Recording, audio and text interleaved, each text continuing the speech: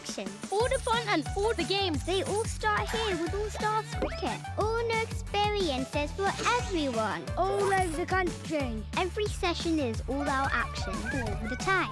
All are welcome, all invited. Even mums and dads.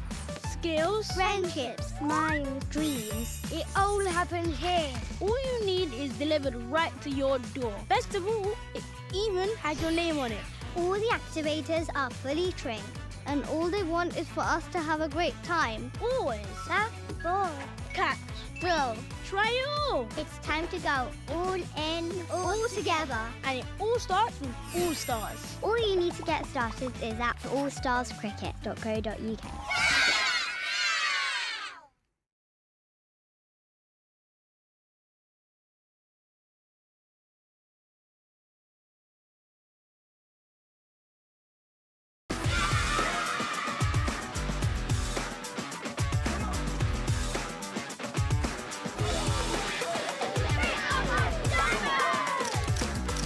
Power your play this holiday at Dynamo's Cricket.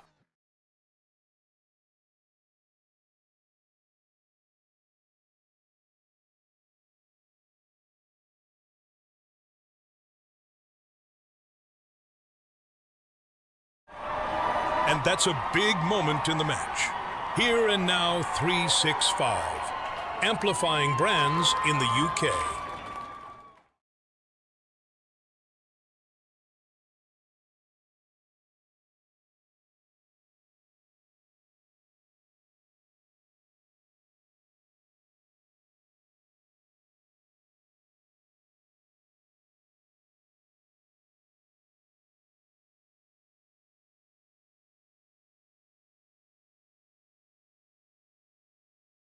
To Middlesex against Gloucestershire, and a fair battle out there. It's been a fair battle overhead the first couple of days as well, but fortunately the sun is out at the moment.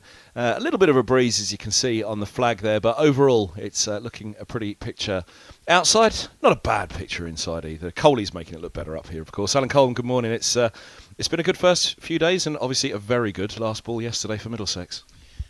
Yeah, good morning to everyone. A really, really handy last delivery of the day from Navia Sharma, which saw Ollie Price pull it straight to Max Holden at square leg, and that's set up today beautifully, really.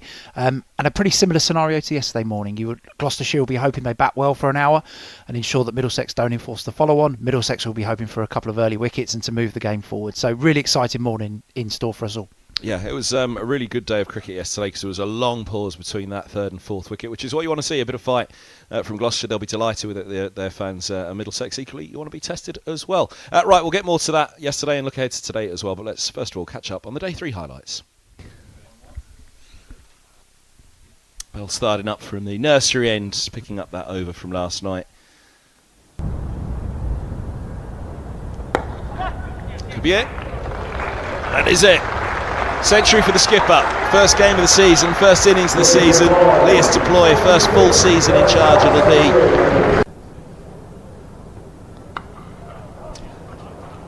There it goes.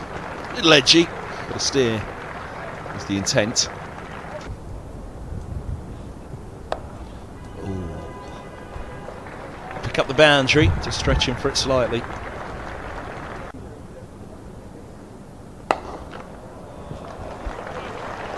That's a lovely cover drive from Duploy. Lovely. Full face of the bat, just an offering. Immaculate timing.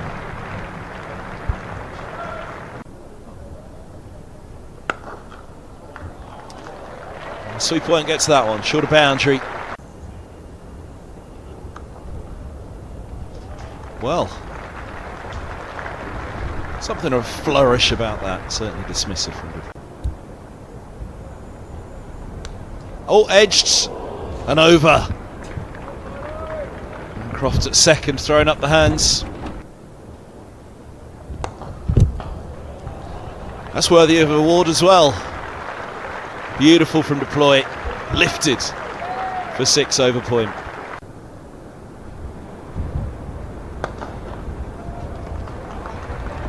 Away that races. They've moved that sweeper a little finer. Flayed at. Over the top it goes. There's no deep third, so it'll be another boundary. the dismissive one from deploy. That's a nice shot. First one it feels out of the middle for a while. 350 up. And that will be the 150 for Leas deploy. Back raised to the pavilion.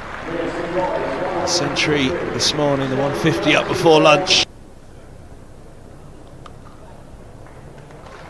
Run fine. Goodness me, that's a good start for Cracknell against Charlesworth. And it's offered full outside the off stump. He's opened the face nicely. And he's opened the face for 4 more. Oh, he's got through. Misjudgment by Cracknell, he can't believe it, he looks back. And that is the last ball. Gohar goes very big.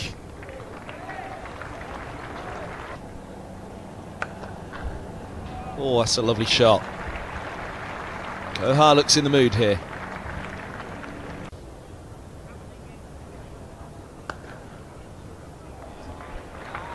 What has Safa Gohar had for lunch? Because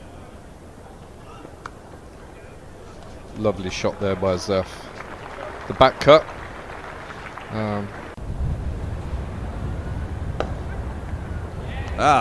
Straight to mid-wicket. And Zaffa's gone, and he goes to Price as well. Beautiful shot. Languid, bit full, through extra cover, 4 runs. Beautiful shot. And was it off spinner? Oh, wow. It's gone straight through. Bowled him behind his legs. Has it gone through? Or is it behind? Oh, no. Yeah, Tom. Told you he's got a chance of picking up a couple there. Under bowled. Miles Hammond should have come on earlier. Now, where's it gone? Over.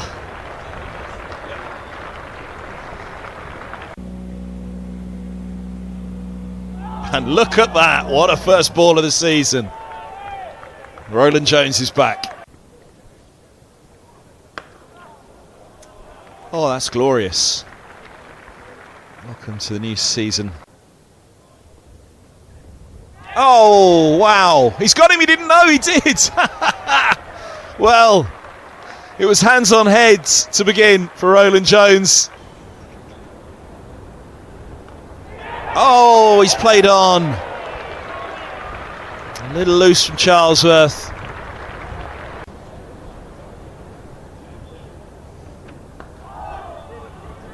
Off the mark, first ball for Hammond.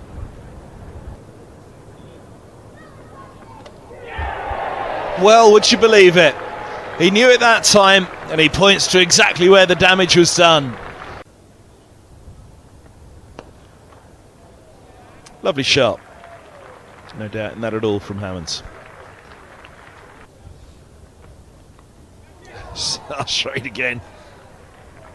Oh, well, now back over the wicket. It's deep mid-wicket. Oh, nearly in the game, but not quite. Desperately tried to make something of it.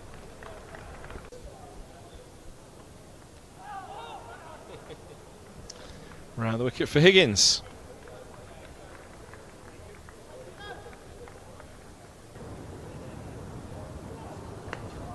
Oh, there's an edge. Away it goes, and all along the floor though. Oh, let's keep him interested. Oh, that was a nasty thump into there. That's a lovely shot. Look how the point it goes.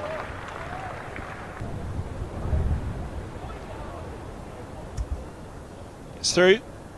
Gets away for 4 byes.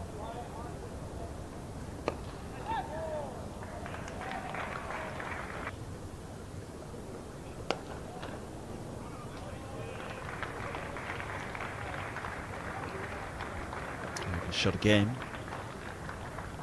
Outfield lush. Mentioned to be a little on the slower side early season as well. A bit of moisture around still.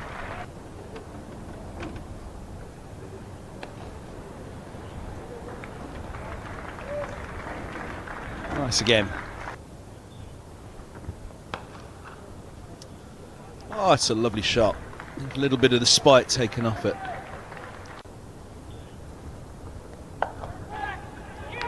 He hasn't, he has.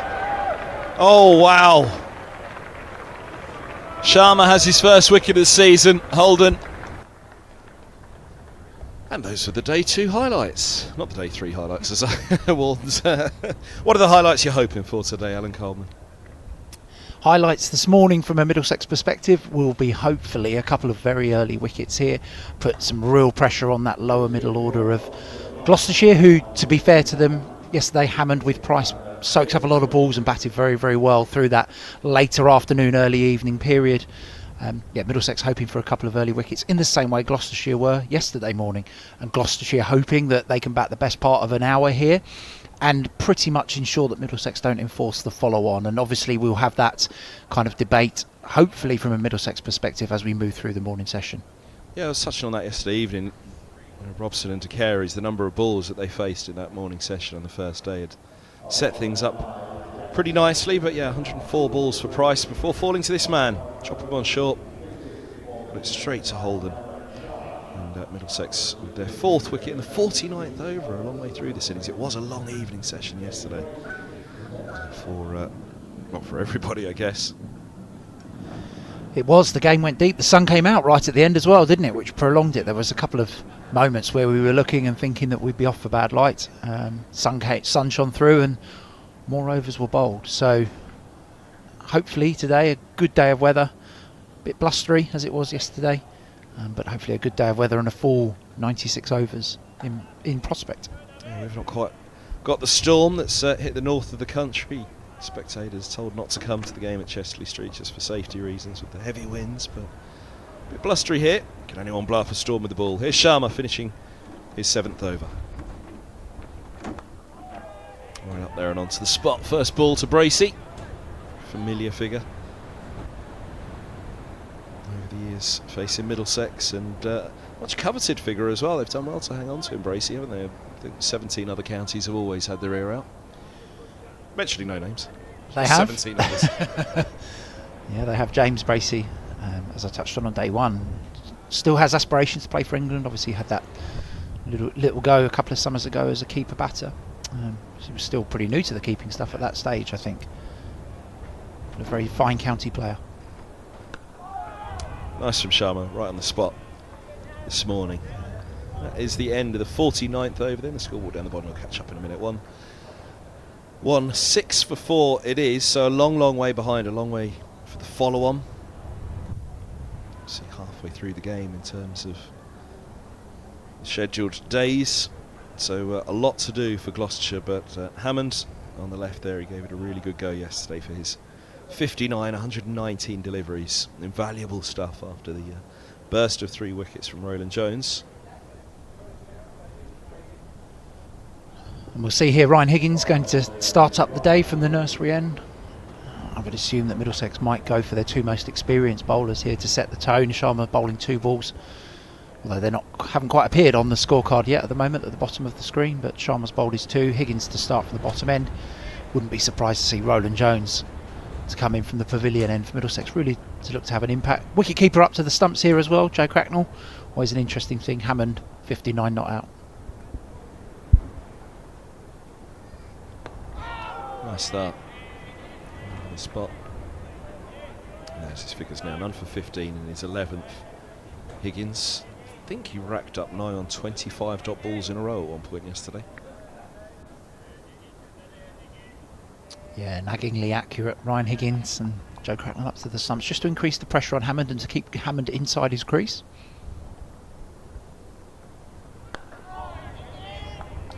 Yeah, that was certainly something that's been noted the first 2 days, wasn't it? Deploy obviously for Middlesex in the main, but good number Price yesterday. He was batting a long way outside of his crease, and much like Deploy having that trigger to move down the track.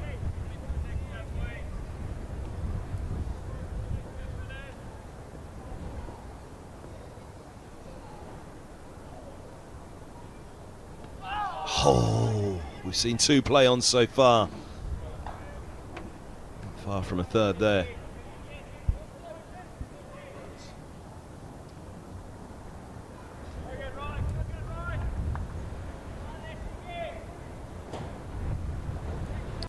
Big swinging delivery there, and it just looks like it's missed everything. Through. Bit of swing for Higgins early on. Came down the slope as well. Wow, that's gone some. Look again after this delivery. A little straighter. First runs off the bat. A little slip at the non-strikers in there for Bracey. I think he's okay, yeah, just checking the hill.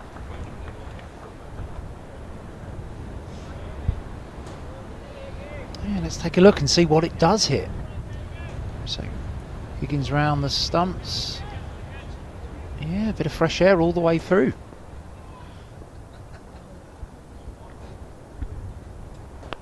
Let's know what Joe Cracknell was appealing. How's that, he said? Well, it's been known for wicket keepers to be a little exuberant with their appeals at times and trying to make things happen. There was one in the Lancashire game, one of James Anderson's wickets yesterday. That looked a bit contentious. Good appeal from the keeper.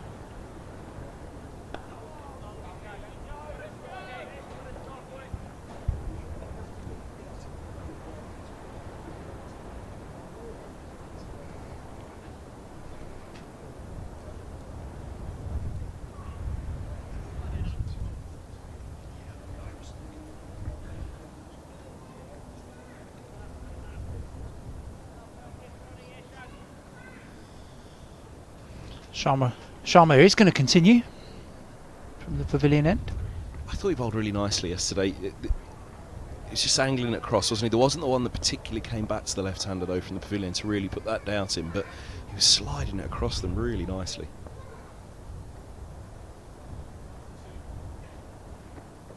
And there's a decent example of it. First ball, little check of the toe end of the bat. Was it a thin edge going straight to ground, or did he just clip a bit of the ground himself with the bat? I think a bit of edge in there, and that ball's trickled along to the slips, I think. There we go, yeah, outside edge. One bounce, quite a long way short of the slip cordon, and well fielded in the end by De Caires.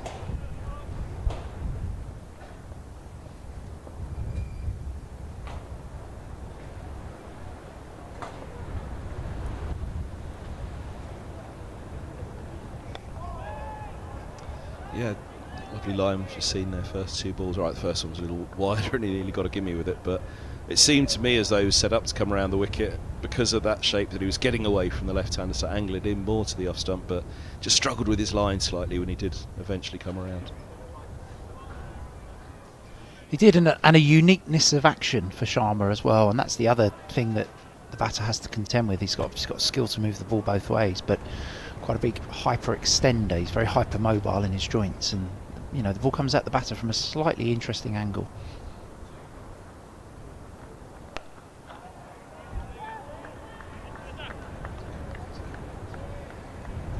Go on, takes through the technicals of it. Well, so he's just Navia Sharma is just beyond the perpendicular when he releases the ball, which makes the line-up for the batter very different. For the right-hander, you will feel that the ball's always coming in. As you'll see here, his arm just goes away from him and then comes back round. So he's just beyond the perpendicular, which means that for Bracey or for Hammond as left-handers, they'll feel that ball's going to come across them all the time. And if he can get that ball to come back, it will be a surprise.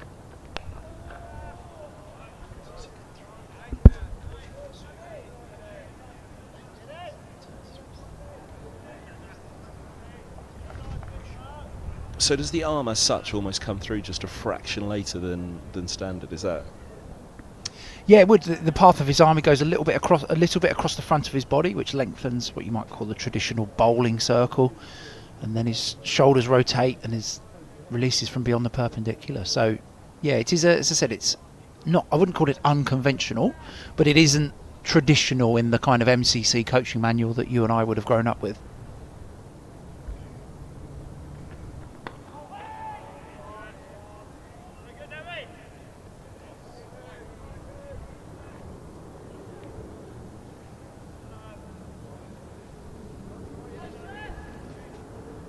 But highly promising bowler, still at university, studying alongside this at the moment.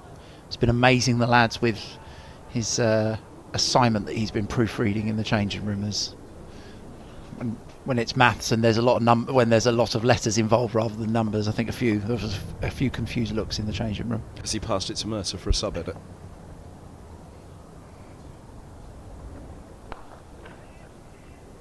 Nice shot. We talked about shots down the ground yesterday. Middlesex probably did force a few more of them from Gloucestershire, but they've been equal to it so far. Oh, 3 runs, and Joe Cracknell's just dived on the pitch there. I think that's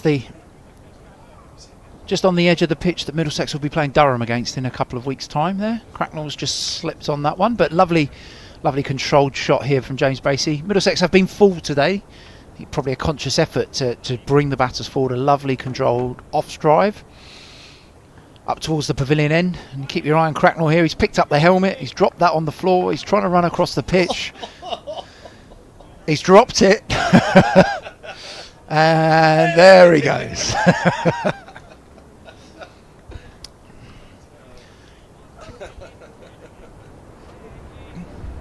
Content creators everywhere will be licking their lips, I'm sure.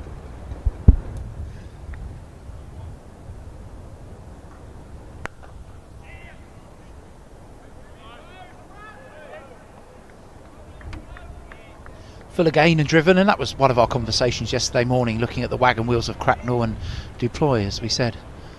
Scoring very, very square of the wicket. Middlesex consciously looking like they're going full here. Try and get Bracey and Hammond to hit back down the pitch. Caleb Faulkner on the bench. Just been picked up by Manchester Supergiants. No, apologies, Southern Brave. Sorry, it's Holden and Duploy with Supergiants, and Caleb Faulkner in for the Southern Brave for the 100.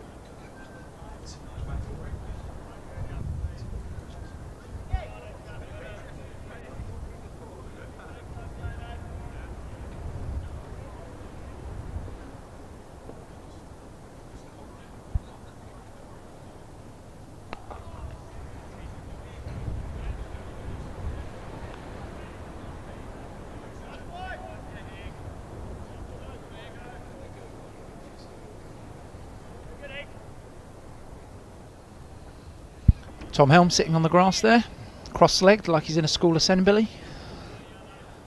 Caleb Faulkner, whites on.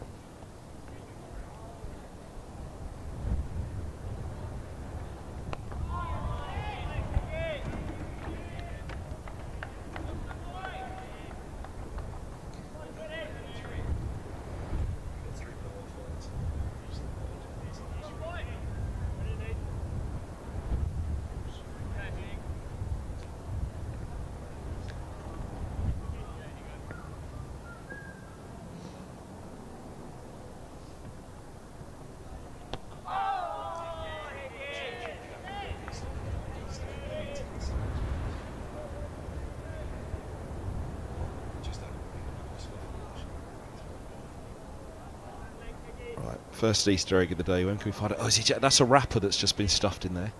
Oh, it was a banana apparently. Well, banana skin. It's still a wrapper of sorts, isn't it? A bit too healthy for me on a Easter Sunday morning. 1, 2, 2 for 4. It's your egg of choice. There's been a few floating around this morning. There's a few downstairs in the media centre actually. A couple of Cadbury's cream eggs down there. I reckon that's Media Centre Bob's left those for us. Very, very kind thank you to Bob. And we've got a selection here next to us as well, haven't we? This is Danny. Danny's popular. An M&M chocolate Easter bunny. From Jules in the office for Danny.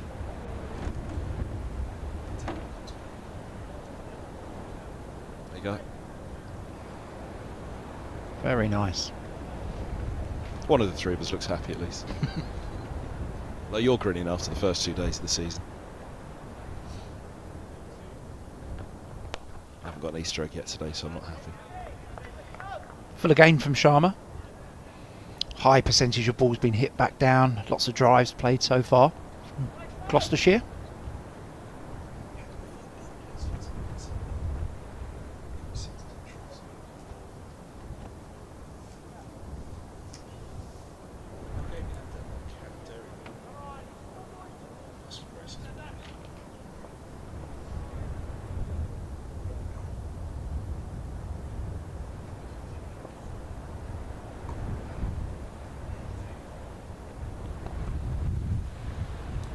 It's well timed. Chase on here for Holden.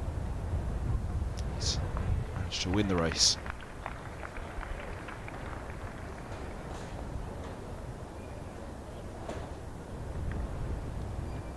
It's looked like a good early season pitch here. There's been runs in it, there's been wickets in it. The bowlers throughout have felt they're in the game. The batters have obviously been able to dig in, but they've obviously got rewards for their shots as well. So I'd imagine Carl McDermott's enjoying his Easter egg somewhere today, munching away happily. It has an easy pace pitch as you would expect in April, but a good one. Nice shot.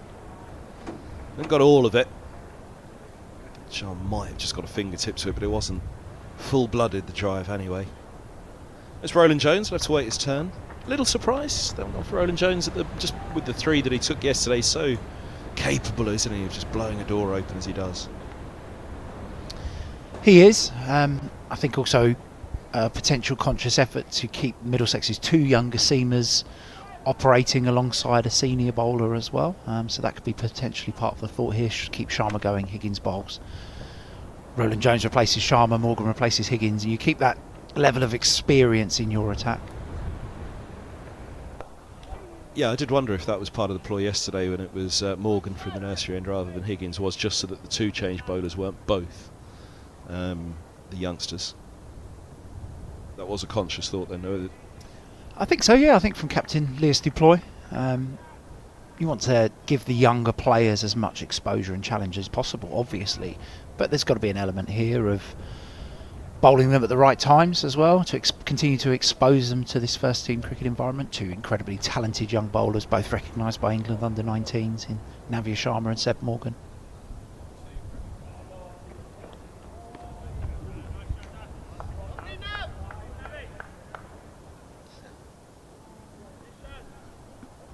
Umpire Chantry just having a look here.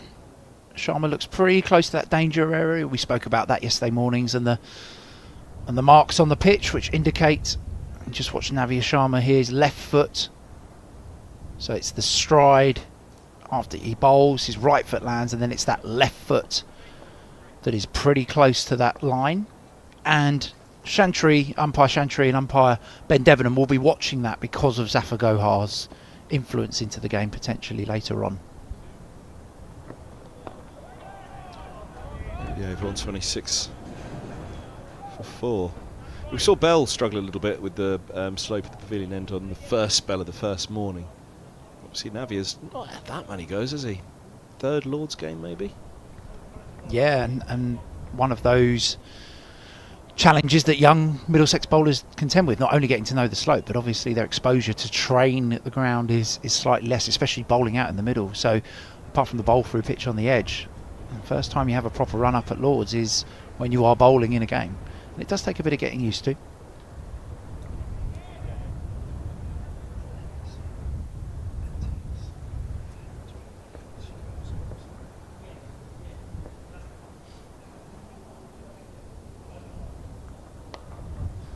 Oh, now that was a little loose from Hammond, a rare loose one from him in this innings. I think Higgins will be licking his lips here a little bit. A couple of times now he's dragged Hammond outside of the line of his body. The first one obviously beat everyone and went through the inside. That one Hammond away from his body again. Outside edge, one bounce towards gully. They're quite tight in there, the slips in the gully. The keeper stood up. There's a misconception about the pace of Higgins, I find, amongst some around other counties, that he's almost seen as that horrible phrase, the dibbly-dobbly, that we used to hear of. He's nothing like that at all, compared as well. So Darren Stevens, he's actually a fair bit sharper than that. I think he was the quickest in the game for Middlesex, or certainly one of the innings a season or 2 back. He'll get around that 80-mile-an-hour mark, won't he? Yeah, with a fair wind behind him, he will do. No, I think it's a very fair point. He's definitely got a yard or 2 on Darren Stevens. Obviously had a lot of success at Kent over the years, and he'll hate to admit it, but a yard or 2 on Tim Murtagh at the end as well. Probably at the start as well. I mean, he's running headlong into a very heavy wind to it, and also on a pitch like this, you're not particularly going to bend your back too hard as being Ryan Higgins. But let's say those guns that were on him, he'd certainly push it through at 81 when he really did bend his back. Yeah, and especially in the T20 cricket where you're trying to fire a Yorker into the block hole, that's where you often see speeds go up. But yeah, there was very much a misconception that he was mid-70s at best.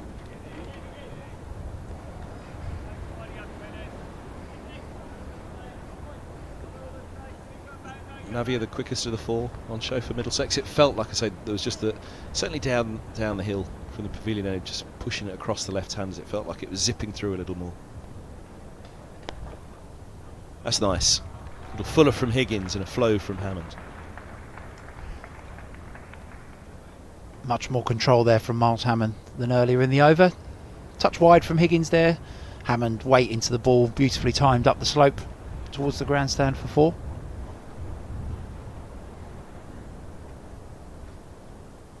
I think your point on speeds, I haven't seen the overnight speeds from the umpire cam, which is the iHawk system, but Navia Sharma and Seb Morgan would be Middlesex's 2 quickest bowlers here, and they both probably toy for that position. There wouldn't be too much in it, I wouldn't think, in terms of speed out of the hand. Noah Cornwell not playing in this game, and Blake Cullen, the other 2 Middlesex bowlers who have the potential to be up there. I hesitated because I don't think we saw Morgan from the pavilion end yesterday, and the pavilion end can look that little bit quicker, can't it, because of the way it skids along. So that was where my hesitation was. This man has a few batters hesitating over the years, and a couple of inside edges yesterday, and one that he didn't even know he'd got. Roland Jones as he nipped one back down the slope. The bail's removed. And some proactive captaincy here from Deploy as well. Navia Sharma's just had a short spell, bowled 2 balls remaining from last night, 2 more overs, and bringing Roland Jones now back into the attack.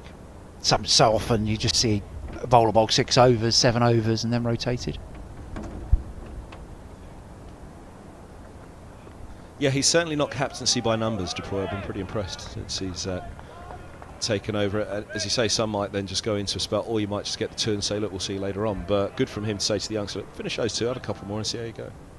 Yeah, no bowler's ever going to want to taken off at any stage. So yeah, some proactive captaincy from Deploy. Speaks very well as well, leads very well from the front. We saw that with the batting, but speaks very well. I think there was a very good interview done last night on the Middlesex social media channels where Lewis was outlining the game.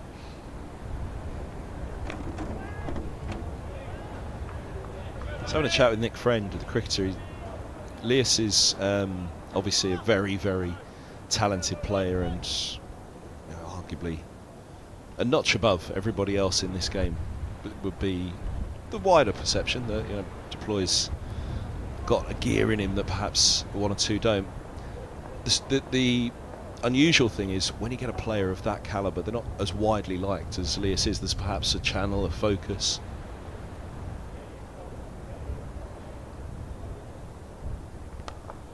Mentioning no names, but the fact that to be as widely respected but liked as well as Deploy is a rare talent that that captain has.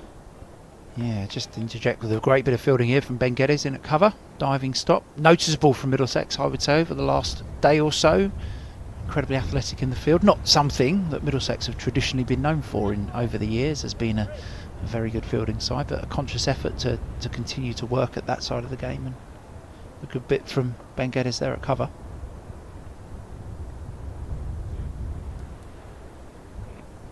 I was going to ask, Kev, your most disliked batters who average over 45 in first class cricket as the result of your question there, but no. As I said, mentioning no names.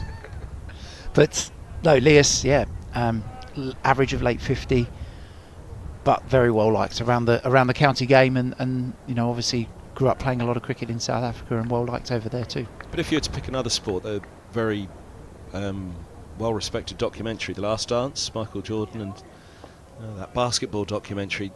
Jordan's such a great player, but it wasn't a smooth ride with his teammates.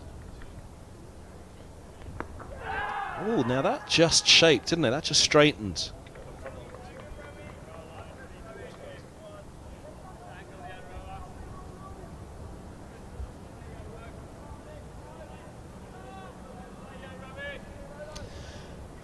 got to straighten a long way from round the wicket there, the angle that Roland Jones has got. He's got to get that ball going back down the slope, that one just continuing up the slope.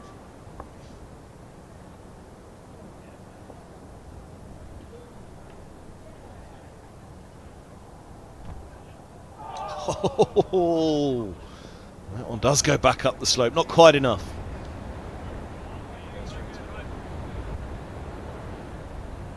Yeah, the reaction says it all here from Roland Jones. This one, very, very tight leave. A good leave from Rothesay, let's be honest, that's a good leave. Ball just nipping back down the slope. Hands on head from the Middlesex bowler and the wicket keeper. Still no Easter egg spotted in the stand yet.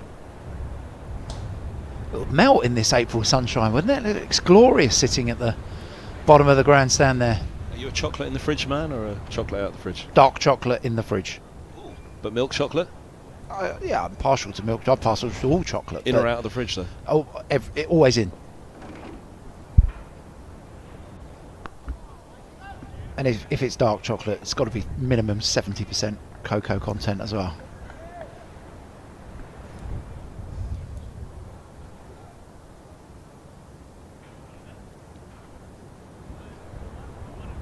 Cocoa perhaps, that's as close as we've got to an Easter egg yet so far today. So milk chocolate's fine, but if it's dark it has to be minimum 70%.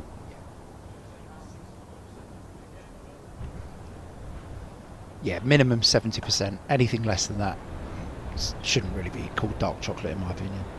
It's then milk chocolate, which is okay in your books.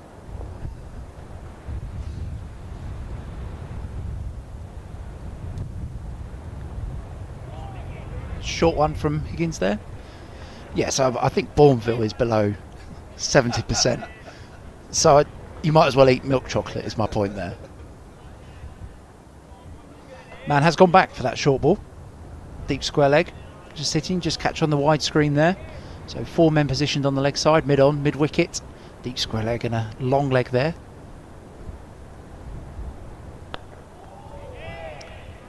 Horse & Curtis, the official clothing sponsor of Middlesex. Who's the official chocolate sponsor? Anything that's on offer in the supermarket. Don't think that those in the change room discriminate against any chocolate brand.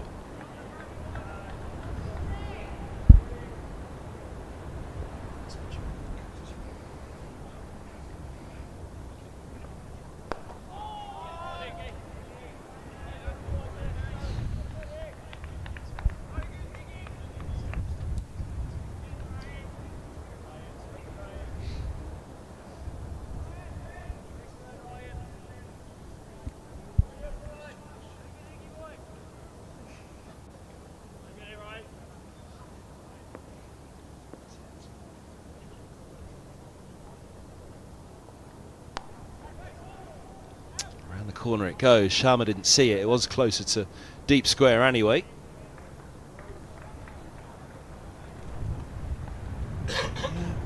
Two runs. Sort of gone for a slightly different plan. Obviously, Cracknell started up to the stumps to Hammond. Slightly fuller length. Change of plan. Cracknell's gone back now. And as I said a moment ago, square leg's gone back as well. So, slightly different plan here, just to challenge Hammond in a slightly different way.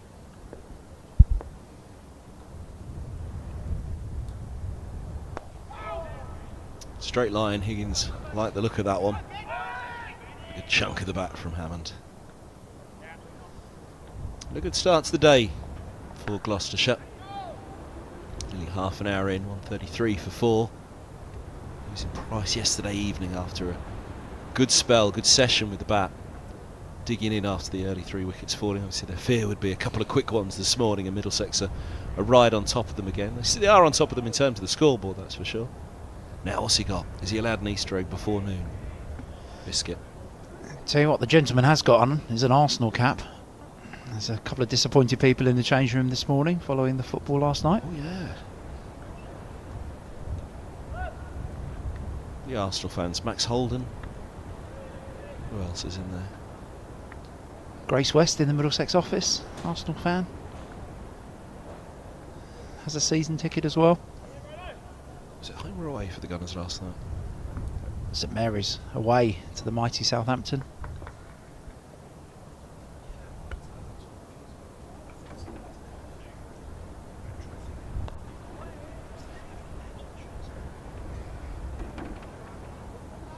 Single up the ground from Hammond there, bringing Bracey onto strike.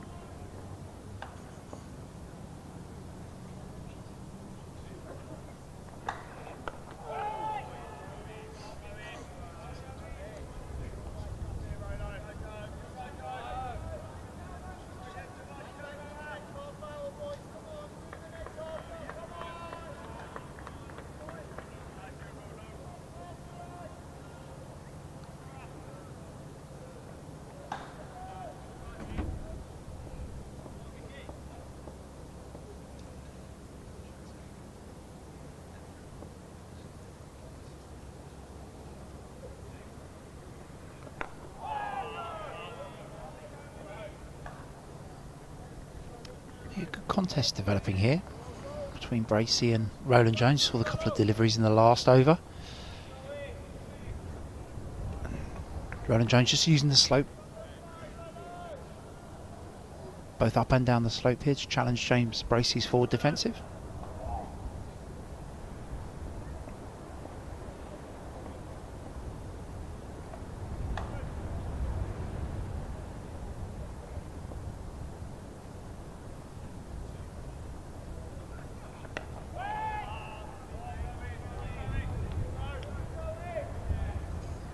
Quite a crowd this Easter Sunday, I'm sure. You may have noticed yourself looking at the screen, the grandstand there, sprinkling in the pavilion. Although Sundays in general, be it Easter Sunday or not, it does generally take an hour or two to fill up longer than any standard day. Again, the winds wouldn't have helped today. Although the skyline looks nice, so that wind chill will be pretty miserable.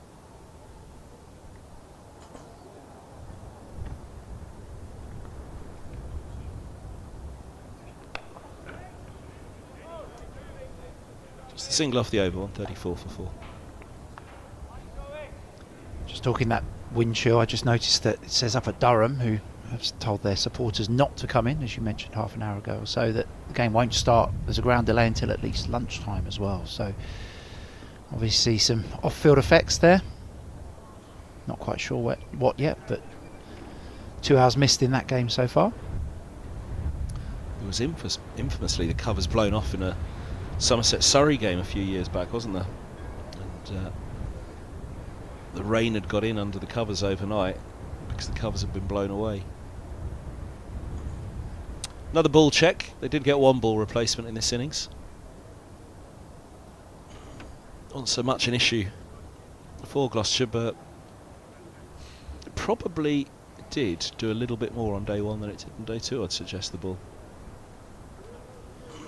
We're having another one here. My point being, no wonder they weren't trying to get it changed on day one, because it was doing a bit. Whereas for Middlesex, I think it is fair to say it hasn't quite done as much on day two, and now on day three as day one it was doing something all day long. It certainly was, yeah. It looked like Gloucestershire got a good one out of the box that they kept going with, or a good two to be fair. And it's both of Middlesex's balls that have been changed here. Obviously this is a replacement for the replacement, so... New 20 every year with the Duke's ball, they have a different stamp on them, so you get a new batch of balls to be used every year. There's been a lot of talk over the last couple of years around the Duke's ball maintaining shape. Tom Helm there with the spares, and basically the way that these work is that the Middlesex team will practice with a couple of boxes of Duke balls and try to create a bag of 12 that are of different conditions, so that umpire Debenham and Chantry can choose the one that is the most like for like. Yes, he said, it was, they had use of 2 balls in the first innings, given how long Middlesex batted for, and they got something out of both balls. Would that be more about the fresh day 1 pitch, and into day 2 that pitch still had a little bit of freshness in it, win the toss, put the opposition in as Gloucestershire did, and they just, well, as we remarked all the way through, their greatest regret wouldn't have been their bowling performance, but it would have been their catching. However, day 2 and now into day 3, we are seeing Middlesex getting the ball changed a little bit more, because they certainly aren't getting the same out of it. Yeah, definitely not, and the pitch will have dried out as well, with the play on it, with the wind blowing across the ground, and the tiny bit of sun that we've had across the 3 days. The pitch will be drier now as well, but you're right, yeah, that day 1 juice in the pitch, plus the new balls that Gloucester used, it meant they definitely extracted more out of the surface than perhaps Middlesex have been able to over the first 57 overs of this innings. So it's no contradiction then really to say, yeah, it's not doing as much because of the pitch, but let's see if we can change the ball just to see if that helps us a little. Yeah, and that ball change is all about umpire judgment. It's not written on the balls how many. The umpires will have no idea how many or how many overs this ball that Ryan Higgins has now got in his hand has been used for in the nets. They'll have no idea where it's been used. I mean, most of the practice has been up at Merchant Taylor, so it's not an exact science here, and we've seen plenty of instances where the replacement ball's been better than the previous, swung around a bit more and created a few more problems for the batsman.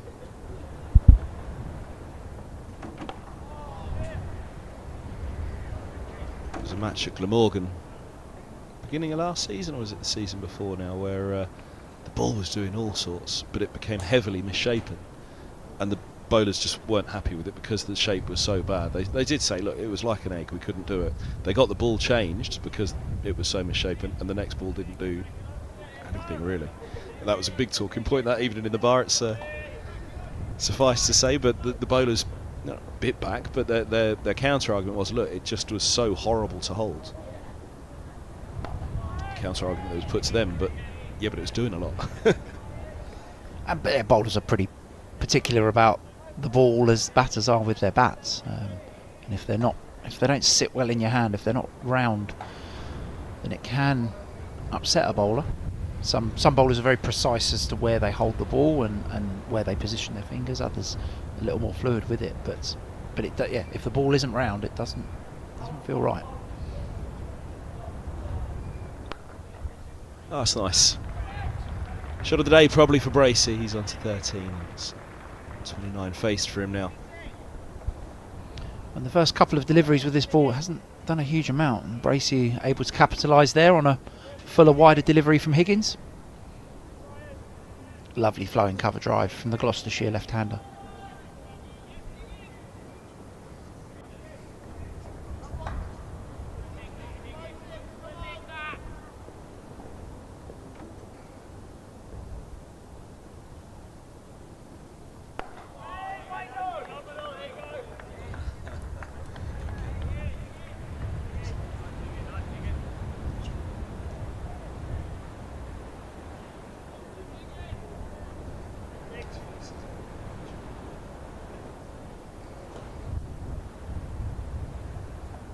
Keeper standing back for Bracey from Higgins.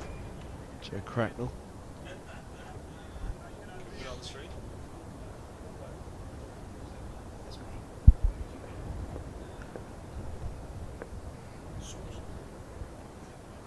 Oh, nice, just goes across.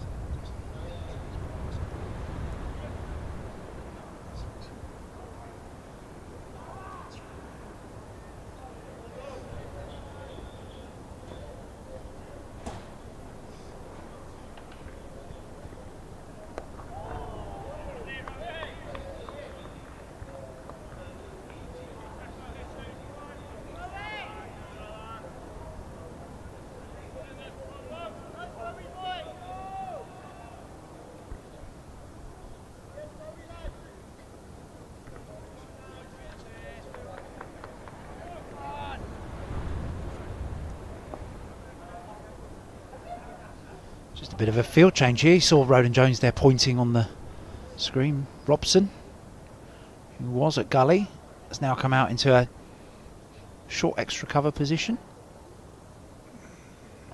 One slip now in place for Middlesex.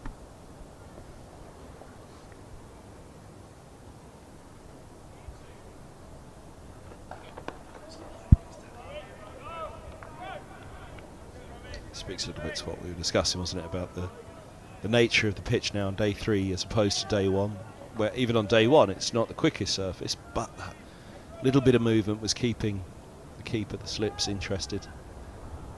Stayed in for a long while, especially bearing in mind once Middlesex had got going with the partnerships, but they were always in the game and attacking. Middlesex just having to think of a slightly different ploy here.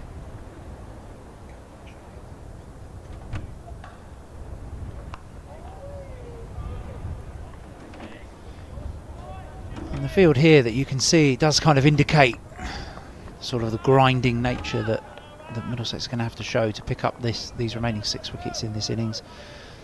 2 fielders, what you might say, in the box, so short mid-wicket, short extra cover, deep square leg back, just off camera there, and a long leg as well. One slip in place. De Care is with his back to the screen here.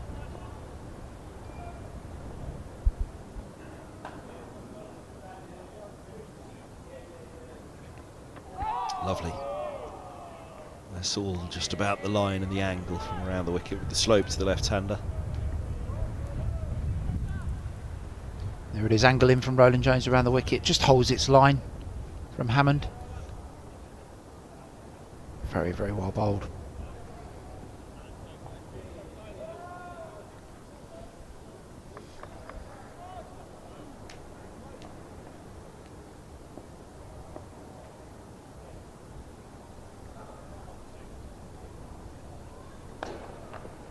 Oh, it's a great shot. Good response from Hammond, that little use of the feet. It's found the angle.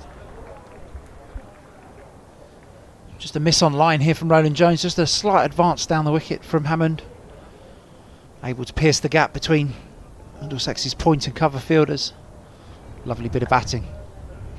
Takes his own score on to 72. Good innings from the Gloucestershire left-hander so far.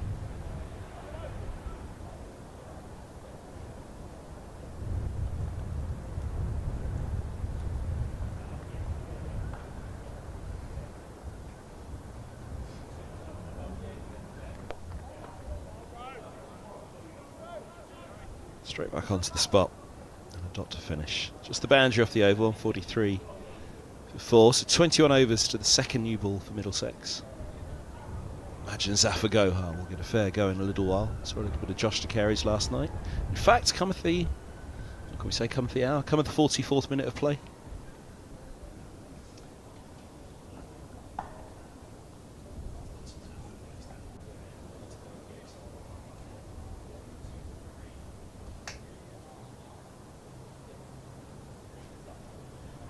Here he is, number 77, Zafar Gohar for Middlesex, left arm spinner. And there will be starting, may just be a start of a little bit of rough for him to bowl to both left-handers, Bracey and Hammond here. We saw Jack Chantry umpire was interested when Navia Sharma was close to it earlier on, so perhaps the development of a couple of patches on the pitch that Middlesex's left arm spinner can hit. Didn't quite get one to bite yesterday, did he? The 7 overs that he had, there wasn't that ball that makes you sit up and say, oh yeah, now he's in the game. I'm sure he'll find it this morning. And so often we think about the faster bowlers and the pace of the pitch being important for them, but it's also equally as important for the spinner. And on a slow surface, Zafar's challenge here is to find the right pace to bowl at, to create the right amount of threat while still offering himself control. And the challenge here is he goes too quick and he loses that deception in the air. If he goes too slow, even if it's spinning, it's easy for the batter to play. So him finding that middle ground of pace, and him and Ian Salisbury, who I know you had on commentary yesterday afternoon, they've spoken a lot. They've tried to learn a lot from what we saw yesterday and spoken a lot this morning about the pace and the seam position that Zafar's trying to execute here. Thought it was going to be the bouncer for a moment from Zafar. He got a wicket with it last year, didn't he, the bouncer?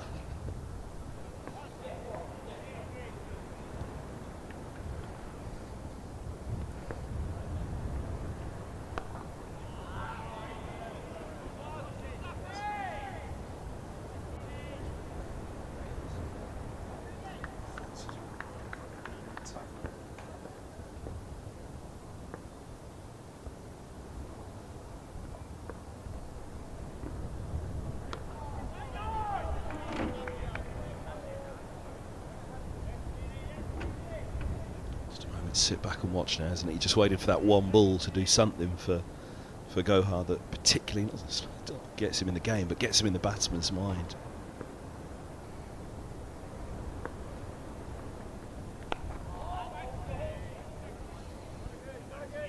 As we were saying, this would have been quite an orchestrated start here. Deploy, Safar, Ian Salisbury, the coaching team would have spoken a lot about the field and how we best use them. You see 3 catchers round the bat here on this image.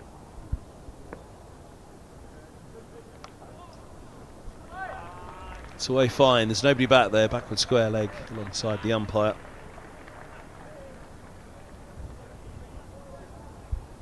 Sweep shot from Bracey, touched straighter that time from Gohar, taking that from sort of off or middle and off stump, swept it hard behind square for 4 runs. There was one sweep yesterday, wasn't there, that dropped short the fielder in the deep. Was that off Gohar or was it Carey's?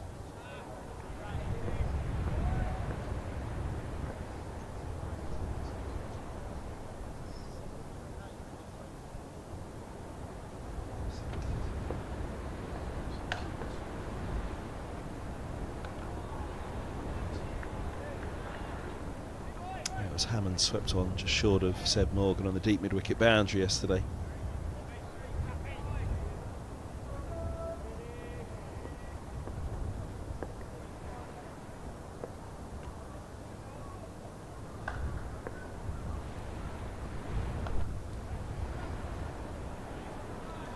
Just gets away, finding the backward point and a boundary to finish. 2 in the over. Yeah, shorter and wider from Gohar here. Navya Sharma sort of half contemplating the dive here. I suspect his teammate bowling the ball would have wished that he'd have got down on that one.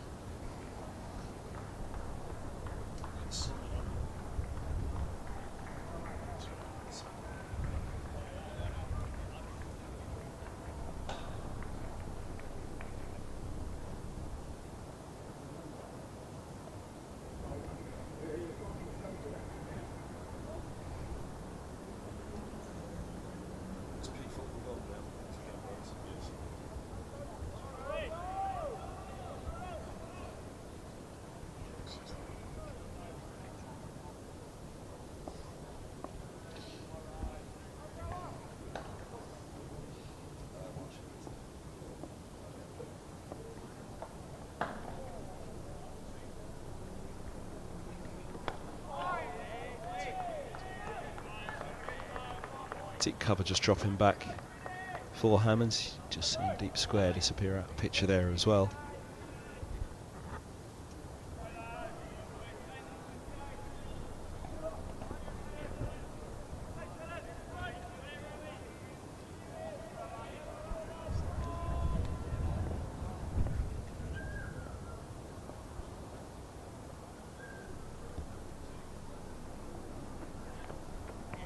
You often see these deep covers positioned as a kind of slightly defensive but slightly opportunistic position as well. So Middlesex will be thinking, well, Hammond's on 72. If he pushes one out to deep cover, they only get 1 run. We get him off strike. But it also might, the big gap now that appears between the catching extra cover and the backward point, might just entice him to try and have a play away from his body and drop the ball into that space for a single. And that could create the chance through to keeper Cracknell, or the first slip to Cares.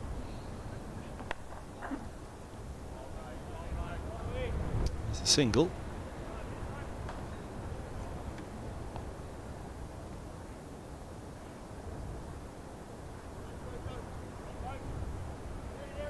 It's got that attritional feel to it, doesn't it, this morning? It is a bit of a grind here for the Middlesex bowlers to try and create an opportunity.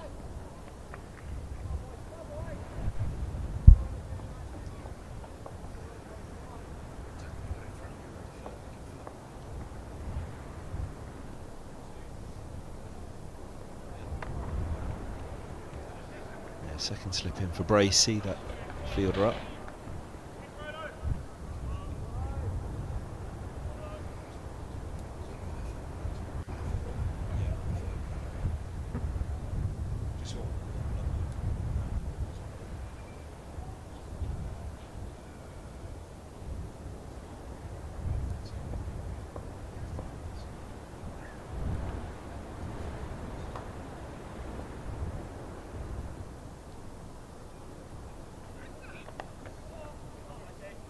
bat. Good example that the batters are getting in position here. Is just not that extra little zip early season that unsettles them. The third wicket fell in the 15th over, so it's been 35 overs and 1 wicket for Middlesex in the period since. You mentioned, this morning's been attritional, obviously up to that last wicket last night as well. It has been one for the bowlers to really stick at the task.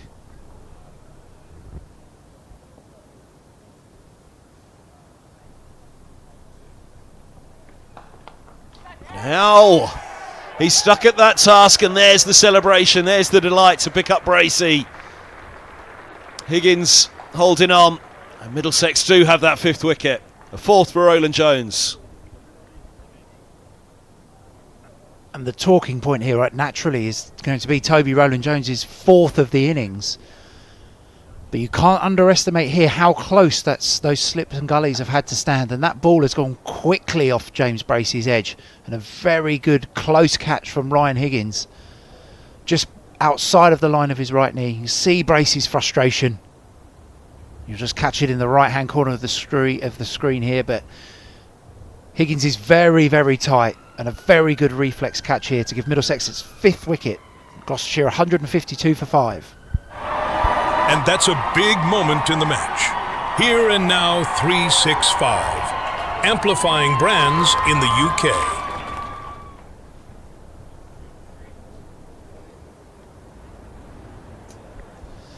Yep, delight. You can see the delight as well. It's just a little bit of relief as well to get that breakthrough. But persevering as they have. I was going to touch on the run rate just before the wicket fell, actually. 2.5, that's what will please Middlesex, I'm sure, as well. That's the... Once it starts to tip above the 2.5, the bowlers and coaches start to get a little irritated, don't they? So they'll be pleased in that 35 over period with just 1 wicket that they've been able to keep control of it. This partnership of Hammond and Bracey was certainly one that could do a lot of damage. This man can as well, Van Buren. He's been playing with a smile on his face throughout the game. He was in the game with the ball already at the end of the Middlesex innings. Yeah, good man for Gloucestershire to have walking out at number 7, Van Buren. And I was about to comment on the similar pattern. Hammond obviously batting at 4 for Gloucestershire. He's played very well for his 73 not out so far. Deploy batted at 4 for Middlesex. And it took a contribution from that middle order. From Middlesex's perspective, it was Joe Cracknell. And it looked like Bracey was just establishing himself there as well. And Middlesex could be in for a long afternoon. But a very good catch from Ryan Higgins brings Van Buren to the crease. But he's at the non-strikers. And Hammond is back on strike against Middlesex's left-arm spinner. You can see 4 for 35 for Roland Jones there, 2.06 and over. And all of the Middlesex bowlers have been able to keep a lid on that run rate, as you say, 1.91 economy rate for Morgan and similar for Higgins.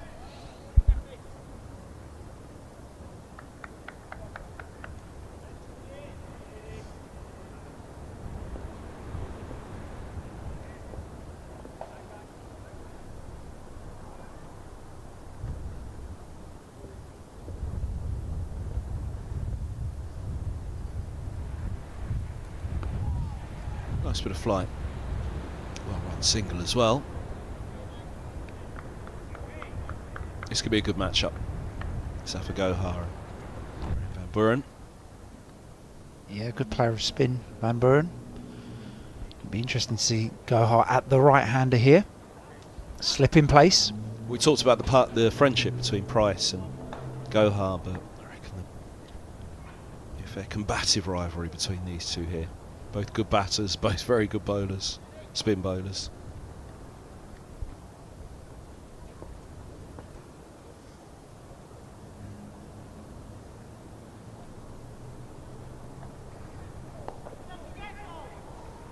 Gohar in at 8 for Middlesex with the bat, but I understand has aspirations that he could bat higher. Van Buren in at 7 for Gloucestershire. Yeah, quite full here and just down the leg side from Gohar, but probably we've seen Geddes, nutmeg there, but we've seen Geddes take some good ones at short leg.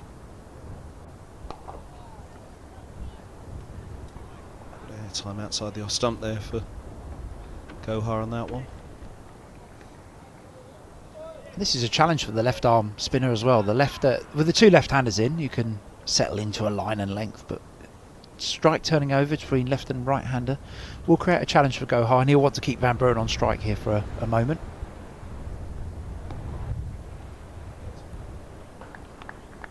Yeah, Van Buren's a batting all-rounder, no doubt about that, and Zafar Gohar, well, he'd say genuine all-rounder. We'd probably just have to say, come on, Zaf, bowling all-rounder. Yeah, Geddes unable to stop that one there, just dropped in front of him, shake of the hand. 4 singles off 4 balls so far.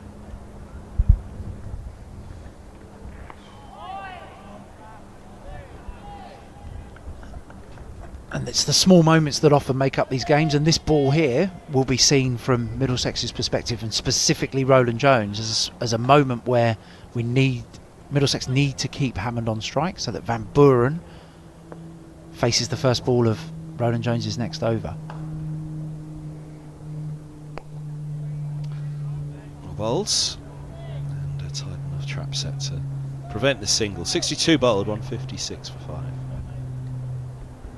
Yeah, this is an important passage now for Gloucestershire, isn't it, to try and rebuild again after that partnership. It was just getting going with Bracey and Hammond. 18 overs to the second new ball. 289 they trailed by, so another 100 and... help. How many more to the follow on? 139. 139. Is it 139 or 100? It's 289, bottom right hand of the screen, isn't it? But is it 140 to avoid it? 139. I was going to say yes, it's too early on a Sunday.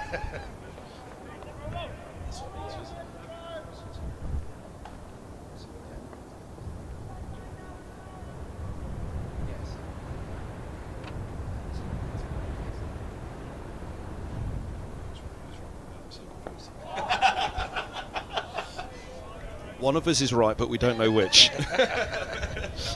Single there from Van Buren, just tuck around the corner. Roland Jones will be disappointed with that. He'll see the new batter Van Buren as a real opportunity here.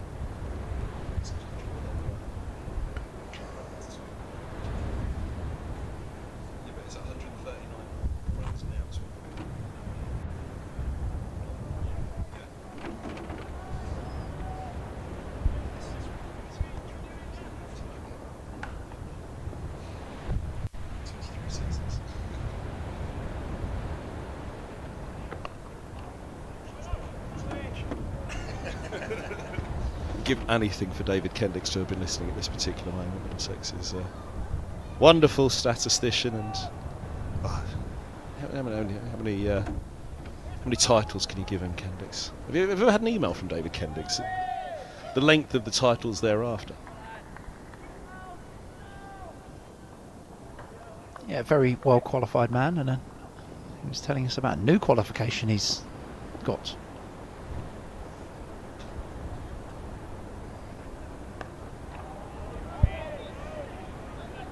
Still the man for Duckworth Lewis Stern, ICC Test rankings.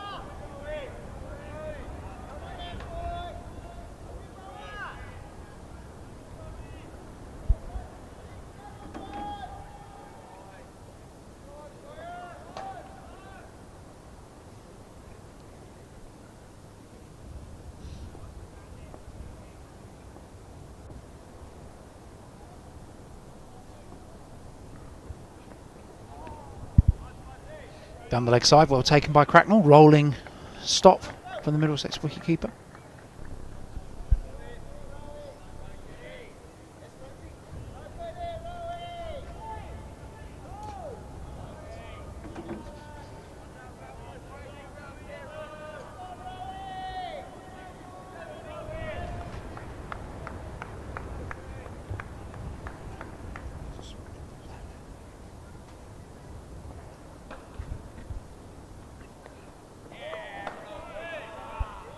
Short one there from Roland Jones, just keeping Hammond honest there. The Gloucestershire left-hander, 75 not out. Not interested in taking on the short boundary.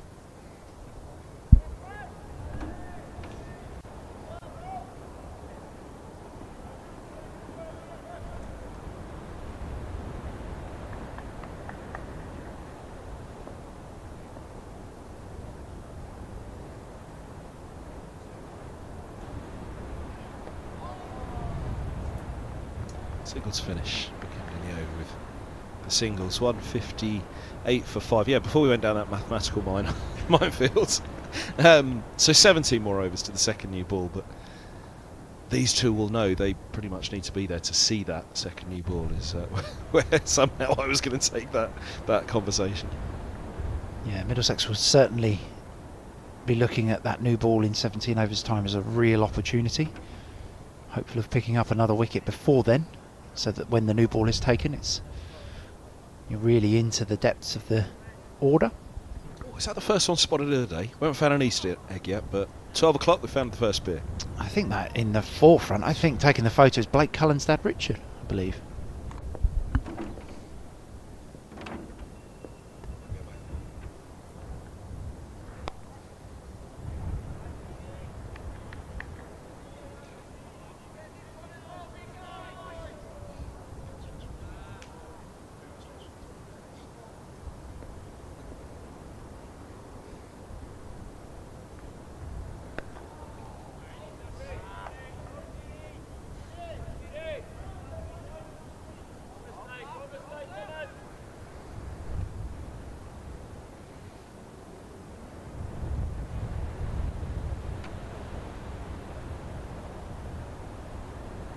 Ooh, a little bit of drift on that for Gohar. He's bowling into that strong wind.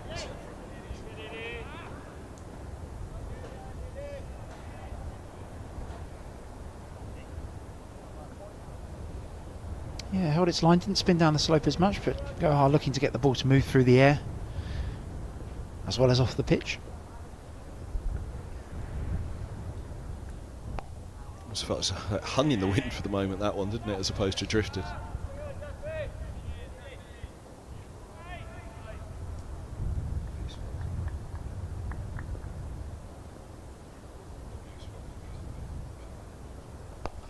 Now, use of the feet.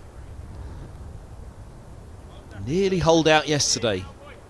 Out to Morgan there at deep mid-wicket. A sweep on that occasion. This time, an aggressive manoeuvre from Hammonds. Perhaps a little at odds with the situation at the moment. Obviously, you don't want to let Gohar get into a rhythm and a groove and bowl at you, but that wickets column, as we said, the second new ball coming around. Hammond have to be careful here, and Van Buren as well.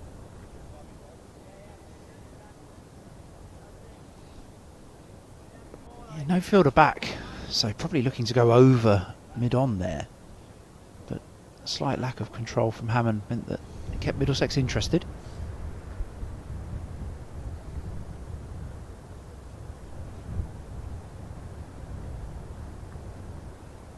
That's lovely. There we go. That's one of the best so far, if not the best so far from Gohar. Yeah, beautiful bit of left arm spin bowling there from the nursery end. Drift in to the right-handed Van Buren, drag the batter into a shot, spin away down the slope. Oh, 3 on the beers now, and you reckon that's Blake Cullen's dad in the middle there?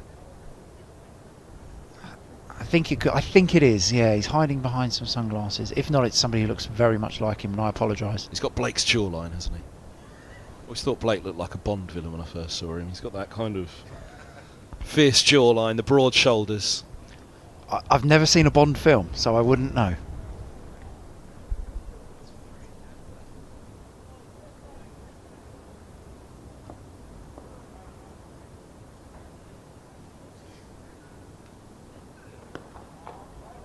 I mean, I didn't think you could have gone much lower in my estimation, but never seen a Bond film. You must be the only person on the planet. Well, I think you also you get to that point where now you can't really watch one, can you? I've gone so far down the road without watching Bond films. I'm not sure I can go back on what I've missed out on. But the thing about Bond is you can drop into any given Bond film. You don't need to have seen what's come before.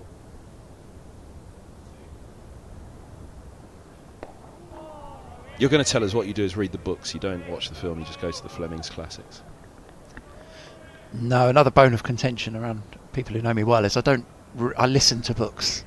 So I don't really read books. I listen to them in the car. That's okay. It's the modern way.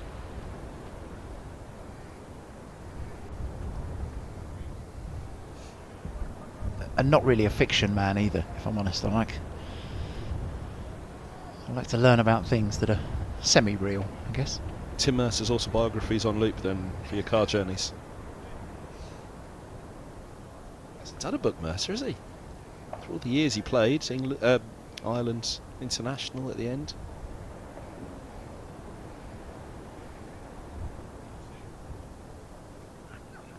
Four decades of cricket, one of those rare cricketers. And there is the great man himself just walking inside. But yeah, I believe He's off to sign the book deal, isn't he? I believe that there was a biography perhaps being written about him over the last couple of years. About him rather than by him. Yeah, I don't think he was going to claim it was by him. I think it was about him.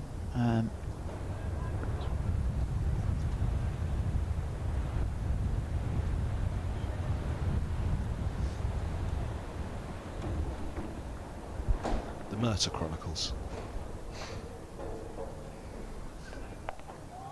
Be a pamphlet, really, wouldn't it?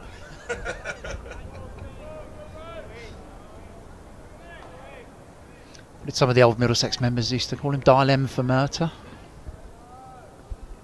He was on social media once dancing at a festival to Mercer on the dance floor. Captured by his good wife.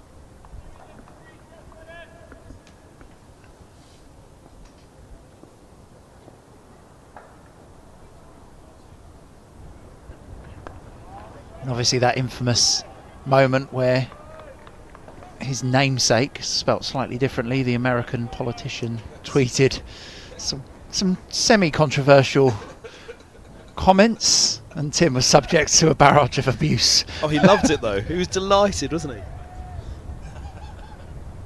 And I believe he now gets wished every year. I think he gets wished a happy birthday from said American politician. Up in the air. Gone. Taken at mid-on. Navia Sharma and Hammond. Aggressive to Gohar in the last over.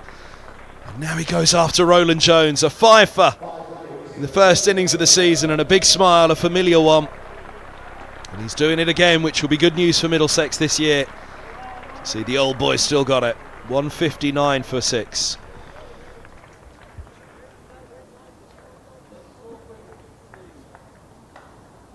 And it's in county cricket, it is the experienced players who you want to stand up with performances. Captain Lewis Duploy led the way with the bat, and senior bowler Toby Roland Jones is leading the way with the ball here. His first 5-wicket haul of the season, a short one to Hammond, who's been drawn into the pull shot, thrown his bat on the floor. The ball is looped to Navia Sharma at mid-on, and a big wicket for Middlesex as Hammond drops his bat down in, disgusted himself. 159 for 6 now, Gloucestershire. Roland Jones 5 for 37. That's massive, that, isn't it? Absolutely massive. Been touching on it. 15 shy of the second new ball. A long way shy of the follow-on as the 6th wicket falls, and set batter from overnight. Bracey was going well with him, but it's a couple of rash shots in a couple of overs, and I'm sure that's where the bat drop will have come from. He's just let it slip there slightly. He'll be massively frustrated with himself, Hammond. He will. Hammond will be very, very frustrated there. The innings was revolving around him. He was playing a brilliant anchor role there. We did see, as you say, a slightly loose moment where he ran down at Zafar Gohar and miscontrolled one to deep mid-wicket. He did let a previous short ball go past from Roland Jones. That's the other interesting part. The previous over, Roland Jones banged the ball in. Hammond was happy to let that one go through to Cracknell. This one, a touch lower. Hammond has fancied his chances to the short boundary and has holed out to mid-on. Well, I fancy this would be a crucial passage, because I wonder, was it in Hammond's mind to think, well, we can't just block out 15 overs and then they bowl us shy the follow-on with the second new ball. We need to get a little bit closer in this period with the ball soft. That's going to be our best chance. Yes, I think so. I think that's a very good point, that they would have, Gloucestershire would have most certainly been looking to up the scoring rate with an in-batter, and that was where we just saw a passage with Bracey and Hammond where the strike was being ticked over, but 2 key wickets very quickly. Oh, nearly chopping on. We saw for Gohar last over, getting it to start moving, bit of spin off the pitch. This one, Van Buren known to be very strong off the back foot. A shorter batter, often very strong off the back foot. Under edge there, trying to cut one slightly too close to him. That's one thing to note yesterday. There were a couple that backed up to Gohar on a few occasions, and I thought you might want to do that too often. But yeah, this is why it's such an interesting passage now, this period through to the second new ball, although all of that's changed now with the fall of Hammond. Because again, if you look at that wicket from afar, Gloucestershire fans might say that's just reckless. It's, you know, they'll throw criticism at it. But if you think about what possibly was going through Hammond's mind, it was the fact that, well, we're going to be shy of that follow-on at the 80th over if we just dig in until then. That's close if there's no bat involved. And I was just going to comment, you can see that Gohar, the Middlesex left arm spinner, has got a bit of a spring in his step, bouncing back to the top of his mark. A good LBW shout here. Debenham, umpire Debenham at the nursery end, just suggesting that hasn't straightened enough.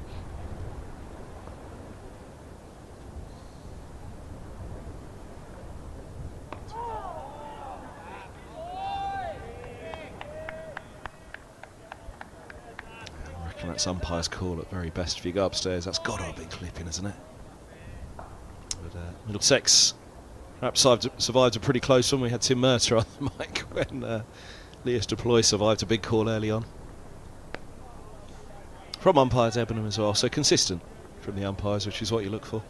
66 overs done, 159 for 6, but that was certainly very, very close there for Van Buren. He'd have had his heart in his mouth for sure.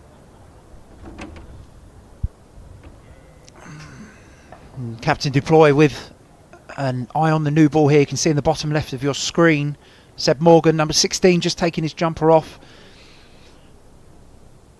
Deploy will have his eye on that 80 over new ball and saving Roland Jones for it, meaning that young Seamer Morgan is going to follow from the pavilion end. We believe it's first bowl from the pavilion end in this game. That might also just suggest that Higgins or Sharma will take the new ball. You can see Gohar bowling all the way through here to the new ball. Might suggest that either Higgins or Sharma will take it from the nursery end. Roland Jones following Morgan here. But great opportunity for the young seamer. Seb Morgan, 18 years old. Running in. Wind behind him. At the Gloucestershire lower middle order. Well, his economy, I think, will be of great satisfaction, and he'll please his skipper. Number 21 off 11. He was going at below twos. Perhaps just bowled a fraction wide to begin with when he started up yesterday. Nicely on the spot there and up on his toes. Miles gets that away, but I wouldn't be too disappointed if I was Seb Morgan at that. Little push on the back foot from Miles. First ball, gets him a couple to get him away.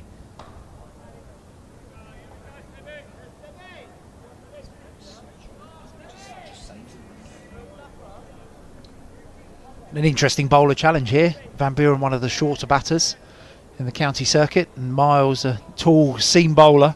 So two different lengths that Morgan's got to find. That's nice. Really good start from Morgan. First two there. Yeah, if he did have a stint from the pavilion end in those 11 overs, it would have been a very short one because he had two reasonable stints from the nursery end. I think it is first bowl. Up at the top.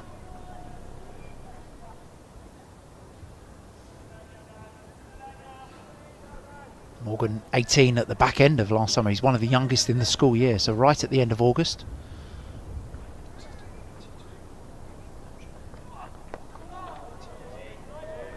He debuted against Hampshire at MTS last year and impressed there, didn't he? And almost developing his own trademark now with that reverse sweep that he played just before the declaration. Played a similar one in the mid-90s against Gloucestershire here last year. More than capable batter, Seb Morgan, as well as an exciting seamer. Ealing Cricket Club.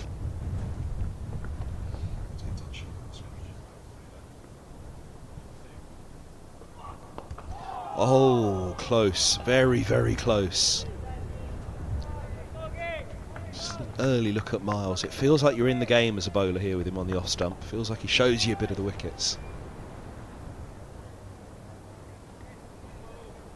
Jack Shantry interested, umpire Shantry there interested again in that danger area. Both Middlesex young bowlers have been close.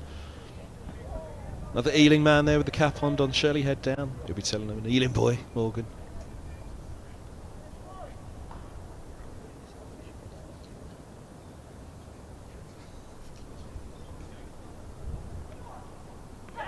Has he got him? Was there a little nick? No!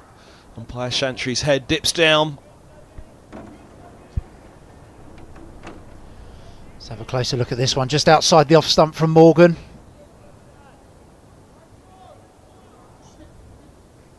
Yeah, probably a little bit of pad as the bat comes through.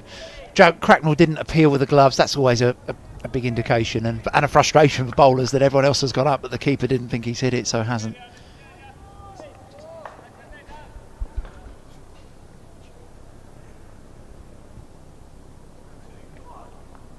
Oh dear. A great deal of foot movement there from Miles, perhaps based on the last. Doesn't want to be pushing too far across, wary that ball coming back down the slope. 161 for 6. 67 bowled.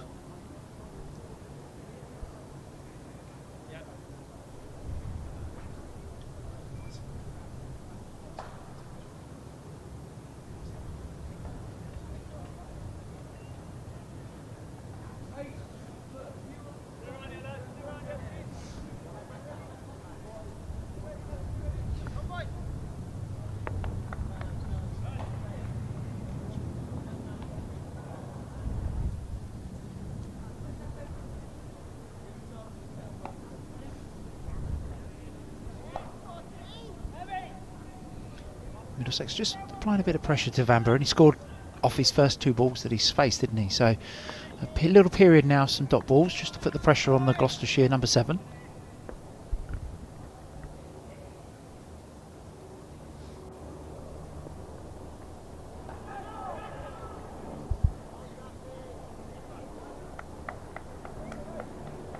Just noting that it feels like he shows you a bit of that off stump for the seamer. Miles, be interesting to see how he goes here against Safagoha. Police helicopter up in the air, could be a protest or a march in central London perhaps.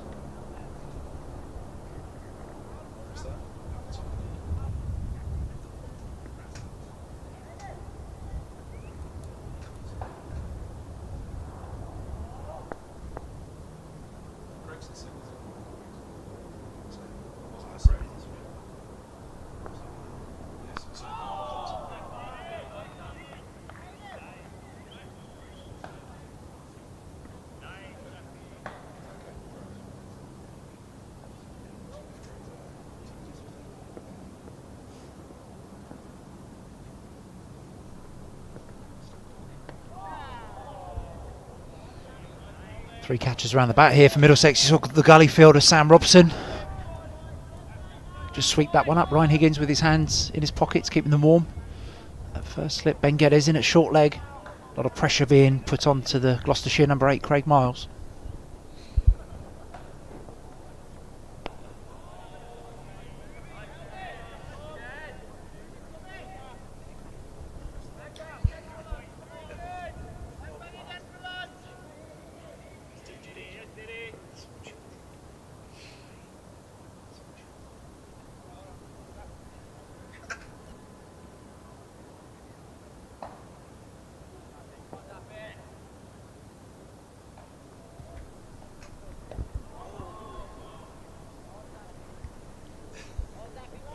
Enough to keep Middlesex interested here. Thick inside edge from Miles for a single. Takes Gloucestershire 163 for 6. Here we can see it again, pushing out in front.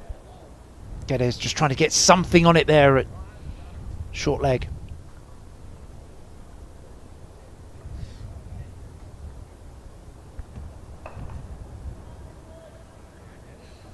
I just heard about us trying to work out the follow-on.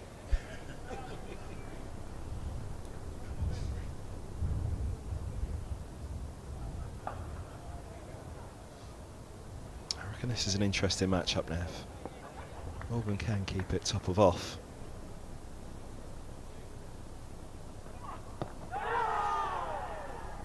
That front pad has interested me for Miles.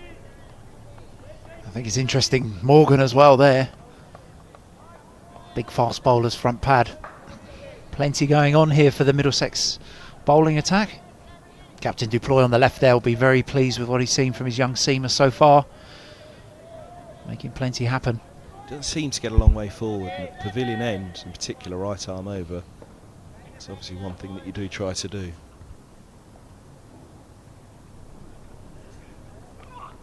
Oh, it's close. It's no criticism of Miles, it's just the feeling at the moment that you think, right arm over the pavilion end, there's a lot on show there.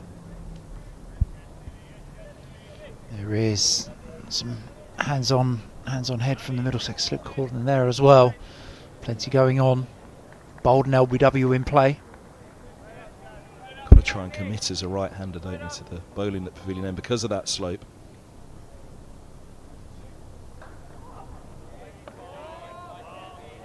Well, they say 5 on the top of off and a bumper. Yeah, that one will just be to remind Miles that it's not all just going to be at the top of the bails here. I do have it in me to push you back as well. Not as well directed as Morgan would have wanted. You often see that against the lower order batters.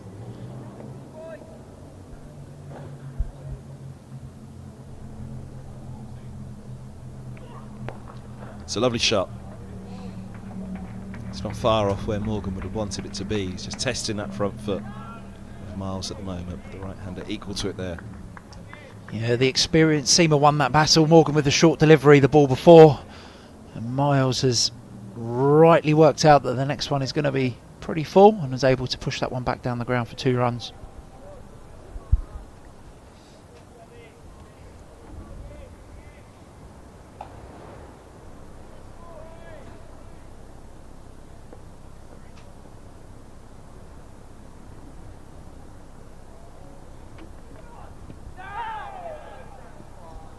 Side and a leg by. I'll give Morgan a look at Van Buren. I think it's the first time in this spell he'll have had a bowl at Van Buren.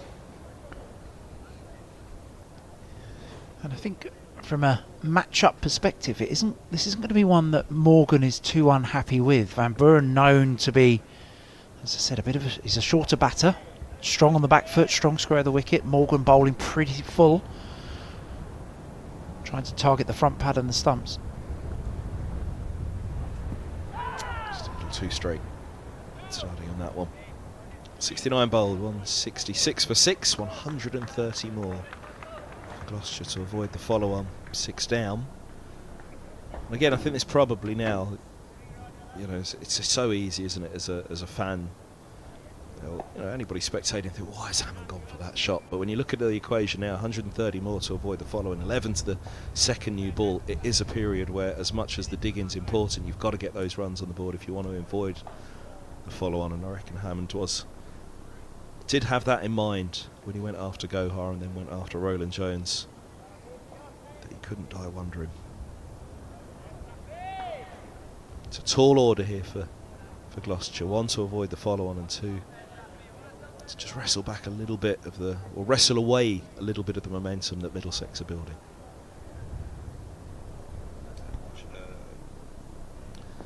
Best example of that is the 4 around the bat right now.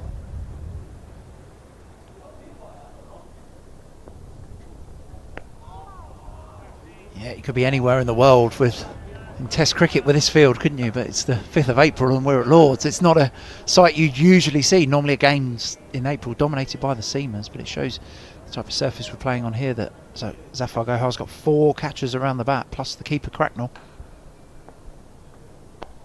We were hoping to get Carl up on the first morning, weren't we? But the rain intervened just before lunch. Carl McDermott, the head groundsman. You say this type of surface, how do you assess it for the spinner? I think it's as I said, it's dry and you can see around Miles and where Cracknell was standing. Up in the air, but safe. Sharma's heading back. Pitches and rolls, that one. I wondered whether it would pitch and plug, but it kept kicked on down the slope. Is an attempt from batter Miles just to relieve a bit of pressure there. 4 fielders around the bat, a good ring of fielders in front of him, but no long off or long on back, and Miles able to get enough on that to get the ball over the ring fielder Navia Sharma and away for 4 runs. Sharma's just dropped a fraction deeper.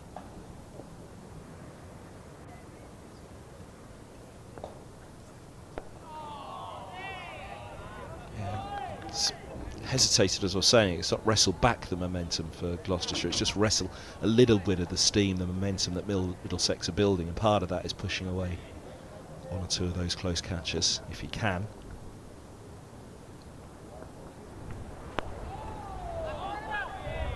Well fielded, off his own bowling there, Gohar, looking after his own figures.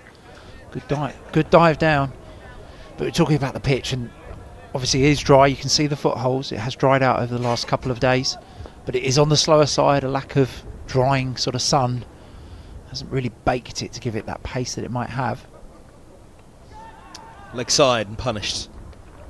Swept fine. On the bottom part of the bad on the sweep there for Miles, but the ball races away nonetheless. Gohar will be disappointed with this. That's a pretty big miss from his perspective. Too full down the leg side and swept away by Miles. Rather shovelled around the corner, wasn't it, by Miles? Nicely done, no disrespect in that sense, just helped it on its way. On 74 for 6.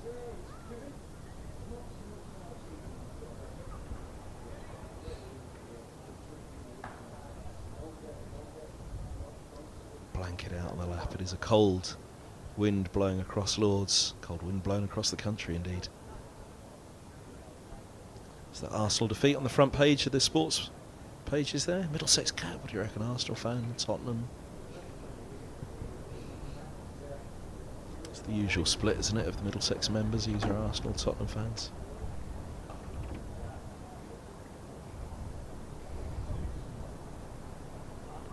A few Brentford's been sprinkled in as well when you go to the Western QPR. I was going to say, you know, I'm sure there's many Middlesex members interested in the Brentford's push for European football.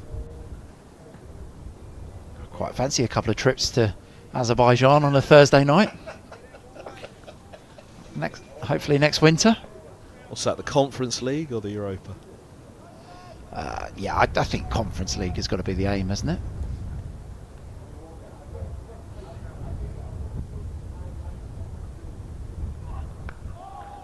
The other way around London to the east, and by the time you get to West Ham, it's mostly Essex fans, isn't it? It is. One of our members, Gary Ford, one of our more passionate members, and one of the Middlesex members who attends the vast majority of our match days. He said that he's off to the London Stadium today to watch the Cup quarter-final, Leeds versus West Ham versus Leeds. Big West Ham fan, big Middlesex fan. Get down to Charlton, that's Kent territory, isn't it? Around to Crystal Palace, that's on right on the border, isn't it? Whether you're a Kent fan or a Surrey fan, alongside Crystal Palace. Beckenham, is Beckenham actually in Surrey, but they play in the Kent League, is that right? Or are they right on the border? I don't pride myself on my knowledge of the Kent-Surrey border, but it's very close, definitely. I know that Beckenham obviously used by Kent in men's cricket and used by Surrey's women's team in women's cricket, so it's very, very close to the border. There's something about the geography there. Is it perhaps that Beckenham, the cricket ground, is in Kent, but if you go right next to the Crystal Palace training ground, which is next door, that's might just be right on the border of Surrey. Cope Lane, is that it? That is it. It's the old couple of the old bank sports grounds, aren't there? One's now Crystal Palace's training ground, and one is now Kent County Cricket Club. No ball called. Couple here as well.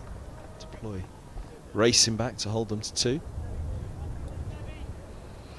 Here's a no ball from young Morgan, and that ball there shows the length that Middlesex are looking to bowl to Van Buren, trying to drag the shorter batter forward, get him hitting the ball back down the ground, inducing the drive where they can. Here's the catchment area stop for Middlesex in terms of if you were to draw a strict boundary. Stamford Bridge, lie in Surrey or in Middlesex? Oh, mistimed pull there from Van Buren, short ball. Trap is set, Holden is back there at deep square leg, just picks up that ball, but slightly mistimed from Van Buren. We saw Ollie Price fall yesterday evening to a pull shot, and we've seen Miles Hammond fall to one this morning as well. So Middlesex sensing their opportunity. It's Westminster's Middlesex, isn't it? Which is further east of Stamford Bridge. 17, yeah, Middlesex in cricketing terms now, 17 London boroughs. from Hounslow and Hillingdon on the west, Tower Hamlets and Hackney on the east, Barnet, Enfield at the north, and basically anything above the river within those bounds. So the way I always describe it now in cricketing terms is if you are at the home of football, the G-Tech, Brentford's home ground, if you're at Wembley Stadium, if you're at the Emirates, Or Stamford Bridge, Twickenham, Wembley Stadium, you are within Middlesex in all of those times. Even if you're standing in Canary Wharf, you are in Middlesex in cricket terms. Have you had this conversation with Alex Stewart? When he's cheering on Chelsea at Stamford Bridge. You're in Middlesex territory here, Alex.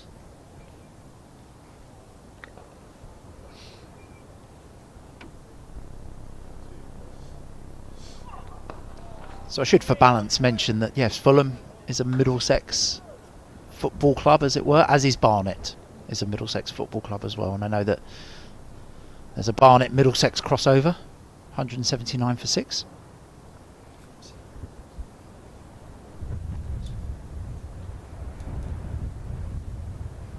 So which clubs are actually in Surrey then, football clubs? Chelsea's in Middlesex and Crystal Palace is... I don't believe that Surrey Palace. have a football league. Oh, AFC Wimbledon, sorry. Yeah. But I don't believe until they haven't got a Premier League club, and they have maybe So AFC Crystal Wimbledon. Palace is... I think that's Kent. You sure? Croydon? I'm not certain. I think the football ground is in Surrey, but potentially the training ground is in Kent.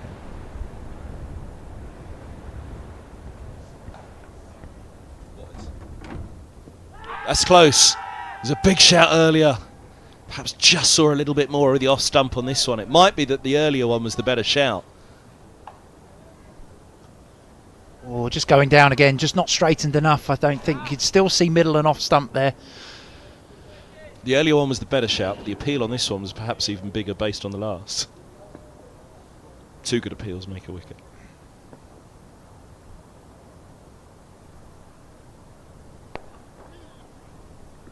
It's the single. Yeah, single down to Deploy at mid-off there, who's positioned a bit deeper. Crystal Palace is in London Borough of Croydon, which is Surrey. So I think the Surrey, perhaps it's out of London. There's no Surrey Football League club. Perhaps that's what the piece of trivia is. Woking is a prominent non-league Surrey club. Big FA Cup history as well, Woking. There. Clive Walker in the FA Cup. They used to do pretty well in that in the early 90s.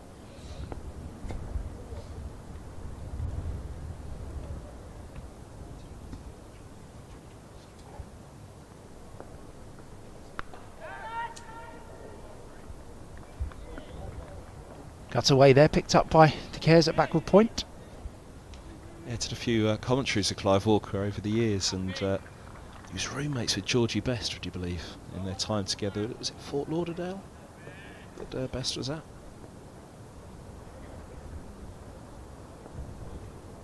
Up in the air. Gone! Sharma holds on at mid-off. Miles, who just cleared the mid-off earlier, this time he picks him out. Go hard with the wicket. Middlesex have a 7th. A big smile from Nav Sharma there.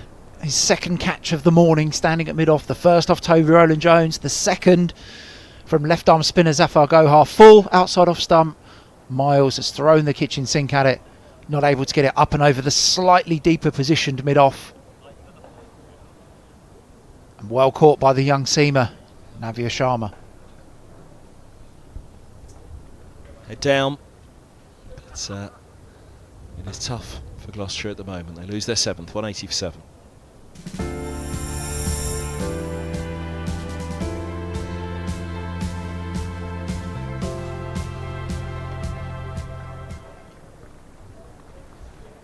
There we go. That's the tough equation for Gloucestershire right now. 5 sessions plus 25 minutes left of the game. Scrambling towards the follow-on target is the first aim for them. It's a long way off. 116 more runs, 3 wickets standing. Taylor, known for his shots. Only fire a few off here. Van Buren. He's a solid batter though, with a good reputation, good record. This is an element as well for Taylor though, that you've got to support the man at the other end. But it is tough. It is a tough fence on which they sit right now in terms of stick or twist. Dig in or try somehow to get towards that follow-on. It is a tough situation to be walking out at. Number 9 for the Gloucestershire left-arm seamer, Matt Taylor. Averages just in the teens, about 14 with the bat. I think with Will Williams to come, who's a similar average, and then Gabe Bell, who averages, I think, in single figures. So Van Buren will be looking for somebody to bat with him.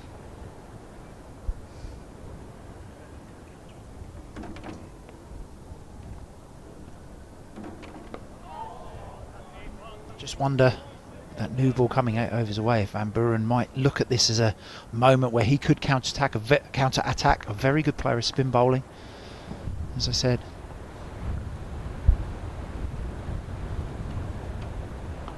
Oh, backing up again. Showing Gohar a fair bit of the stumps. It's only 2 bowled, 8 to the second new ball, 187.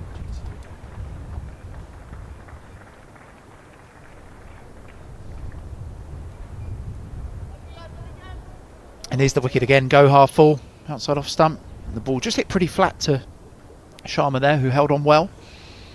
Yeah, I think he was told to take a few steps back, wasn't he, after the last one that cleared him. Take a few back and don't walk him, just in case.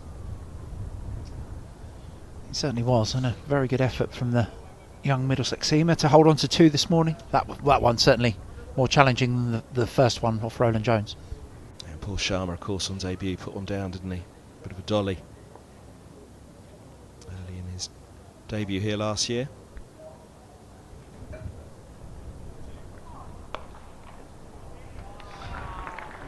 Oh, nice little shot. Alleviates a bit of pressure. Yeah, short and wide from Morgan, this one. Van Buren gives himself a touch of room. You did say earlier on that you could see some of his stumps. He gave himself a tiny bit of room there and cut that ball quite dismissively up to cover for 4 runs.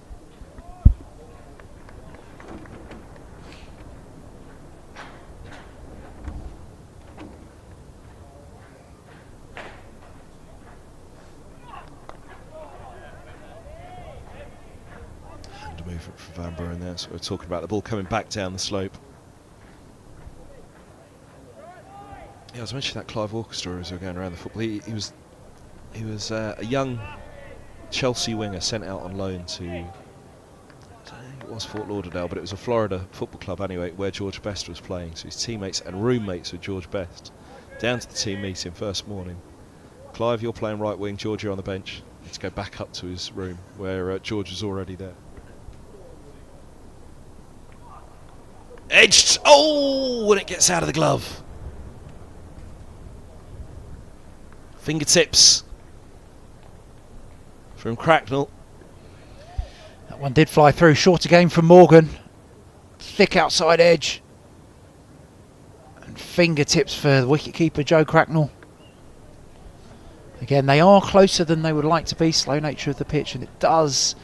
We saw the same yesterday when Cracknell was batting, didn't we? Bancroft got some fingertips to a flaying shot. The interesting bit, as we touched on a moment ago, a couple of bits of width offered up to Van Buren, and he's not turning them down now. So I do wonder if this is the start of a more offensive period for the Gloucestershire batting lineup.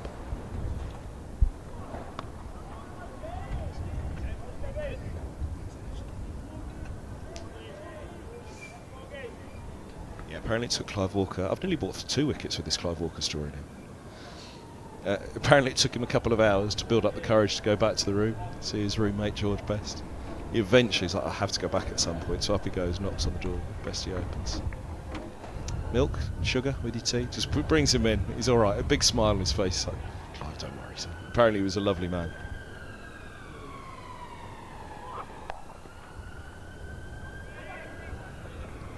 Pull shot for Van Buren. Chase for Holden down at deep square leg, who cuts it off. Van Buren comes back for 3 runs. Be the cricketing equivalent. Probably getting the new ball off Mercer. Would it? I thought you were going to ask the cricketing equivalent of George Best. Oh, well, yeah. Well, careful.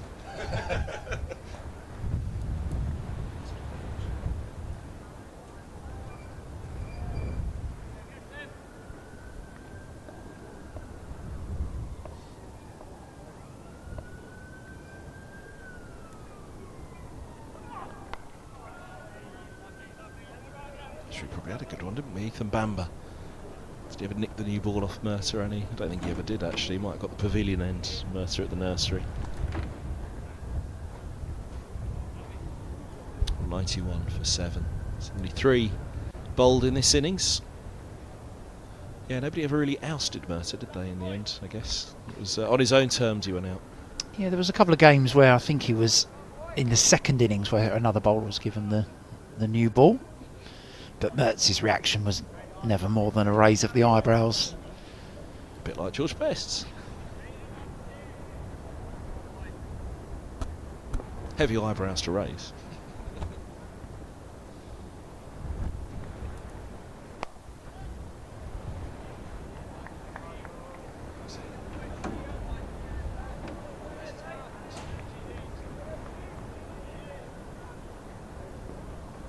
There he is.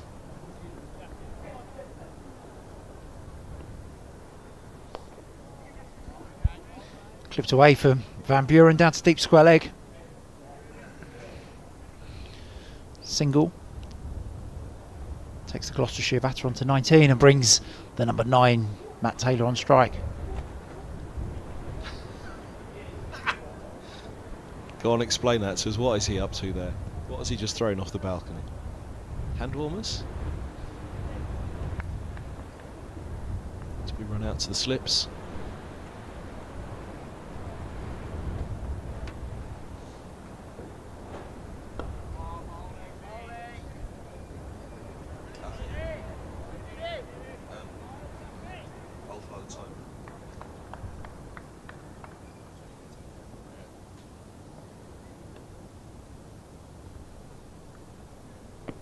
Inside edge.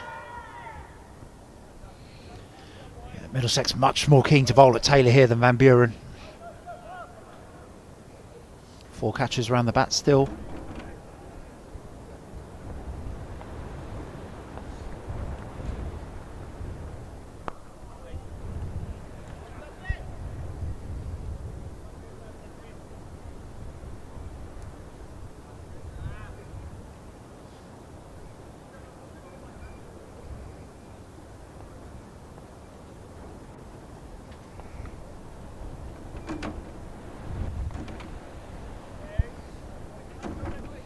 Just a single off the over there. Gloucestershire 192 for 7. 6 overs to the second new ball.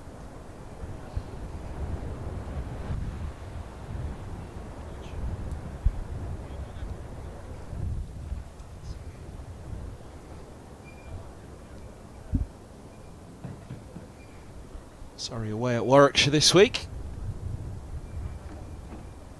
Venture across the river.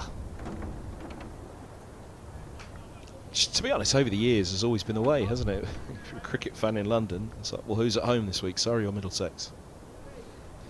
Yeah, a number of county cricket followers who would have at least one membership, Middlesex plus either Surrey or Essex, and travel between.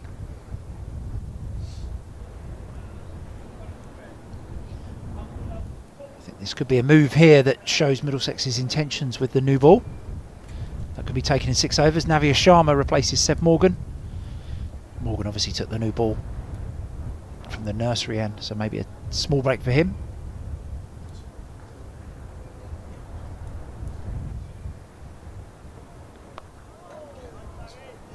Sharma on the spot straight away to Van Buren.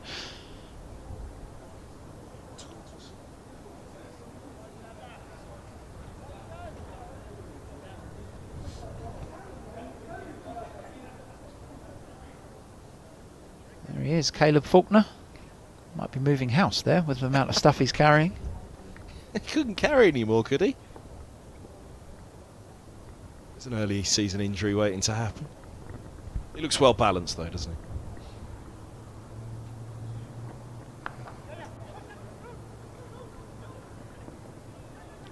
Converging.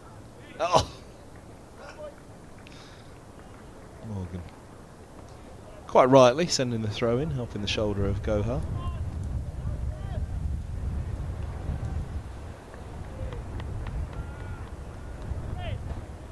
You see that breeze blowing across Sharma's shirt there.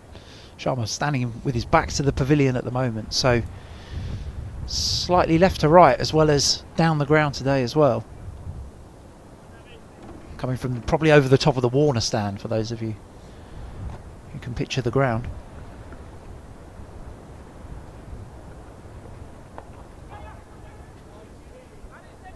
Think about the second here, about to come. Pressure in the fielder. I almost thought about a third. We talked about the options with the ball for Middlesex, the amount of youngsters pressing for a place, and there is a place, isn't there? Was two in this game for two youngsters to get into the seam attack, but Faulkner we've just seen there's Nathan Fernandez and Luke Holman, who we've also seen, all-rounder. It's a tough old job to get into that top six for the young batters though at the moment. But I guess that is their challenge. It definitely is, and Orion Sawant, who 2 winters ago scored 100 in a youth test match against South Africa as well, so lots of talented young batters trying to force their way into the top six. Yeah, but it's a hard top six to get into when they're all firing.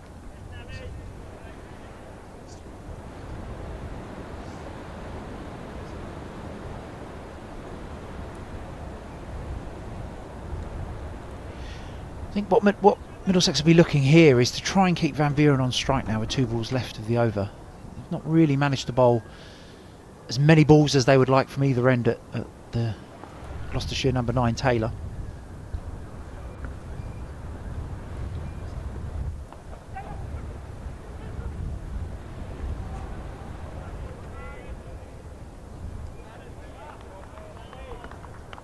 I think this may be just a little bit of a disappointment in the over. Van Buren able to get 2 twos to keep himself on strike with a pull shot and a clip. And then on ball 5 he's managed to get himself back up at the non-strikers with giving Taylor 1 ball to survive before Gohar's next over.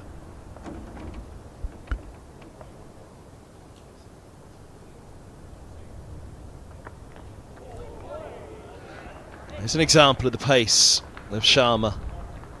It'll be up there amongst the quickest of the match, that one.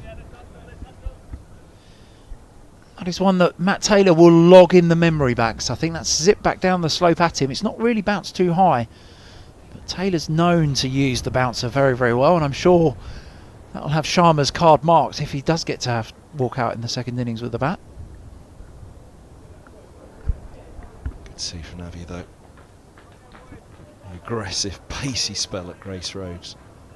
The innings that particularly announced the unseamer.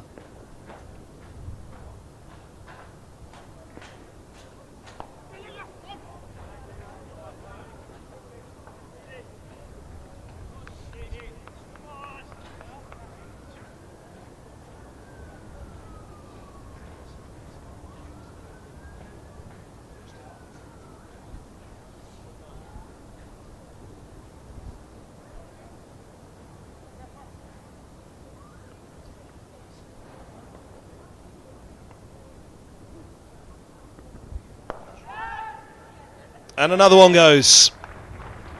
Again, mid-off. Deploy's put himself in there this time, holds on. Gets his hands underneath that one. It was dying on him, it was a tough chance. But he made it look easy. And Gohar grabs a second. Slightly tougher catch than Sharma's, but a pretty similar stage of events up until that point. Fuller slightly wider to the lower order Gloucestershire batter. Last time it was Miles, this time it's Taylor. Well plucked off the, I was going to say off the floor, but just before it's hit the floor from Lewis Duploy. 7th goes, 198 for 7 Gloucestershire. It's a puff of the cheeks there from Duploy when he got himself up, and I have to admit I paused because I thought, 1, it might not carry, 2, if even it does, this is tight. I wasn't immediately sure who the fielder was, but Deployers in the end made it look relatively easy, with the puff of the cheeks gave it away when he got up though.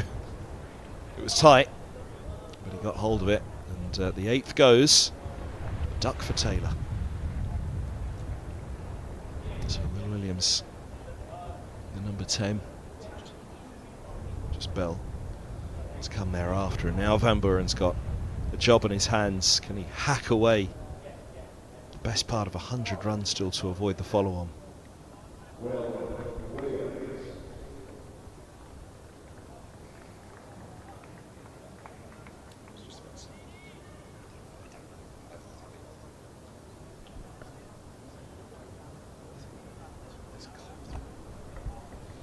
I was talking to Ian Salisbury yesterday about the follow-on, actually. Harking back to that Essex game of 2017, I'm sure you remember it well, when the follow-on wasn't enforced at tea on day 3. Essex's dressing room, apparently, the celebrations in there were quite huge at tea on day 3 when it wasn't enforced. Essex saved the game, went on to win the title. Middlesex had to wait 7 games, I think it was, to find their first win, and were relegated that year. It seemed a strange decision at the time. Just keep your eyes out for an arm ball here from Gohar. Toss the first one up. Celebration for the bat hitting the floor as the ball goes past the edge, way away from the edge. Wouldn't surprise me here from the left arm spinner to see a little bit of a setup for an arm ball. It's Ryan Higgins there with the big celebration. He's living his best life at slip at the moment, isn't he? He's enjoying every minute of this. Middlesex right on top, but yeah, that follow-on's going to be interesting. You'd have thought 69 overs remaining today. If they wrap it up quickly, it probably is a bat again moment.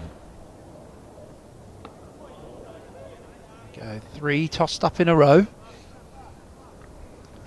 Pretty certain here Gohar's going to be looking to make something happen with this ball.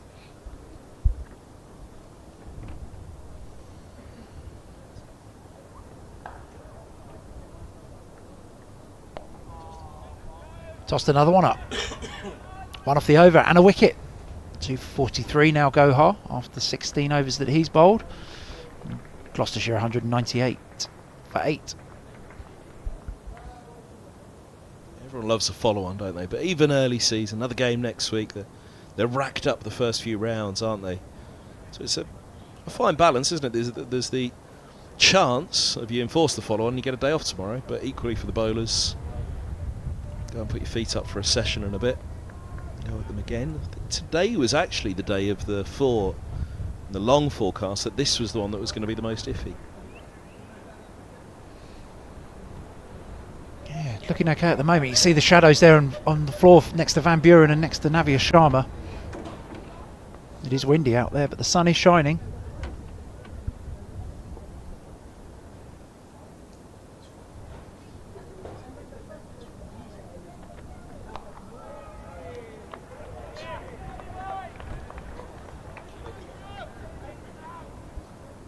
Just over 5 minutes to lunch on the 3rd day. If the 9th wicket was to go down, lunch is delayed by half an hour, or for the fall of the final wicket. So that's in play at the moment as well. Can they make lunch?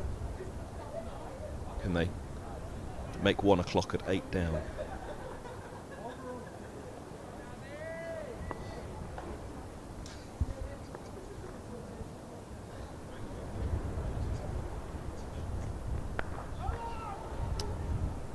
Turns down the single. Yeah, and that's the statement of intent from Van Buren that Middlesex were interested to see. Was quite happy to rotate the strike with Taylor there, but with Will Williams, Van Buren now wanting to take control of this situation, try and see his team through till lunch.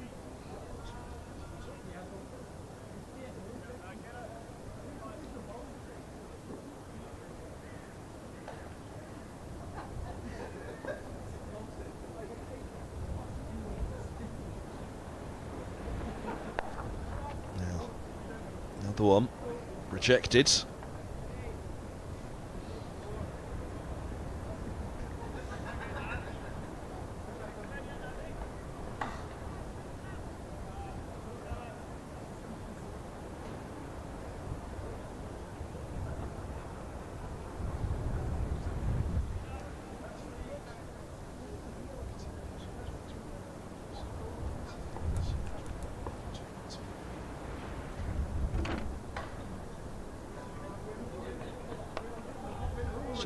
brilliance of cricket, isn't it? Almost inexplicable why these couple of minutes before lunch on the third day, so important for so many reasons. Does a wicket go? He's rejecting singles. Just under 100 to avoid the follow-on, but there we go, a slight delay. The two of them come together for a chat mid-over and try and make sure the next is the last before lunch. Get in at lunch, 8 down, rather than have that extra half an hour. Or does Van Buren really go after it?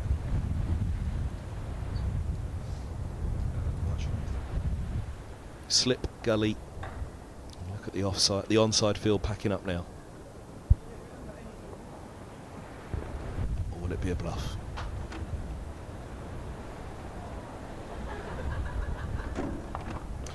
There's the bouncer, and over the top of it, Van Buren to mid-wicket. Final ball of the over coming up here. It's been a pretty short over so far from Sharma. Another pull shot from Van Buren, well fielded by Higgins, who's coming to that mid-wicket position. And I suspect here that Sharma will be looking for a high bouncer that goes above the head. Hurt him. Yeah, I think he was hurt by that. It's hit him pretty hard. I think Sharma might look for a high bouncer here. Ooh, that didn't get up. Wasn't the shortest. Gohar's got to get up quickly.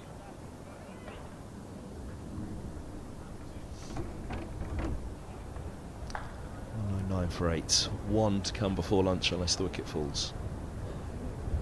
You're talking about that interesting passage of play. Should Middlesex get the wicket in this over before the clock ticks round to 1 o'clock, then they get the extra half an hour and they can take the second new ball. Should none of that happen, we go off for lunch. We come back 40 minutes later. Middlesex race through 2 overs and then get the second new ball.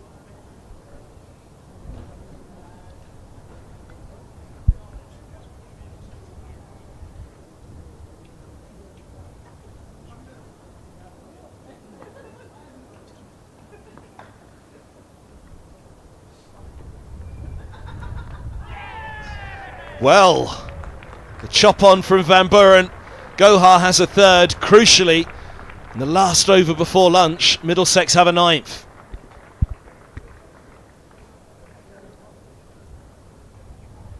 Yeah, Van Buren trying to give himself a bit of room again there. Batting on sort of leg stump. Steps across the middle and off. Very, very tight to be trying to cut it.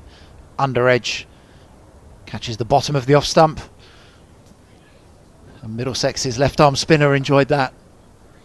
But they always will. Left arm spinner getting out another left arm spinner. There's always a moment of pride there. Disappointment for Van Buren. He goes for 26. Gloucestershire take themselves to 199 for 9. We will now see an extra half an hour.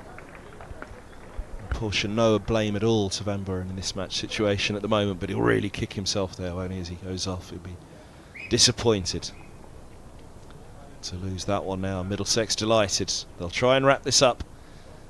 Well, they'll try and wrap it up in this over, of course, with the next ball, but equally half an hour, second new ball.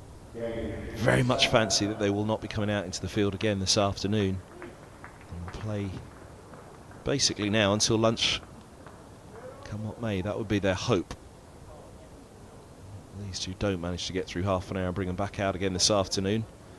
And that probably is Bell and Williams' job, isn't it? Just delay the match as best they can now. The follow-ons, can't say out of the question, but extraordinarily long way off.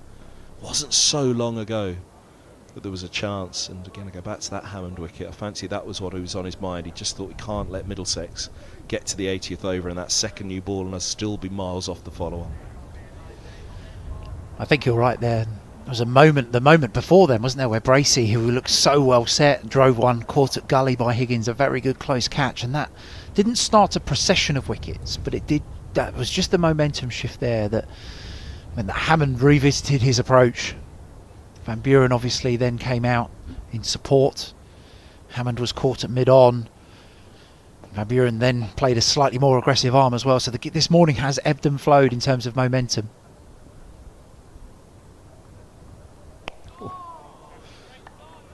Surrounded again. Yeah, it was that 1 wicket in 35 overs, wasn't it? That was the where things have shifted. When you look at it, 199 for 9. To think that there was a 35 over spell without a wicket, with only one wicket falling, I should say. And that being Price, the last baller yesterday evening, which again he'll kick himself feeling that was a bit of a gimme.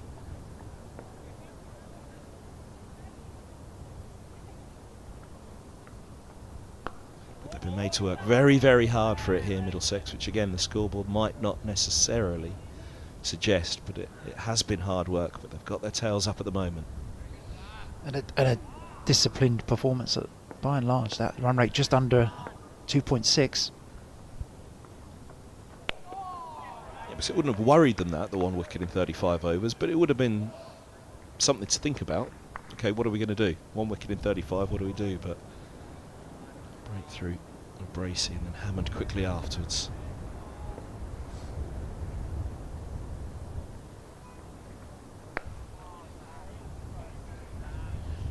Max Holden in the firing line here at Silly Point. A few balls flying in his direction off Bell's bat.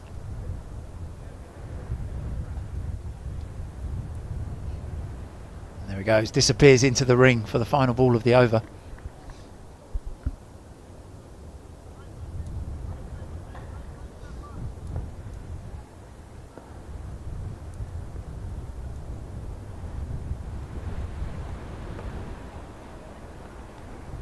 '78 bowl, 199 for 9.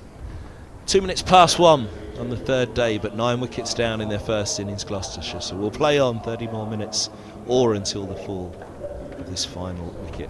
Visitors' first innings. The home side will be very, very happy with their morning's work now. They'll be happy with the first 7 sessions work of this match. They've, I think it's fair to say, all been won by Middlesex. I think so. It hasn't been a procession, it hasn't been one-way traffic, because Gloucester have more than held their own in many periods of this game, but it does seem that the bigger moments have been won by Middlesex in the game. Ollie Price, that last ball last night, the passage of play yesterday morning where Joe Cracknell and Lewis Deploy saw through a good spell of bowling, were able to accelerate their way through the morning session, and those big moments have just gone in Middlesex's favour.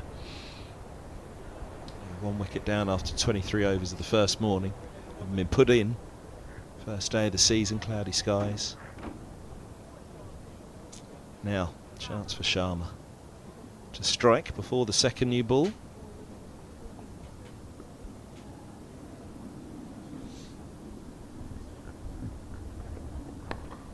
Which he could well take, of course, but it might be thrown back to the 5 for Toby Rowland-Jones. That ball there just fielded by Luke Holman at mid-on. I would assume Toby Rowland-Jones was seen trotting off at the end of the previous over. That would be to go and select the next new ball out of the box. So generally each team will have one player who will be the person entrusted with picking the new ball out of the box of 12 that's provided at the start of the game. And that job generally falls to Toby Rowland-Jones at Middlesex.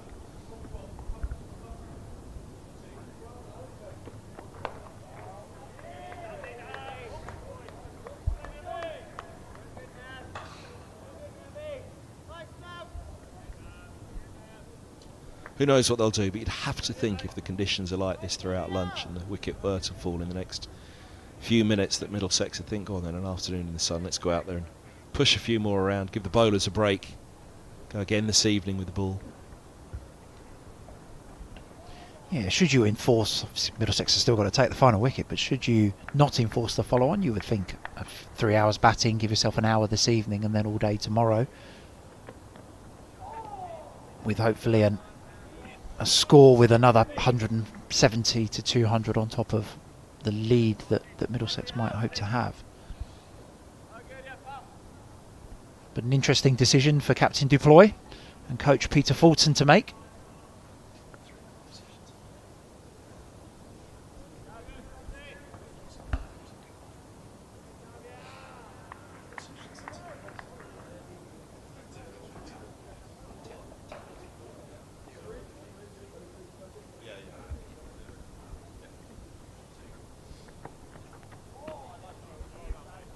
Well taken by Cracknell, diving down the leg side. Sharma going for the Yorker there. Just missing his line.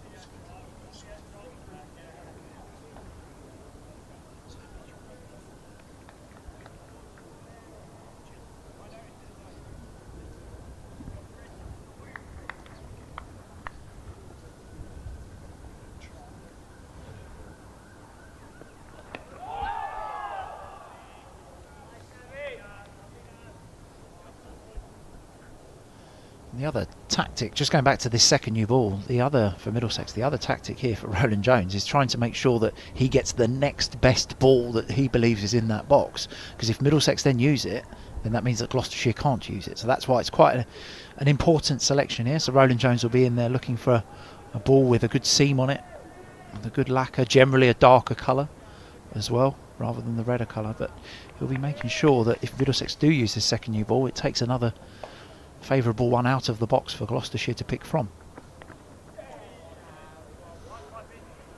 79 bowled, 199 for 9.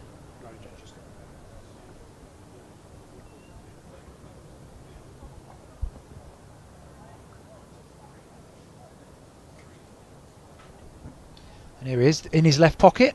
That is the ball that he's picked that Middlesex will bowl with if they don't get a wicket in this over. Umpire Chantry now takes care of that one.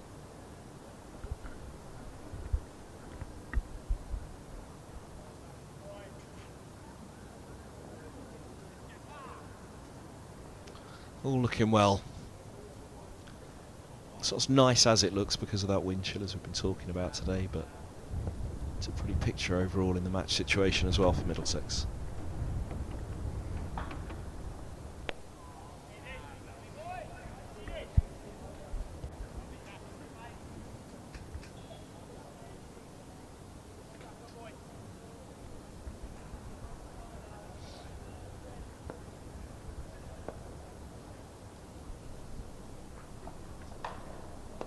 Where?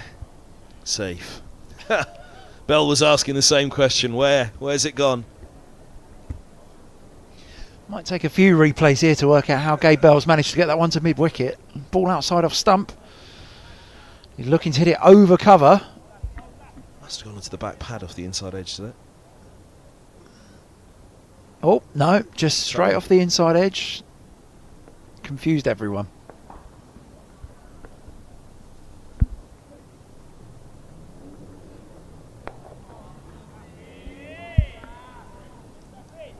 Gohar will be desperate here to pick up this final wicket. There's 3 balls left in his over. Take his tally to 4. I can't see that he'll be bowling the next over from this end.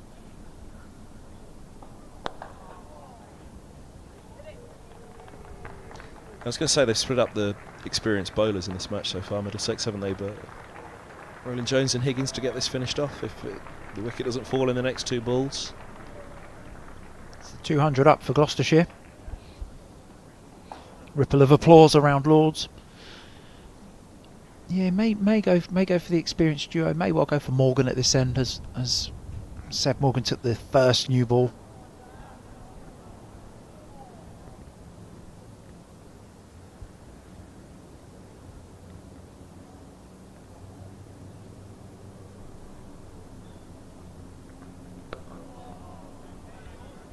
Once covered the old ball. You would imagine.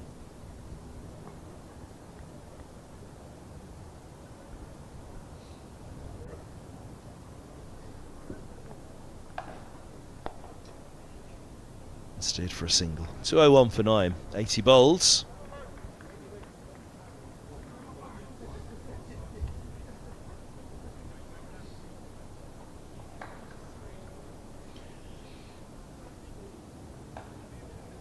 Here he is, umpire Chantry. He's got the ball primed in his hand. Roland Jones has thrown away the 8. Well, it's an old ball. We don't know how many overs old it is because he's had a couple of replacements and he's a club short there, I think. He's about 30 yards.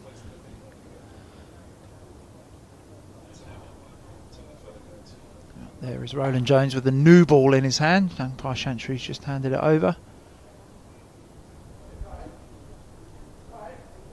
A fine bowler, but he's got no bowling career ahead of him afterwards. That was a terrible underarm to the boundary from Toby. Barely halfway there. Who's the sub who's had to come on and get the ball?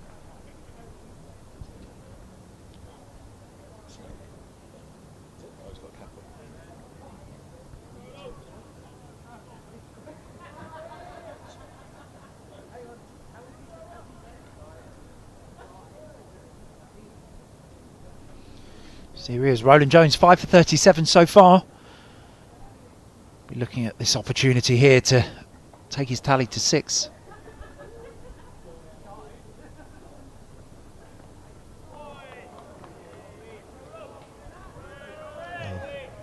Take his tally to 6 here. He's surely, with the fair old chunk of the match still to go, a lot of time left in the game. He's going to be eyeing a temper in the first game of the season, isn't he, the old boy? Which is a nice marker to lay down for him that all is well. Fit and firing.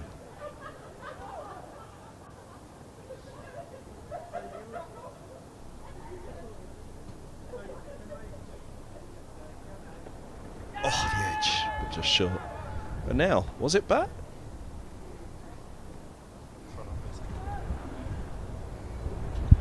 Yeah, a polite question from Roland Jones here. Bit of an angle in there. Outside edge, bounced well short of first slip. Josh DeCares. Needed to be a polite question, that, didn't it?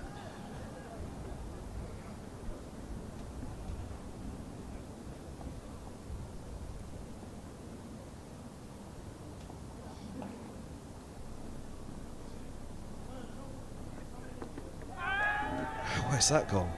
Leg byes will be signalled.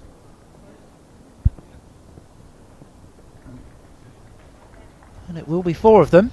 Ball trickles down there to find leg, but there was a question asked by the Middlesex bowler and slip Corden. Yeah, ball angling down the leg side there. You can see it, thick bit of pad.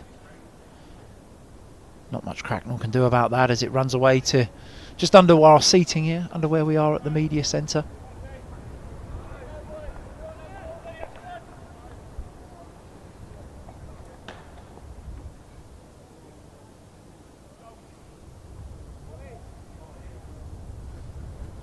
Another slip just comes into position. Lewis de Broglie brings himself from mid-off into a sort of a 4.5 slip or a gully. There we go. Slip Corden just organising themselves there.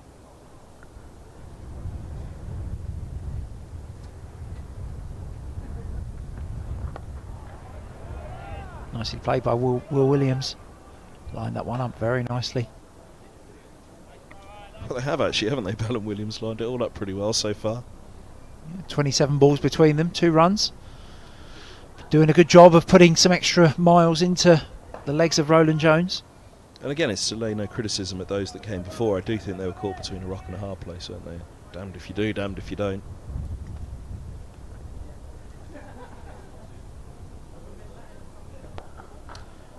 Yeah, and I think Gloucestershire will be looking back at this as just as we said, a few moments of execution. Ollie Price's pull shot last night, Miles Hammond pull shot, some big moments there that, as we said, have gone into Middlesex's favour, but weren't necessarily the Gloucestershire batters doing anything wrong. And there he is, former Middlesex and Ireland and England left-handed batter Ed Joyce.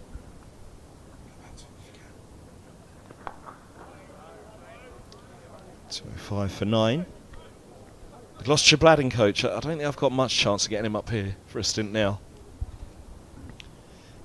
Ed Joyce, very popular member of the Middlesex side when he played, part of that T20 winning side in 2008, along with Middlesex coach Tim Murtagh. Annoyingly barely aged today by the looks of him. Still looks like he doesn't have a worry in the world. He was always described as grumpy though, he had a grumpy walk.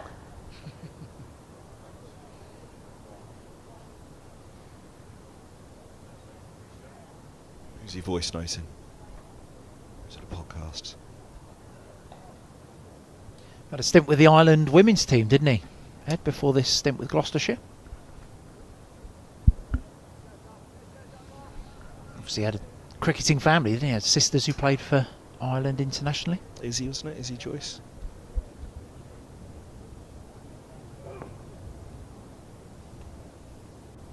Brother Dom, did he play as well?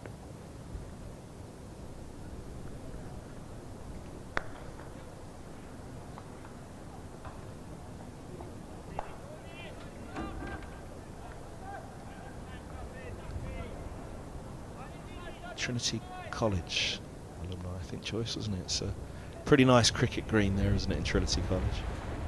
Cricket green.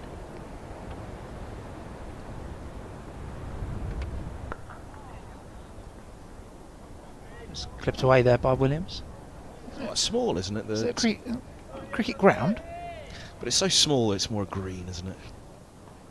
Like a bowling green. Yeah. Is it, I'm trying to picture it. My memory is it's incredibly small. It's not much bigger than the square itself. So how big does something have to be a ground? Sort of square meterage.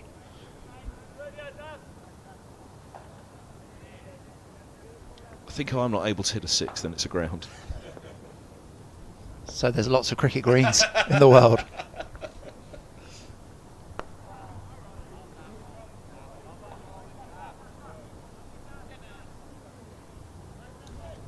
I mean, I'm over-egging it, but as I seem to remember, it's... have you been? Do you know the pitch I'm talking about? It's, as I remember, it's really tight with inside the grounds of the university. Go has continued here. We said that we might see Seb Morgan or Ryan Higgins take the new ball, but this will please Coach Ian Salisbury. He always have an argument that a spinner can bowl with a new ball and needs the hardness of the new ball to get bounce.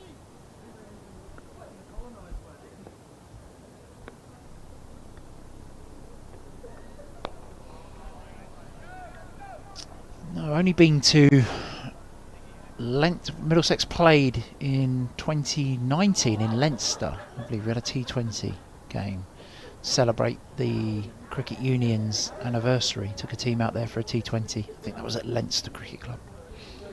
Yeah, Middlesex played in Clontarf,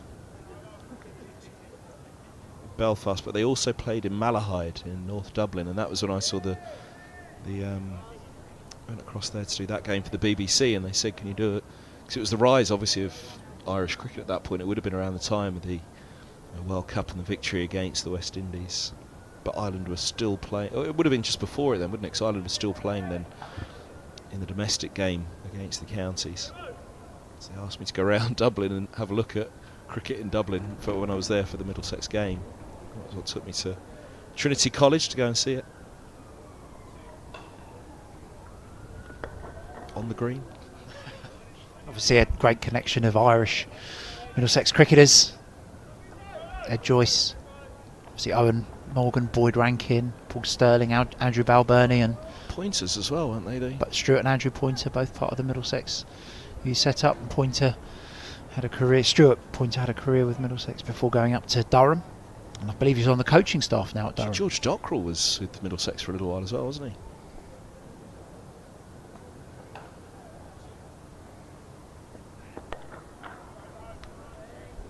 He was. Dockrell played some youth cricket for Middlesex. Left arm spinner and batter.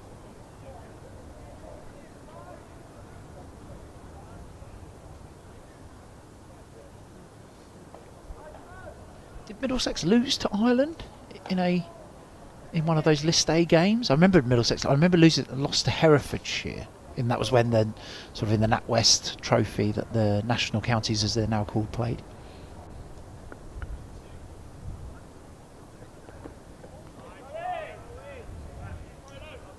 I'm just going to say probably.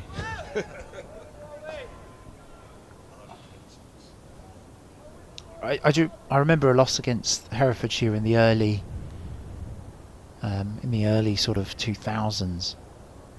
Phil Tufnell bowled very, very well in the game, but Middlesex ended up losing.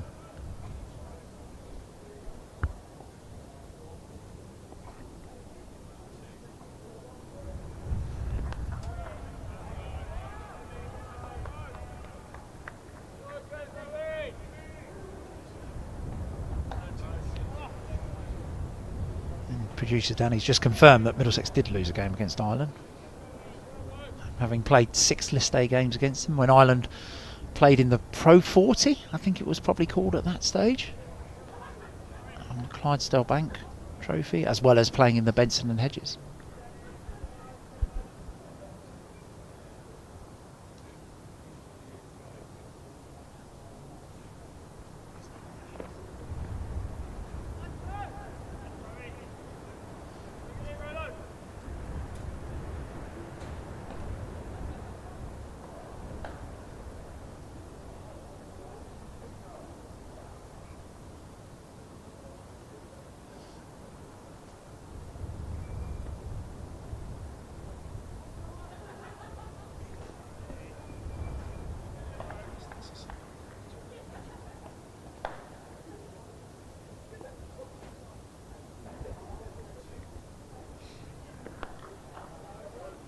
83 bowls. 3 of the new balls seen off. 207 for 9. I just found a scorecard, not from a Middlesex Ireland game, but not actually a game that Ireland won. A game that Middlesex won at Lords in the Cheltenham and Gloucester Trophy, May 28th, 2006. And just reading the lineup of Ireland: Dom Joyce, as you rightly say, Jeremy Bray, Andre Bota, Trent Johnson, who played through that transition, and that well-known Irish international Shahid Afridi batted at 6 in that game. Peter Gillespie, Andrew White, Carl McCallan, Saqlain Mushtaq and John Mooney making up the rest of the Irish 11.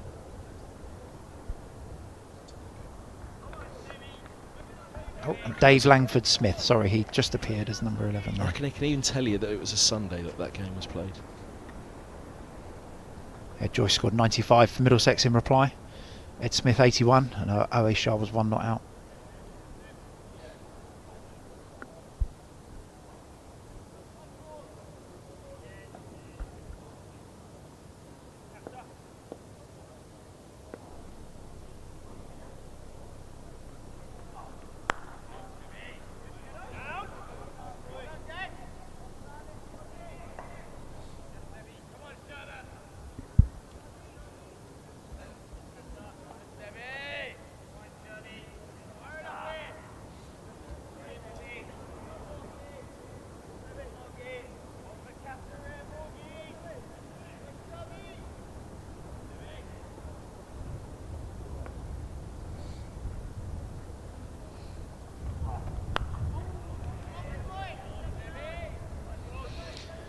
Morgan is into the attack here, so the Gohar new ball experiment didn't last too long, and the young seamer an opportunity to try and take his first wicket of the innings.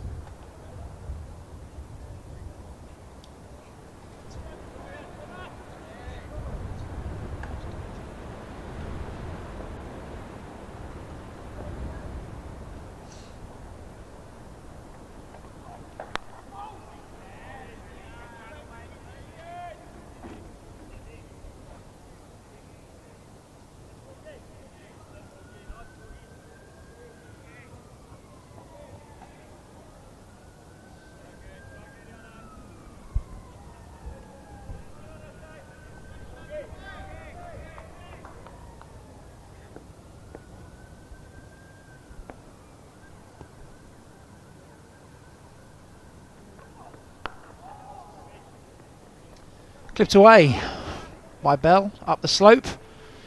Slide by Zafar Gohar there. A bit of a graze knee, it looks like. 2 runs added to the Gloucestershire. Total 209 for 9 now.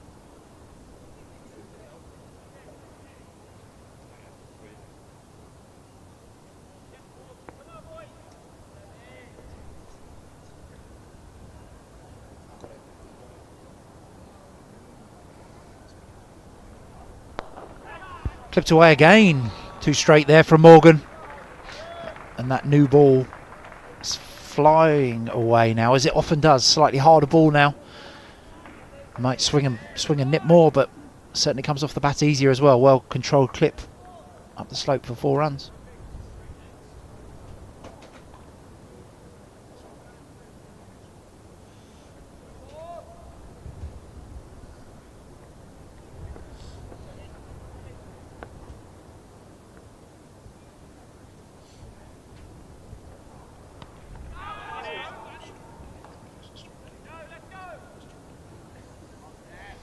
End of the over, 213 for 9, 84 overs. Just talking about the game that Ireland beat Middlesex, I've just found the scorecard. April the 28th and 29th. So I assume it was a one-day game that went over 2 days there. Benson and Hedges game. Ireland 281 for 4 in their 50 overs. Middlesex 235 all out in reply. And the Middlesex 11 that day: Weeks, Wellings, Ramprakash, Gatting, Pooley, Brown, Dutch, Hewitt, Angus Fraser, Phil Tufnell and Simon Cook. And an infamous game where Hansi Cronje played as an overseas player for Ireland and scored 94 not out.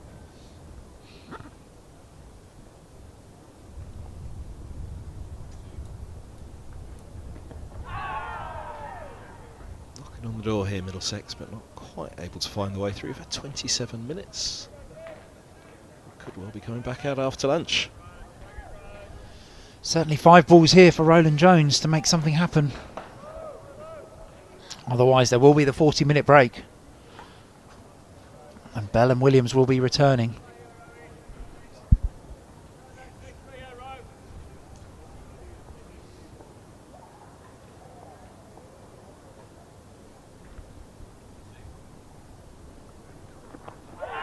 Oh, goodness me.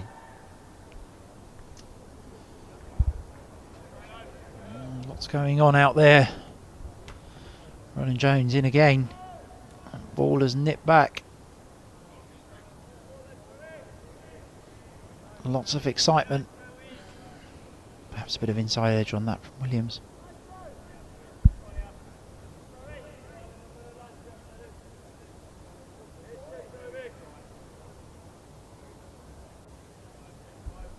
Four balls remaining. Don't think Middlesex get another over in here.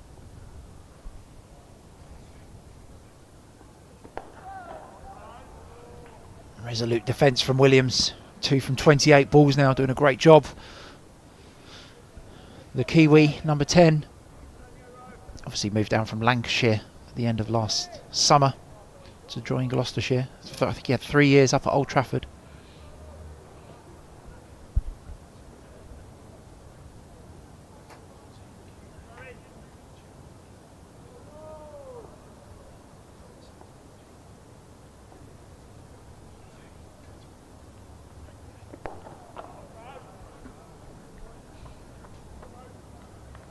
Williams doesn't count as an overseas player in this game. Gabe Bell is the non-striker, is one of the overseas players. Cameron Bancroft, captain, being the second.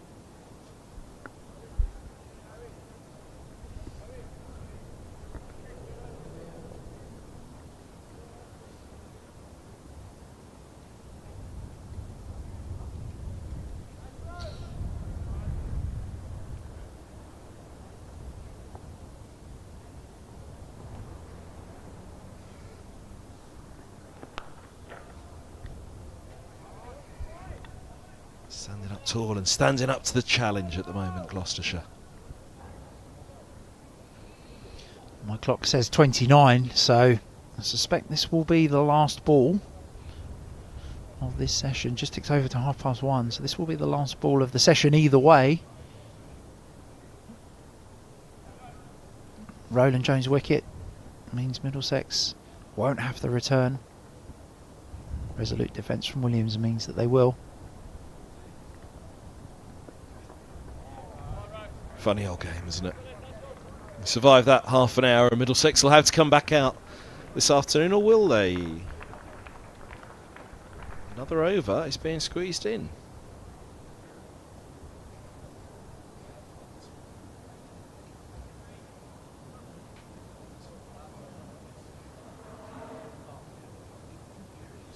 Well, that has surprised us all in the media centre here. Our watchers are saying that that was the extra half an hour done. Does the extra half an hour begin, let's say 30, if the final over of the morning session finishes at 2 minutes past 1, does that mean you go to 32 minutes past 1 for the extra half an hour? I'm going to guess that's the best I can offer. It would seem a logical explanation. I'm not sure all cricket regulations follow logic at all times, but that would seem a logical one. So we ticked at least 2 minutes past 1 when that final over had finished of the scheduled morning session. One more go then. At least one more go, unless there is something we really are missing, but 2:13 for 9 it is.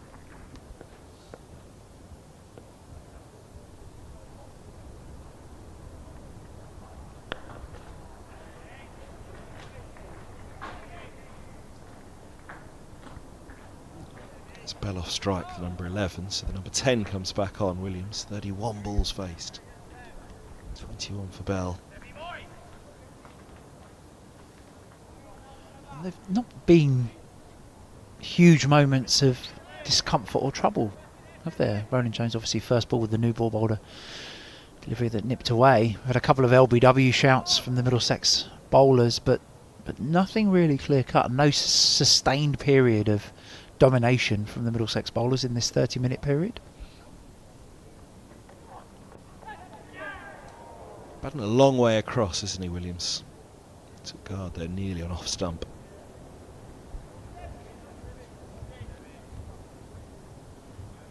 Excitement as he stepped even further across. Yeah, toes very much on the off stump there. So he's really protecting his stumps with his pads.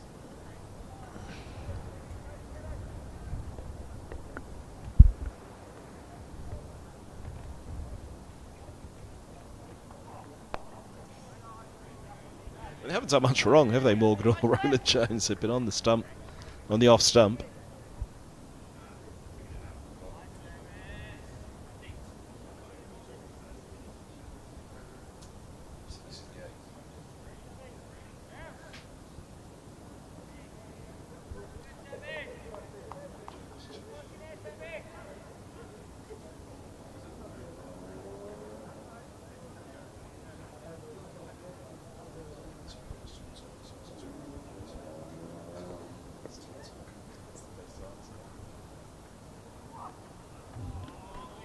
Short ball from Morgan. Well evaded by Will Williams.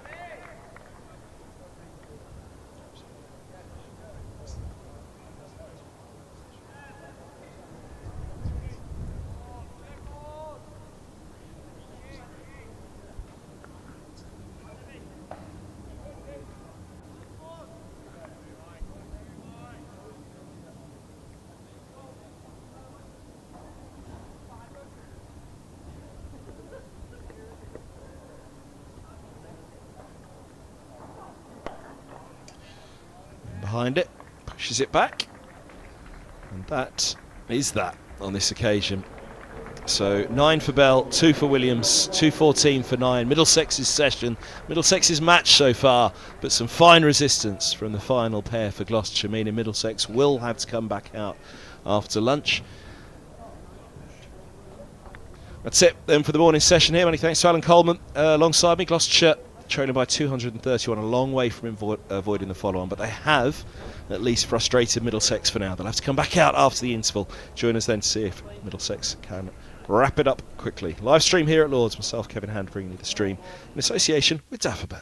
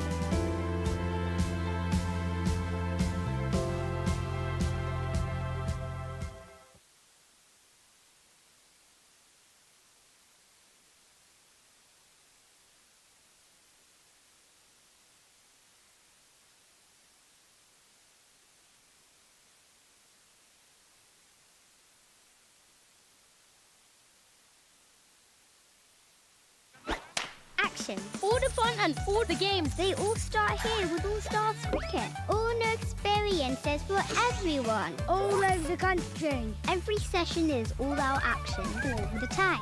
All welcome, all invited. Even mums and dads. Skills, Friendships, smiles, dreams. it all happens here. All you need is delivered right to your door. Best of all, it even has your name on it. All the activators are fully trained.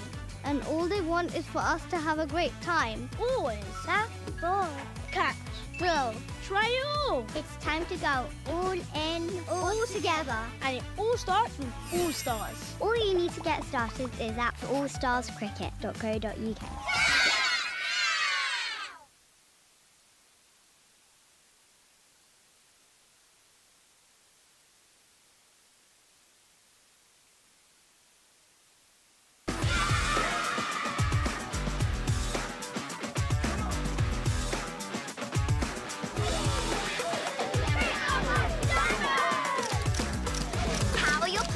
This holiday at Dynamo's Cricket.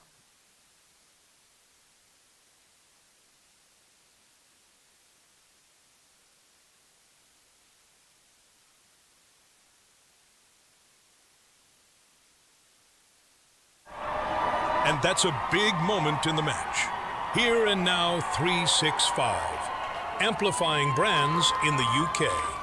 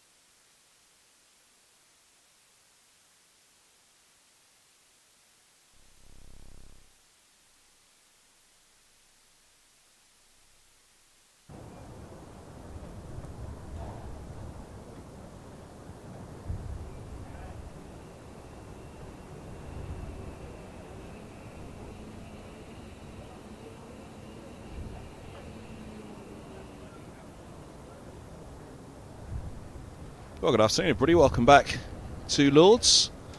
Navia Sharma about to get us underway. Afternoon session. The third day. Gloucestershire still in their first innings. 214 for 9, but 231 behind. They need another 82 to avoid the follow-on.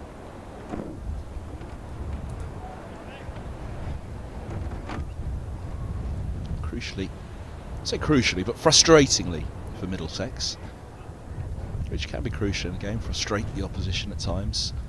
That extra half an hour that Middlesex had before lunch to take the 10 wickets did not result in another pole.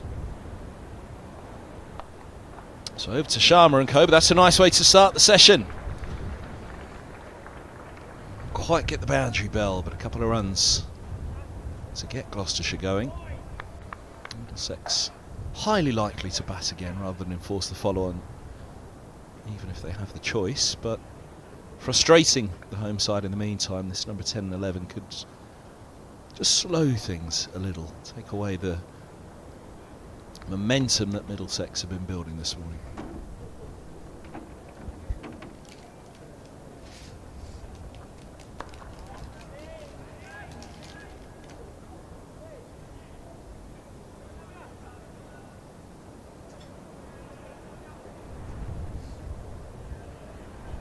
Blue skies still, strong wind blowing the MCC pennant above the grandstand there. Puffs of cloud. It's Easter Sunday afternoon.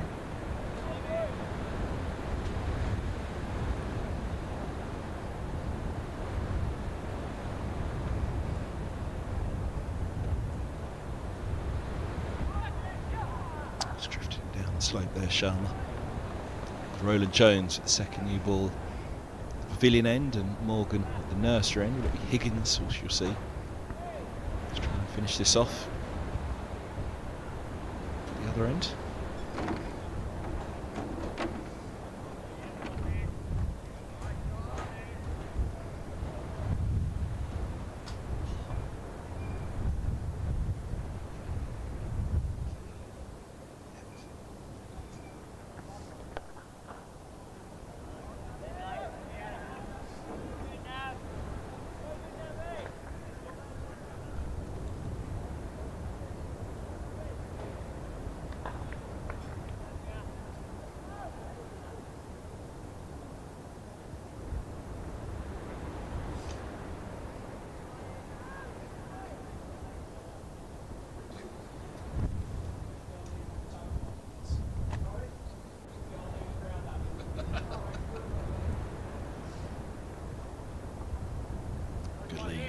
Back down the slope. End of the first over.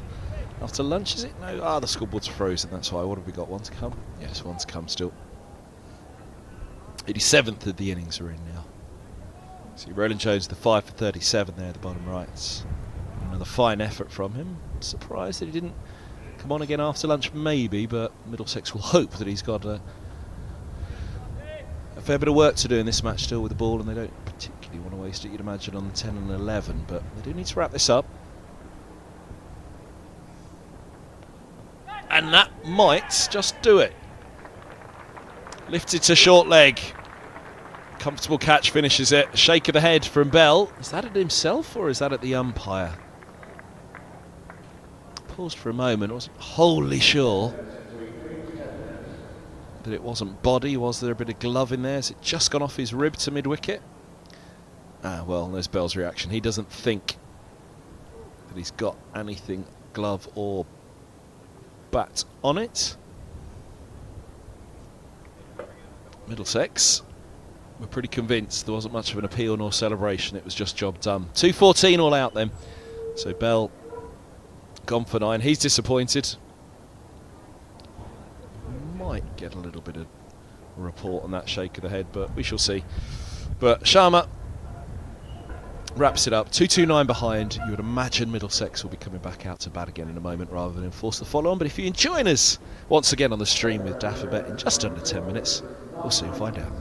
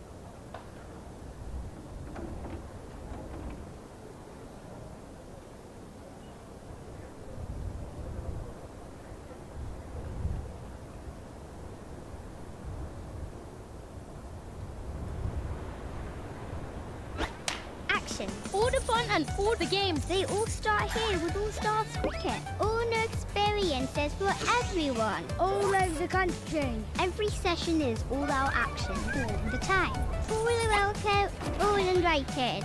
Even mums and dads. Skills, Friendships, smiles, dreams. it all happens here. All you need is delivered right to your door. Best of all, it even has your name on it. All the activators are fully trained, and all they want is for us to have a great time. Always. Tap, ball, Catch. throw.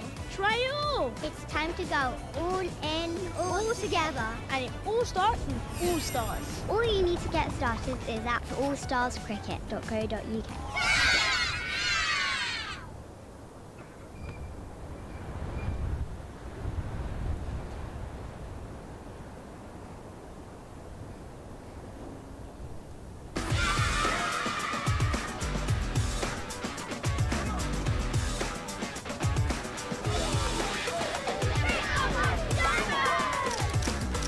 Power your play this holiday at Dynamo's Cricket.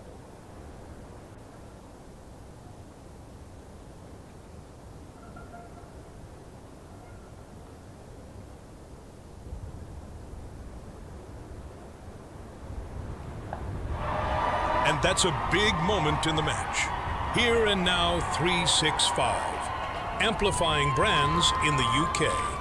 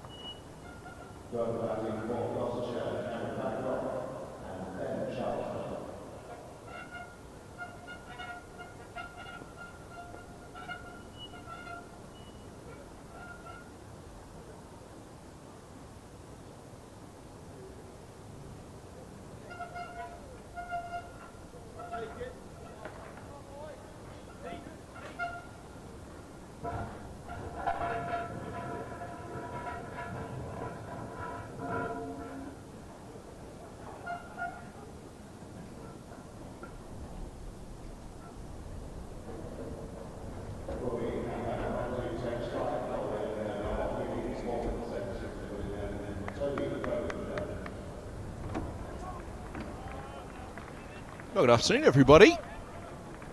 Middlesex have been forced to follow on. Long chats this morning, Alan Coleman, about what Middlesex might do. Cards kept close to his chest. Middlesex perhaps fancy him, one or two quick ones at the top here, and maybe they can get this done for an innings victory, but you'd imagine we'll go a fair way into tomorrow now. Gloucestershire try and put up some resistance, as they did well for the second part of that innings.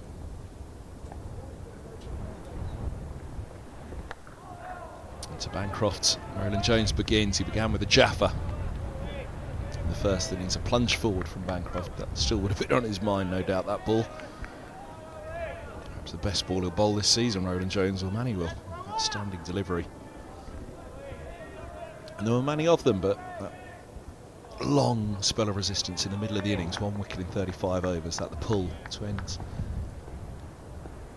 day 2 when Price picked out Holden at mid-wicket last night.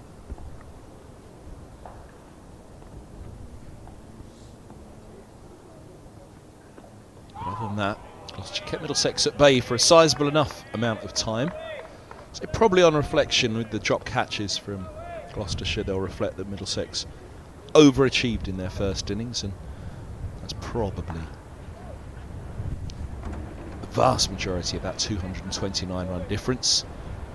And then they slightly underachieved after the 1 wicket in 35 to lose as many as quickly as they did.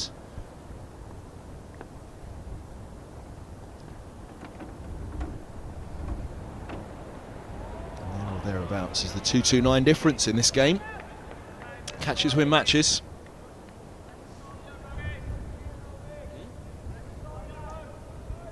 And that's what the visitors will be reflecting on mostly, I'd suggest, at this stage. But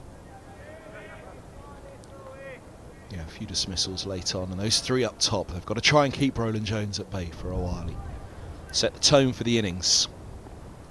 Gloucestershire resisted as best they could, but never really recovered.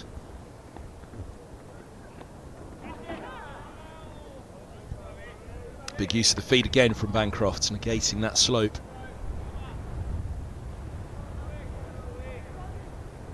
And indeed negating the ball that Roland Jones will nip back up the slope.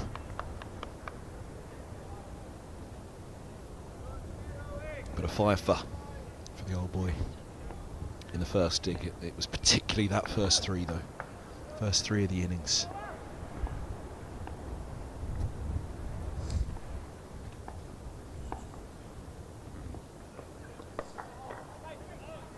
If he has a similar burst in the second innings, then there may be no way back at all for Gloucestershire. What they have done is slightly force Middlesex's hand to enforce the follow-on, because in weighing it up as to whether they would or would not, should Middlesex have come back out and tried to rattle off some runs, probably said it on the mic or off Alan Coleman, Middlesex wouldn't have wanted to set anything less than 400 had they have gone out and batted again. Now if they'd have done that, then another 170 runs from here, it would have taken them a wee while on an early season surface.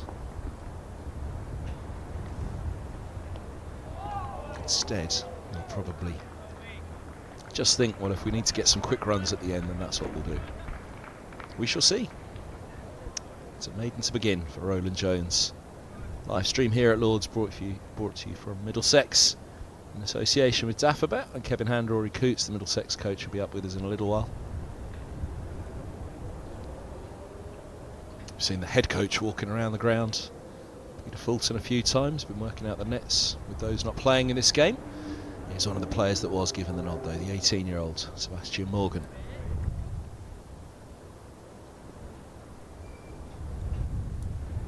Go again with the new ball, having taken the second new ball just before lunch with Toby Rowland-Jones to try to finish off the first innings of Gloucestershire. Straight back at it.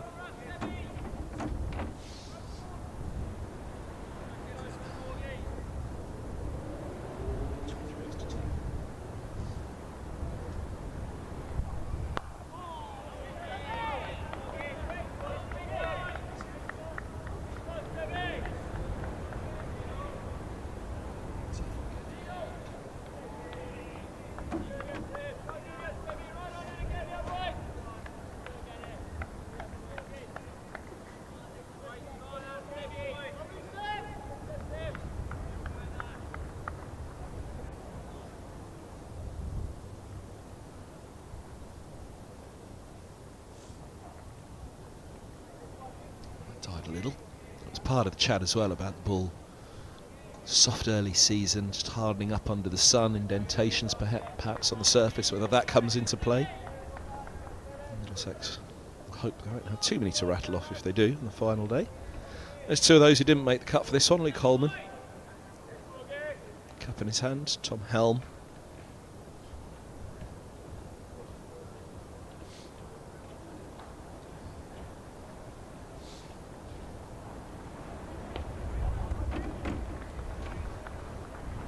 A few looseners after lunch for Morgan.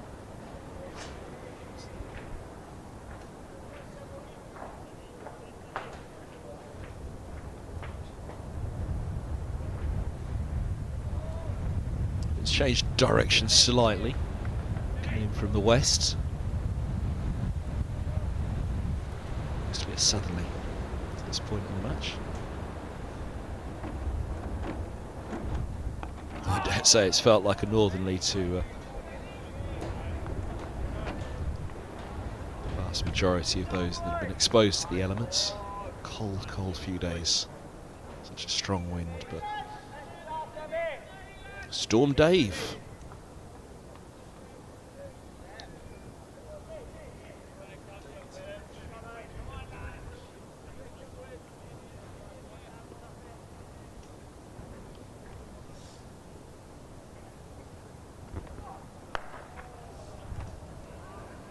David's involved.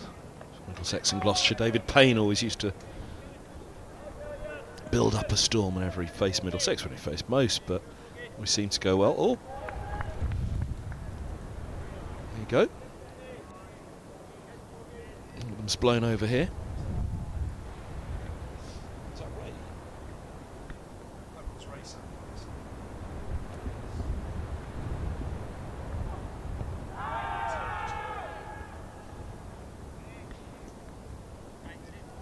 Leg bye to start the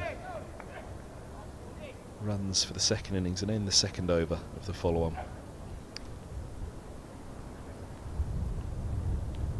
.228 to make Middlesex bat again. Still haven't found an Easter egg in the stands yet.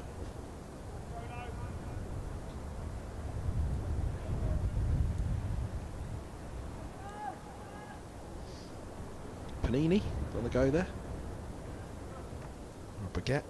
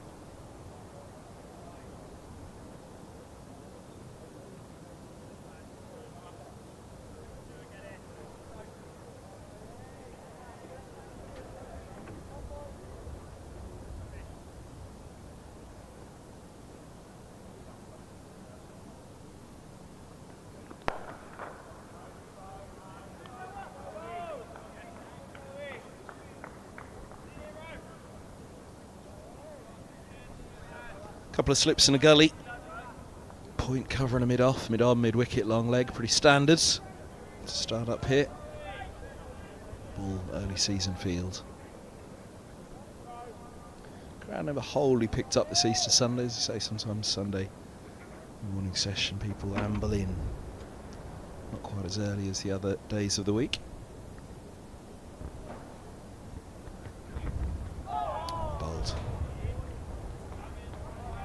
But yeah, hasn't quite picked up today. Perhaps the wind, the Storm Dave in the country deciding, having a few people decide to stay at home, enjoy a roast on a Easter Sunday, and an Easter egg or two.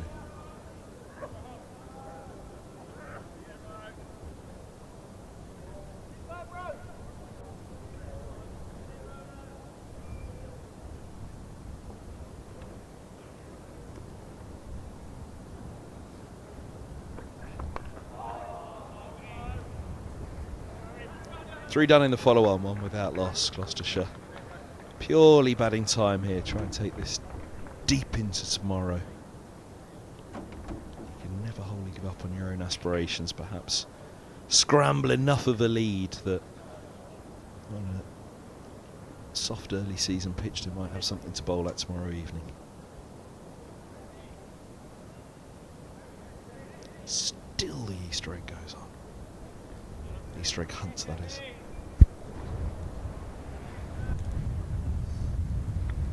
Here's Morgan.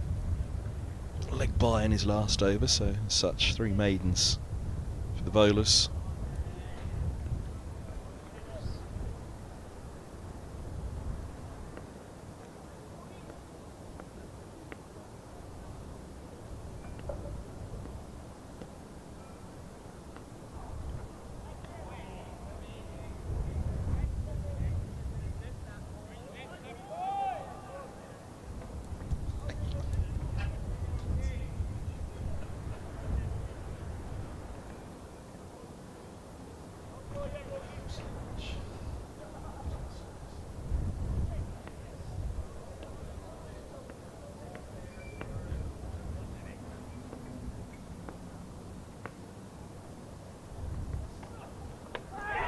That's the way to do it. Off stump taken out of the ground. Morgan with a punch of the air. He's bowled well in this game. That's his big reward so far.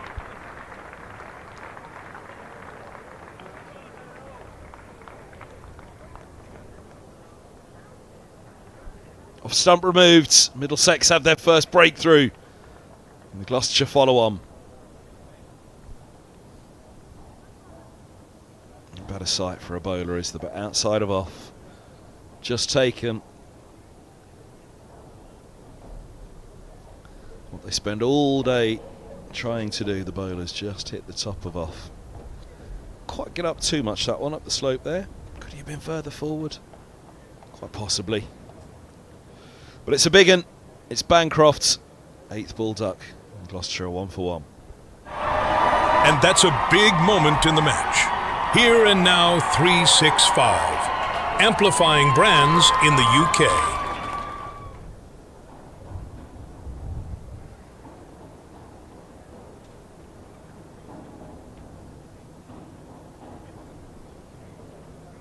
So Charlesworth none from 12. As yet a run to come off the bat. As Phillips makes his way out. 228. Well, to make Middlesex bad again, but that is a big blow, the overseas Bancroft. Skipper of the visiting side. Move for a duck. Pretty emphatic fashion as well, that off stump.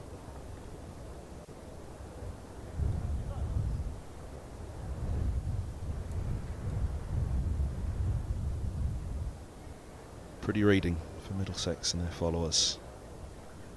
For Gloucestershire, it looks a little bit more grim after the resistance, both mid-innings and at the end. Final wicket pair defying Middlesex for the best part of 35 minutes or so. But they made short work at the start of the follow-on. It was Roland Jones who blew the doors open in the first innings. from somewhere in the field.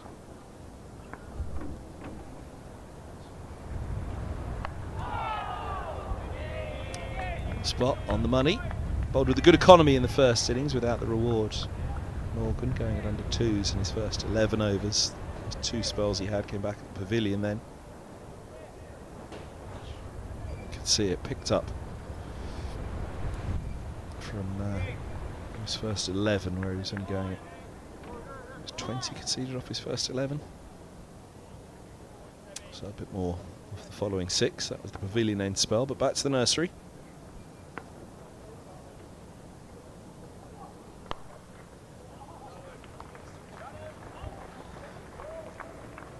First runs off the bat of the follow-on.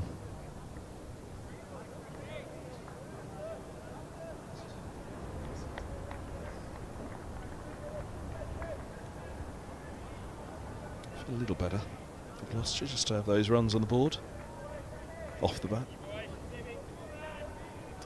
Maybe it's Charlesworth.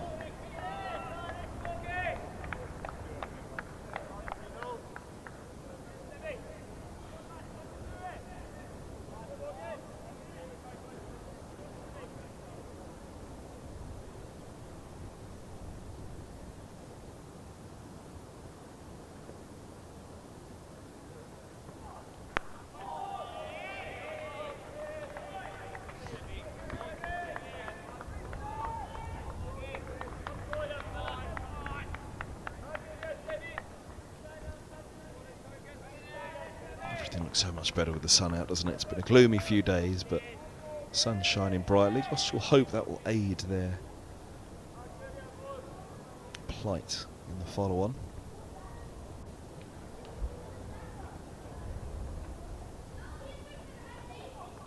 Now another one.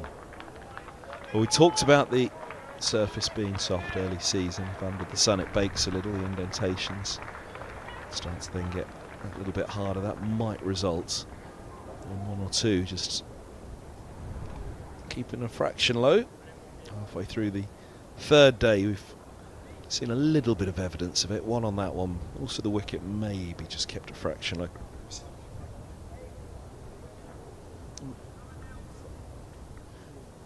I'll look at the wicket one more time and just see, because it only hits halfway up the outside of off. Where did it pitch?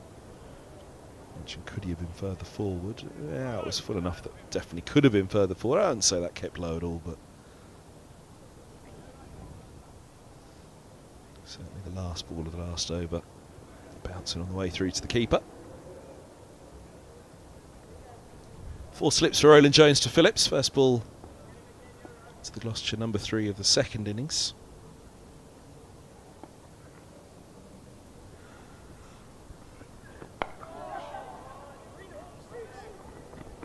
Well run.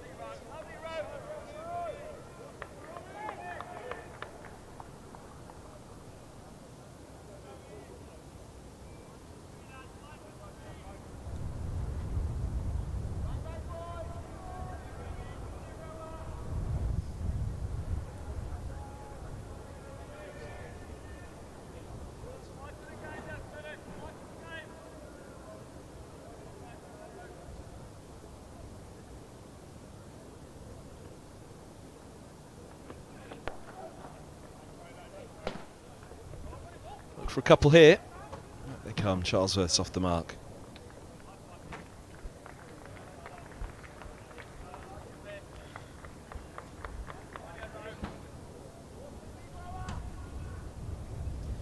Here's our afternoon delight, Rory Coates. Coming up to offer a few words of wisdom. He can give us a little bit of insight into the follow-on as well and what the discussion was.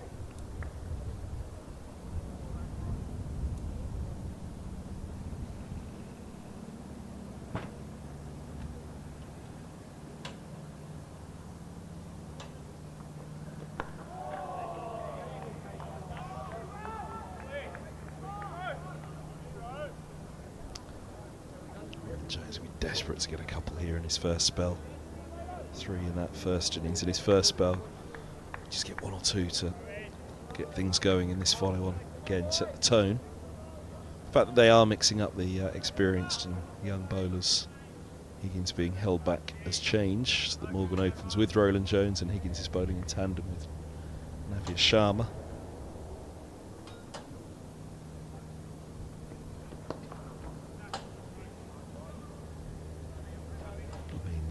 Jones will be even more keen to set the tone as the experienced man at the start of the session. Set the tone with a wicket or maybe 2. They always say start with your best 2 bowlers, but very understandable why Middlesex aren't doing in this game with 2 very promising young quicks, but young and inexperienced, so being blended in partnership with Roland Jones and Higgins.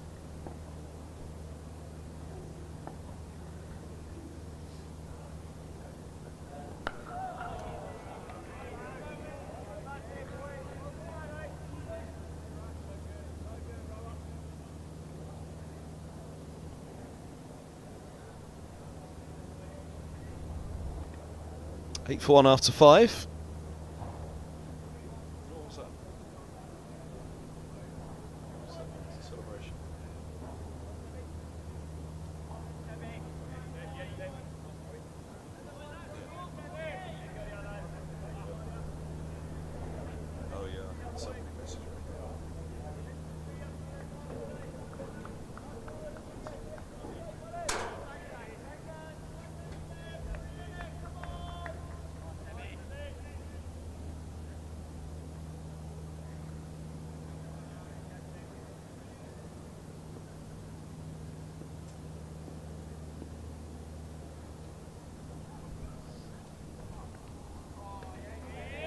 Around the wicket from the nursery, and let's use that slope back into the left-hander.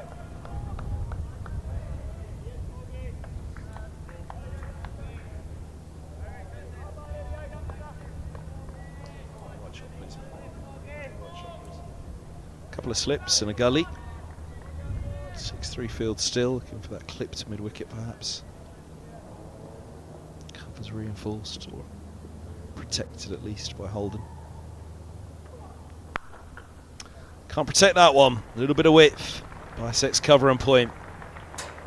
Charlesworth's first boundary. Indeed, first boundary of the follow-on. Nicely played as well.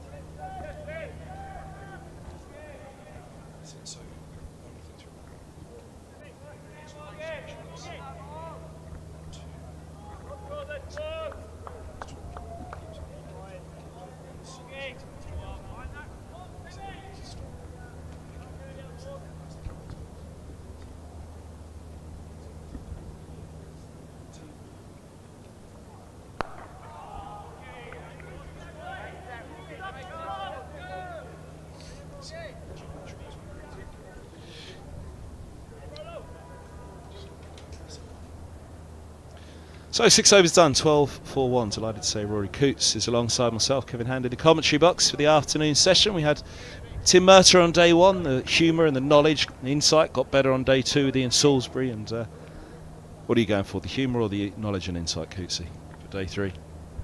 Shall we say a little bit of both? Murter tried his best on day one with the humour, but Sauls is pretty quick, isn't he? He is. He loves a chat, so this gig is tailor-made for him.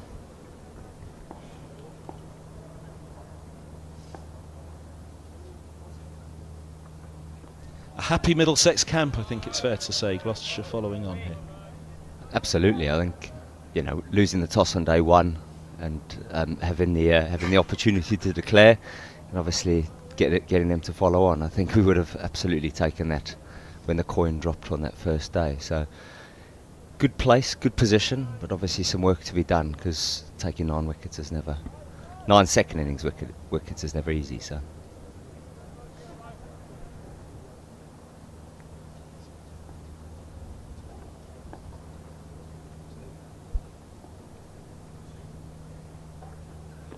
Oh, it's a beaut. Lovely from Roland Jones. He started the match pretty well, the first innings pretty well, didn't he, with probably as good a ball as he'll bowl all season. That's not far off either. Absolutely, he's like a fine wine, he's just getting better and better and better. Remember Angus Fraser always used to say, first match of the season, Murter gets through his first spell and Angus Fraser kind of sits back a little bit more relaxed. It's the same with Roland Jones now, isn't it? Obviously with age, worry about injury or how time starts to take its toll. But a fifer, burst of 3 to begin the first innings, and everybody sits easy again. Absolutely, I think Tobes has become such a reliable performer. I think you obviously don't want to jinx anything else, but he's become such a reliable performer, and the sight of him charging in from the pavilion end is one every Middlesex fan loves to see. So cruelly robbed of those years in the middle of his career, wasn't he, when he was the peak of his power in the England team.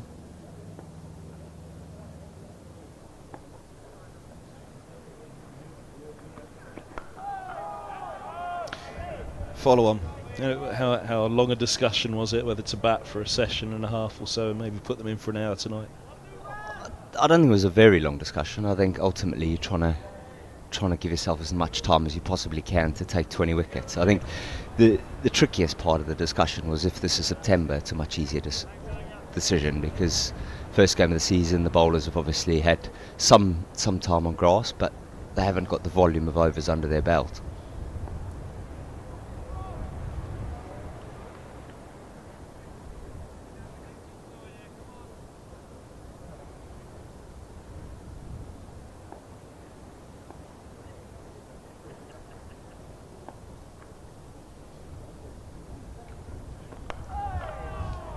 So there wasn't much debate? No, I don't think there was much debate. I think it was a pretty conclusive one, and I think momentum plays a big role in these things as well. And the morning session went pretty well, apart from that little hold up before the end. But the opportunity to get at them quite soon after is one the lads wanted to take.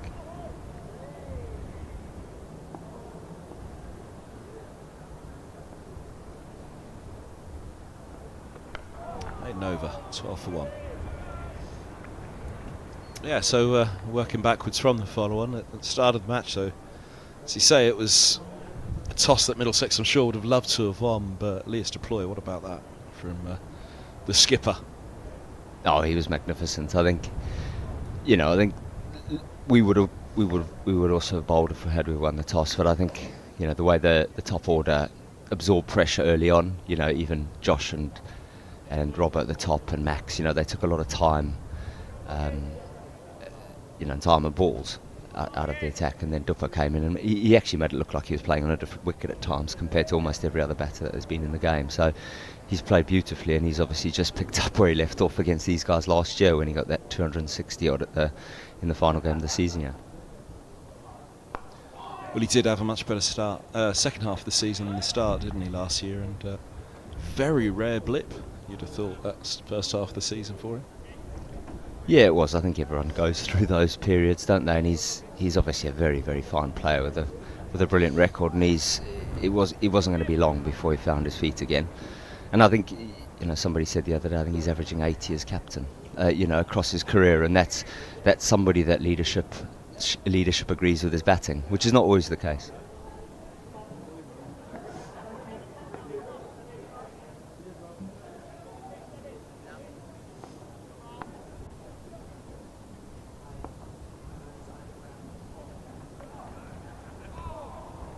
And a big call by the skipper and the coach in this one to go with Morgan and Sharman, and Cornwell Helm made to 8 as well. So a big pat on the back for the youngsters, and as I understand, because they've just looked so good in pre-season, it was impossible to leave them out. They have, and that started last year. Obviously Nav and Seb played a little bit at the back end of last year, and they really impressed every time they took the field. And I think what you need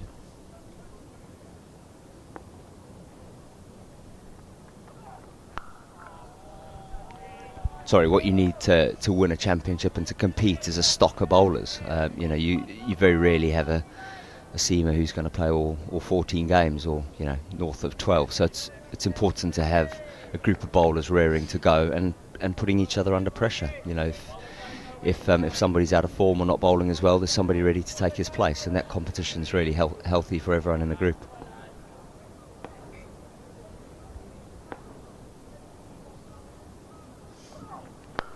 That was the aim start of last season, wasn't it, to win Division 2, get up to Division 1. But I know there was a slight feeling that even were Middlesex to have a brilliant season last year and win Division 2, get up to Division 1, because of what we're seeing now, we've got Middlesex have an 18-year-old at one end, Navya Sharma, and a group of youngsters coming through that maybe, having gone up to Division 1 this year, may have just come a little bit too soon for some of the players. But no doubt that will again be the aim this year, is to win this division. Absolutely. I think you start every season with the aim of finishing as high as you can, in our case winning.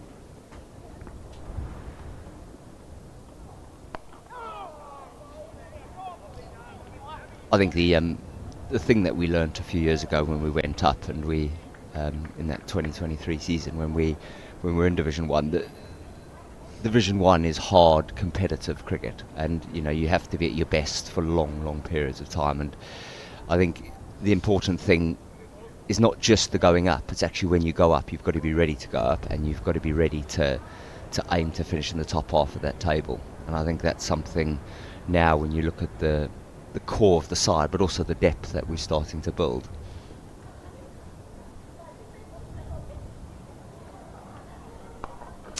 Team for one.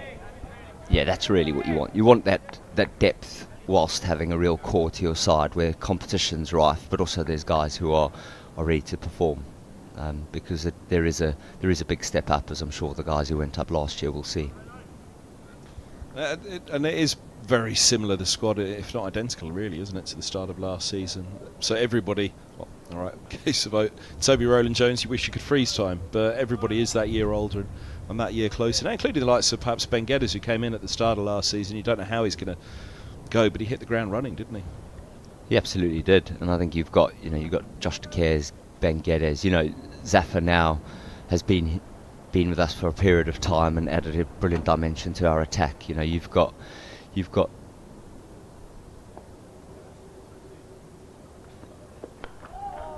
a lot more bases covered than we potentially had those number of years ago in Div 1, and that's exciting, because whatever wicket you get in on, you want batters who are able to score you runs, bowlers who are going to be a threat, and obviously Zaf falls very much into that category as well. That probably is the biggest difference, actually, thinking about it. The start of this season to the start of last. To Carey's in the side now has kind of nailed down a spot, certainly for now. Joe Cracknell certainly has another brilliant performance in the first innings. But even Max Holden, going into last season, it was that first game that really nailed his spot down, wasn't it?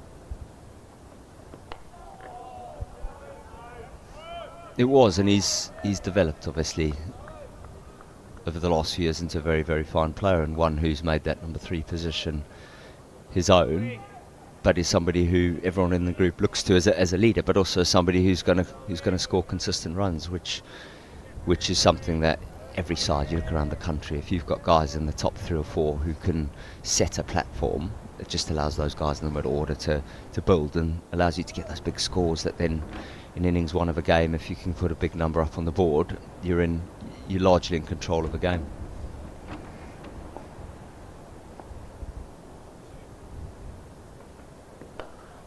Lovely shot. Flowing the bat through the offside. Glorious cover drive for Phillips. His first boundary, 18 for 1.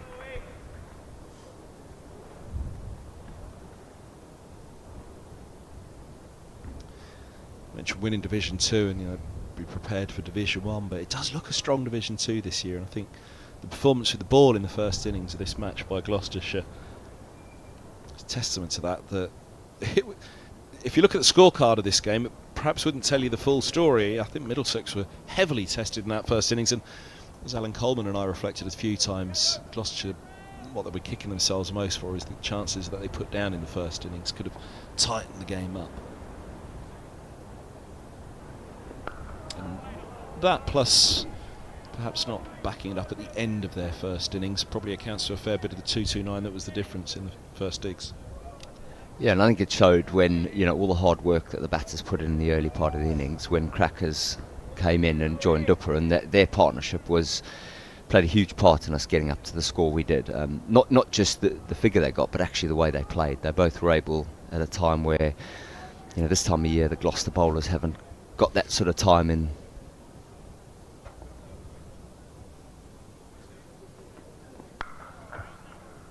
Yeah, overs and time in their legs. It allowed Crackers and Dupper to accelerate in that evening session, which put us in a great position. And, had they have not, or had one of them got out when they did, or the catch has been taken, who knows other day that they would have found out. Yeah, the mark of that, and Cracknell was pretty much chanceless until he got out, wasn't he? I think there might have been a half chance just before he fell, but the mark of that first evening was that Deploy was almost taking the back seat to Cracknell at that point, wasn't it? It was an extraordinary passage of play, an extraordinary performance to the start of his innings from Cracknell. In the ninth, 18 for 1. Yeah, he's found over the last year, he's found a real identity to the way he plays, and he's a real team first man, but he's also got a real busy way to the way he plays. He looks to score, but it's not playing massive, big, aggressive shots. It's actually just an intent to score off every ball, and he's always looking, even when he defends it, to get up the wicket, and is there one, and it most definitely puts the bowlers on the back foot, because they know he's out there to score, and out there to score quickly.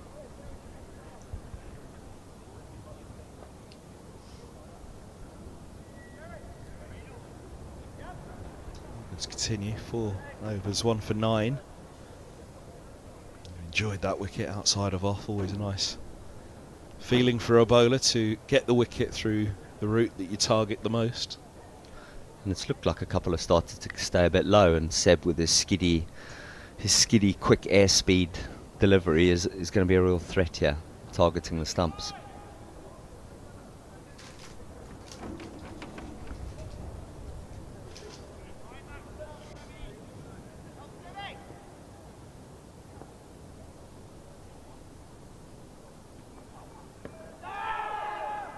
Starting leg side. Excitement from De Carey's. Doesn't take a lot to get him excited. I was about to say, yeah, he's excitable, isn't he? And it's nice. Obviously, there's competition, isn't there? There's Fernandez.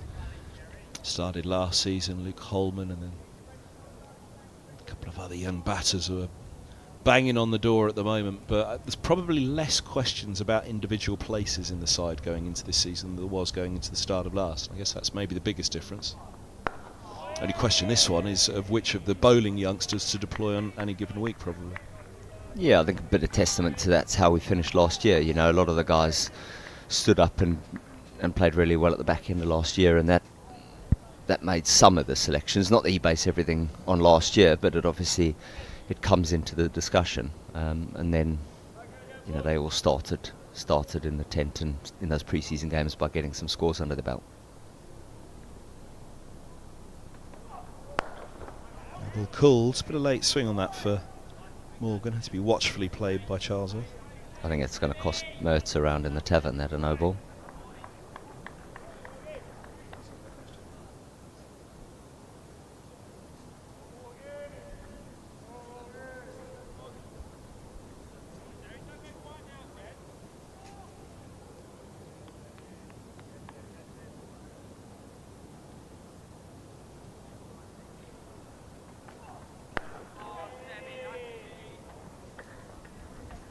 Yeah, bowling coach could do with pulling his socks up a little bit, couldn't he?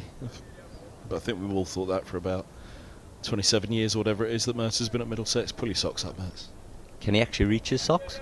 Well, there was a picture sent across to us this morning of him on the bike at the back of the pavilion. Yeah, was that when I was over in the nets doing work with the other lads? Was that when Mertz was allegedly on the bike? I have to say, when you say allegedly on the bike, he was sat on the bike, that's for sure. Allegedly cycling. It didn't look like it to me. Yeah. I believe he actually has a special cushion that he sits on as well. He's getting a bit old now.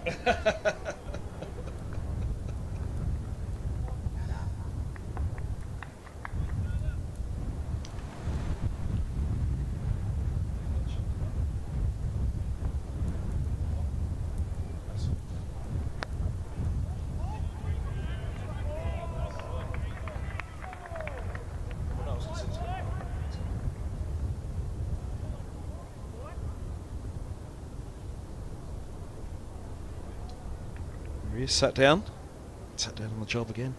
Is that sat down on a cooler box there, Kev?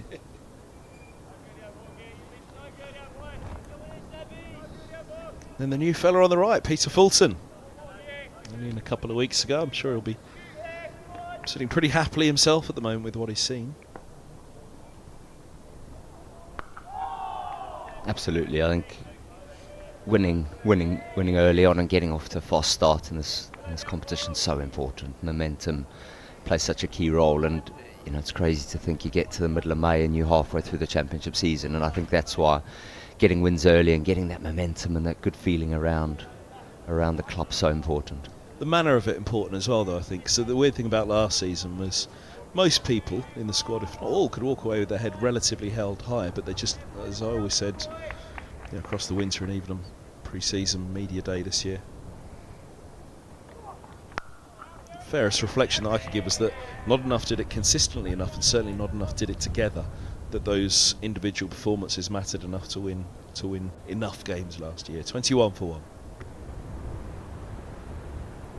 Yeah, and winning's always a collective thing, and particularly winning 4-day games. Winning 4-day games is bloody hard work, if I'm allowed to say that word. I don't know if I'm Kev, but it's hard work, and I think a lot of the seasons, if you win somewhere between 6 and 8 games, you're going to be in the shake-up for going up, and I think it just shows across 14 games how hard it is to win 6 to 8 games and why they're so special.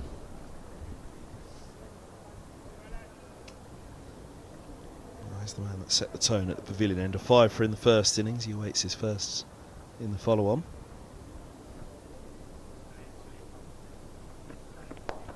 But yeah, it was a slow start with the batting last year, wasn't it? And that was one of the areas last year that you probably would have thought, start of the season, you can bank on this, but the batting will be alright. It's just who's going to support Roland Jones. Well, it's been a strong start with the bat this year and a good start with the ball from Roland Jones. Pleasing for Gohar to get those wickets as well. Promising from the young seamers as well. I think the other thing about the strong start there, Kev, is you get off to a start, other teams in the division start looking at you, and when they come here knowing what they're going to, that they're in for a hell of a game, and I think that part's just as important, that fast start, but equally what that says to the other teams in the division. 3 out of the first 4 are at Lords, aren't they, for Middlesex? So absolutely, Fortress Lords.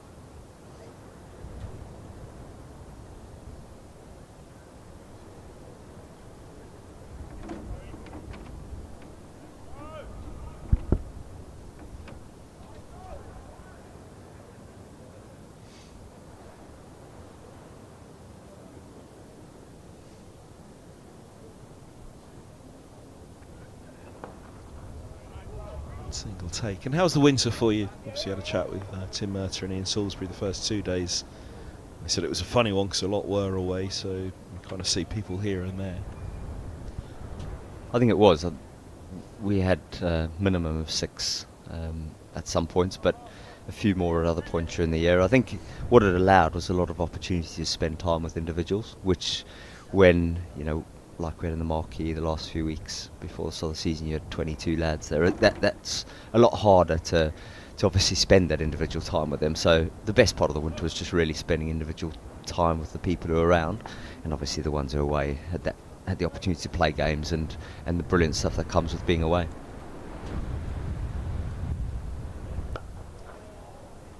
The 11th, 22-4-1. I guess it's a funny part of the new game, but in some ways a positive, a benefit to have that individual one-on-one that wouldn't particularly have been there in years gone by, but now with the way that the game works with leagues around the world and players going away in the winter, to have that intense one-on-one period is probably something that's never really existed in the game before.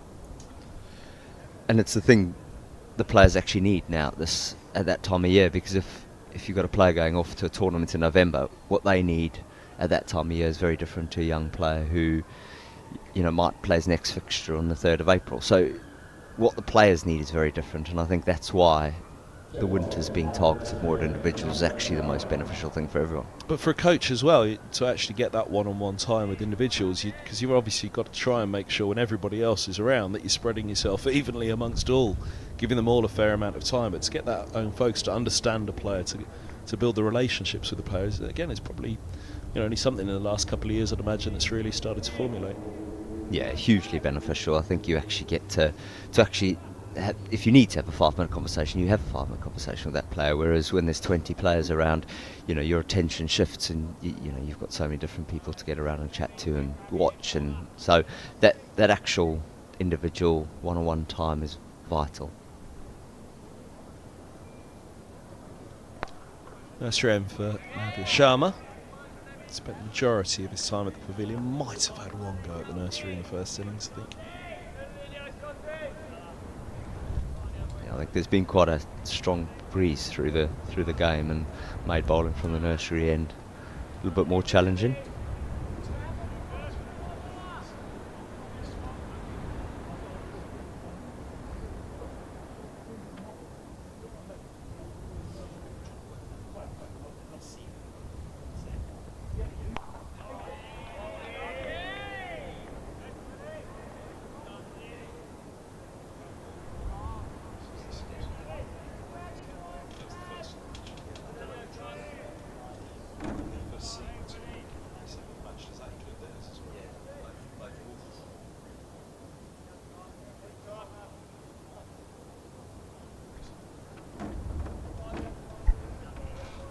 Nursery M for Sharma. We're just nattering off there as to whether the seamer has actually taken a wicket from this end. So far in the match, Morgan just has. Running into the wind, is he the first seamer in the match to have taken a wicket at this end? Couple taken there for Charlesworth. Yeah, Mertz was pretty quick to point out how challenging it is bowling from the nursery end over just lunch. Teed him up there. You did. He gives himself enough praise. We don't need to help him out. Yeah, I think he's got his own ready-made PR company with him now. All of the guys doing the social media stuff, he's made himself over, famous.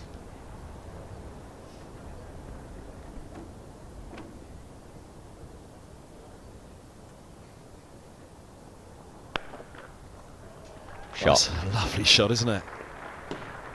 Yeah, it's been tough to get the ball back down the ground the whole game, but any width has been much easier for batters to get away, and a little bit of width there. And good shot.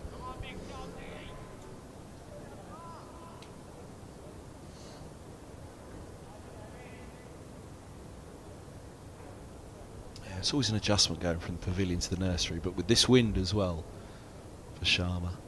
We saw it from Bell in his first spell of the match. Talked about it a couple of times. He looked fine after that, but his first spell from the pavilion, and it looked as though he just took a little while to come to terms with the slope.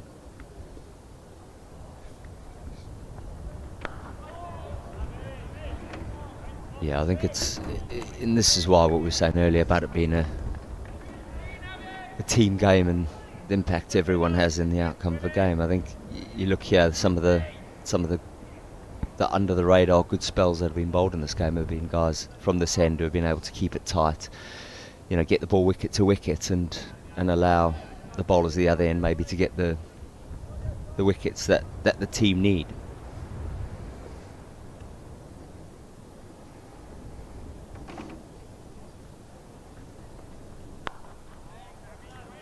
End of the 12th, 28 for 1. So the bike at the dressing room. Is this at the back of the? This is the revamped dressing room, isn't it? Yeah, there you go. There it is, the Watt bike at the back of the dressing room. I think that's the new coach's room where the showers used to be. That's a look of a man who's pretending to cycle, as opposed to the look of a man who's in the middle of a. Yeah, I know it's a still picture there, but those legs don't look like they've been moving.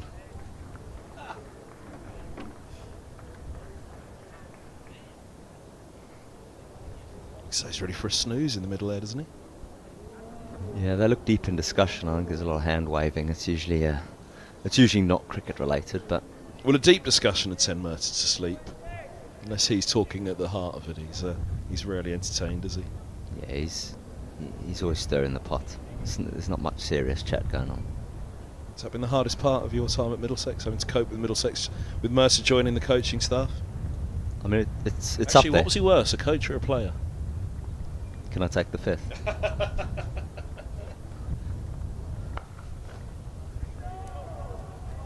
No, I think the word poacher turned gamekeeper is an interesting one.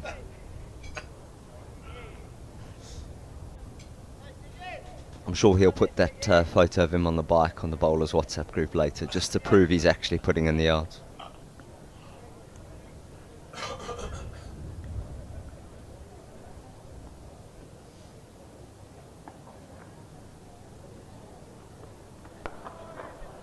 Here go from the pavilion end. Looks like Cracker's up to the stump, trying to get the batters stuck on the crease. Isn't he had one go, I think, at the pavilion end in this match, hasn't he, in the first innings? Yeah, he's done a lot of good work from this end. Just, I think his first couple of spells were from the nursery end and hardly went for a run and built a lot of pressure. And I think the opportunity there with the keeper up to the stump, bowled LBW being such a big part of the game, not allowing the batters to get down the wicket.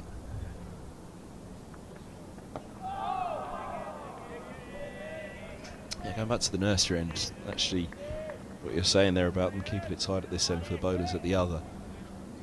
Young Seb Morgan, he was going at less than 2 and over, wasn't he, for first 11. I think then his 12th was bowled from the pavilion end, and Innings was at a different tempo at that point. But the way he kept it tight from the nursery and those first 11 into the wind, actually, we noted the economy, but it's lovely from Higgins. But the effort and the discipline that required was promising from the youngster. Absolutely. I think the thing Seb's done so well, and in his short career so far, is little moments like that. I think you come into a strong breeze, but still being able to get the ball in an area that's going to make it hard for the batters. He just recognises, for a young man, he recognises situations and recognises what he needs to do, and inevitably does it really, really well. And it's such a promising skill for a young man.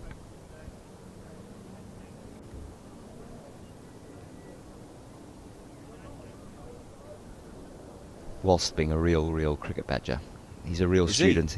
He is. He's a student of the game. He absolutely loves it. Maiden start for Higgins in the follow-on, 28 for 1. Robson's top of that list, isn't he, of the cricket badgers? There's a few. Robson, De Caires, Holman. There's a few. There's Robson and De Caires in chat next to each other there. There's a rumour they're morphing into each other.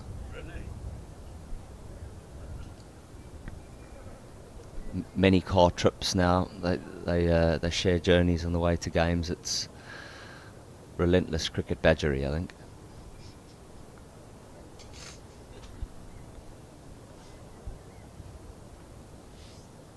I didn't know that about Josh. That is news to me. Robson had always had the reputation of trying to get him to talk about anything other than cricket was a tough task. Robbo's a past master at bringing up games that he's played in, and when you look back at that game, it's often a game that he's got 140 in, so he's got a real skill. No, Robbo's a real student of the game. He absolutely loves it. He absolutely loves it, and pulls up stats and test matches of years gone by, and no, he most definitely loves the game.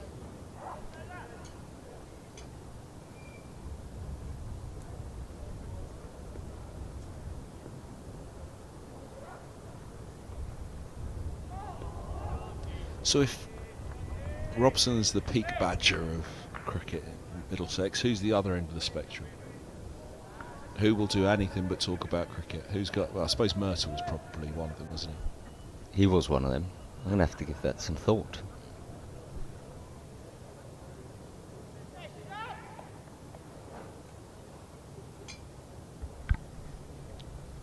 I'm going to guess the bowlers talk less about cricket off the cricket field than the batters. So Roland Jones might go into that camp.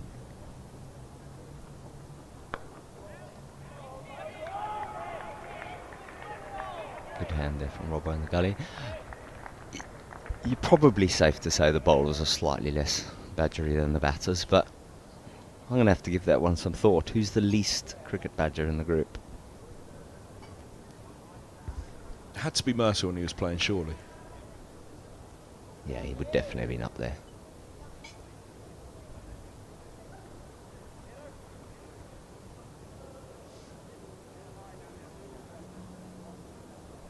Talk about anything other than cricket.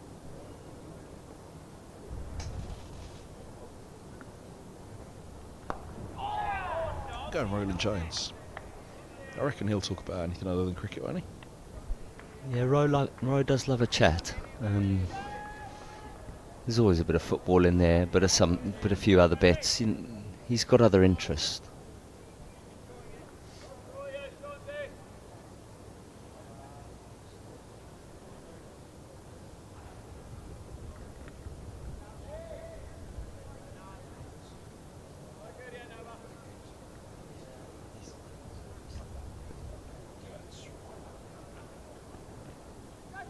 Oh wow, really drawn into that one.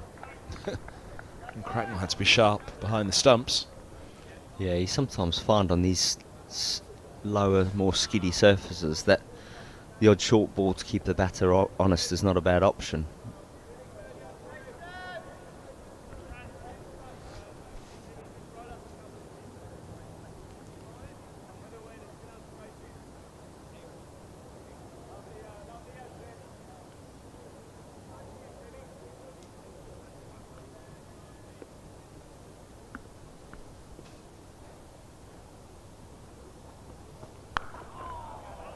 .14 ball, 28 for 1.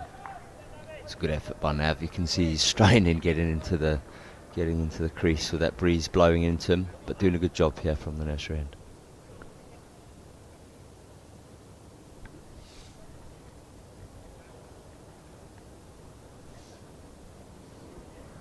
It's funny, isn't it, cricket badger? We're probably the only sport where we all have a go at each other for talking about our own sport too much. Can't imagine golfers sitting there saying, stop talking about golf. I think it also doesn't help that you spend 12 hours at the ground together, which means there's a lot of time to talk about what you're doing.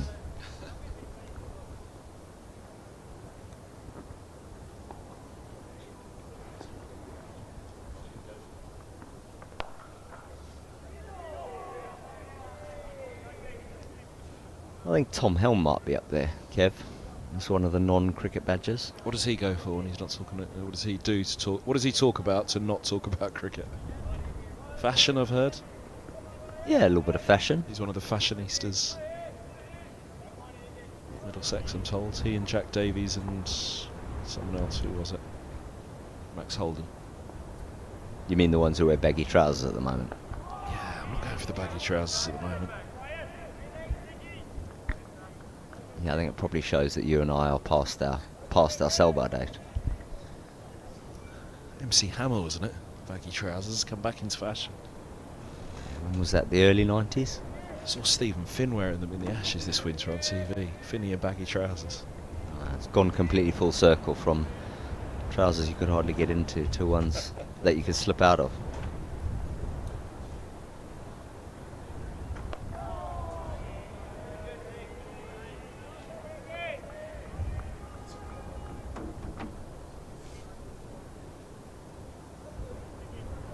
Yes, what does Helm go to? Then he likes his football as well, doesn't he? Fashion football. Yeah, What does Helm go to? he had a lot to say yesterday when Chelsea were beating Port Vale 7-0. He's a Chelsea fan, is he? Yeah, he's a Chelsea fan. I'm surprised you brought up football today. Yeah, it was a tough day yesterday, Kev. Alan Coleman enjoyed greatly going to the balcony and watching all the Liverpool fans sat on the balcony just so they weren't in the dressing room. Yeah, we were in there for a brief moment, and then it got a bit got a bit messy yesterday. It's not looking good when you got PSG away in Paris in the Champions League this week.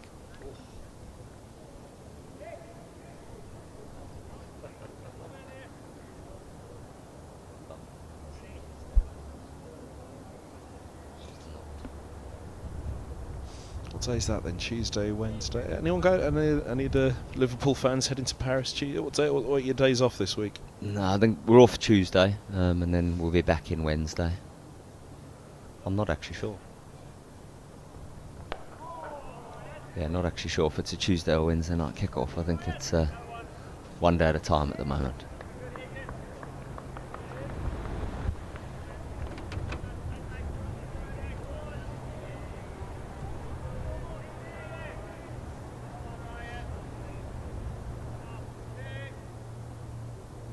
What did you have pre-season wise in terms of games this year? Obviously the new coach arriving 2 weeks before the start of the campaign. Leg side from Higgins. Liked it, but just felt wrong. They're going to get 4-leg buys for it to end the over. 33 for 1. Yeah, we spent 2 days at the GS Bowl, or the Utilita Bowl, sorry, against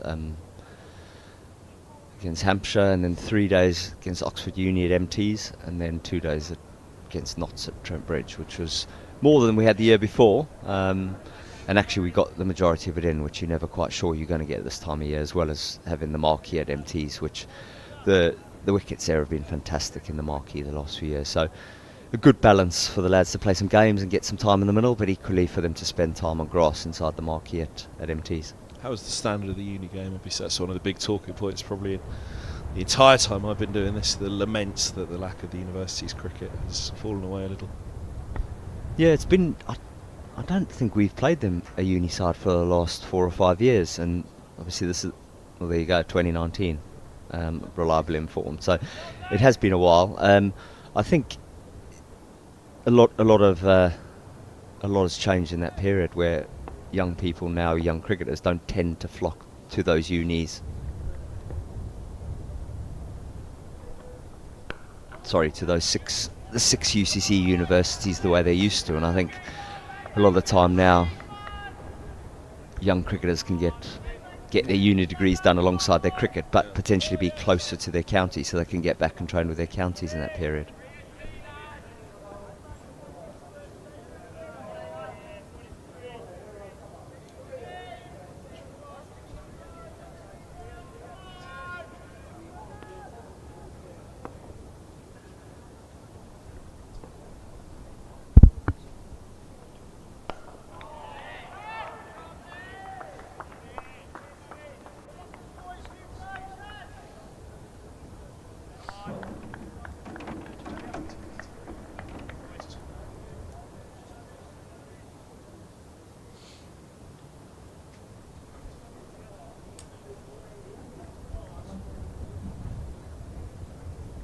Oh, is that above the home dressing room?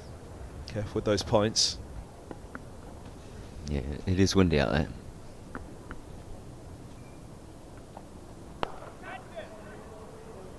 Lovely shot. Talked about batters being forced to play down the ground more in this game. Full reward for it. We'll get 3. Yeah, there haven't been many runs scored down the ground so far.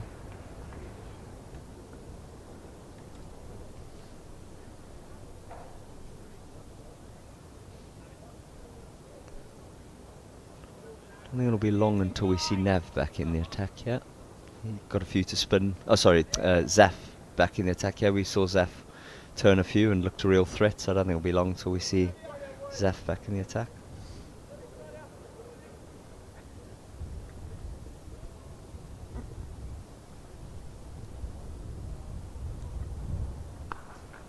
Yeah, it's been a really good surface, hasn't it? Which is nice to say. I'm sitting here on the official Middlesex stream, so to be careful not to say not nice things about the home surface when you're on any given broadcast, but genuinely really good wicket here, which I'm sure Middlesex are delighted with.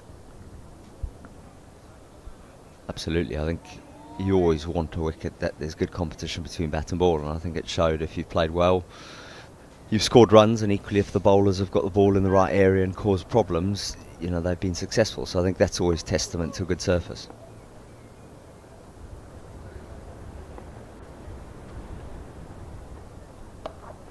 And something in it for the spinners. Oh, it's a fine shot. I didn't realise he'd struck that quite as well, Phillips. Thought long leg was going to get around it. Is Afagohar down there, but that's beautifully timed. Yeah, and I think that was one of the things we probably did really well in our first bowling innings, was actually the amount of balls that were in and around the stumps. It won the trend in the game as bowls and LBW are the high percentage dismissals, but also it made it a lot harder to score because naturally wicket's a bit slow at this time of year.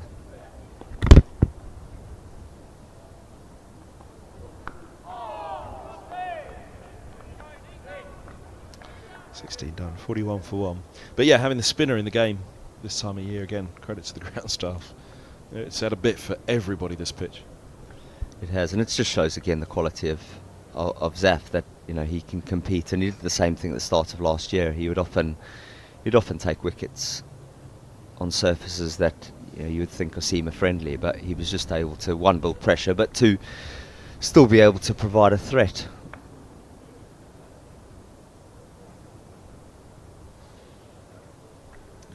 Rarely carries anything other than a threat, bat or ball.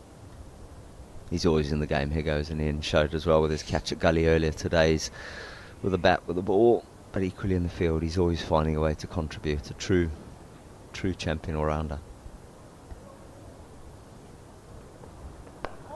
Even the chat, I'd suggest, that slip, you could just see the absolute delight on his face at the end of the Gloucestershire first innings. He was loving every minute of being out there, even in the slips for Gohar.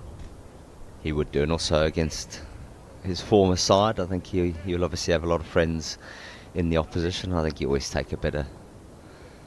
It always feels a bit more special against people you know well.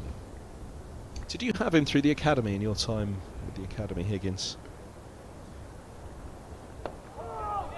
He, in his last year as a youngster, he was on the academy. Yes, so got to know him then, and then obviously he joined the pro staff the year after. So yeah, known him for quite a long time. Obviously the gaps when he was away at Gloucester, but it was obviously brilliant to have him back and to connect again with him when he came back and joined Middlesex again. Middlesex his greatest loss, wasn't he, really? So to have him back's quite something. I think the entire time that Gloucestershire had him, it was always something that every Middlesex fan, coach and player are probably kicking the dirt saying, wish he was playing for Middlesex.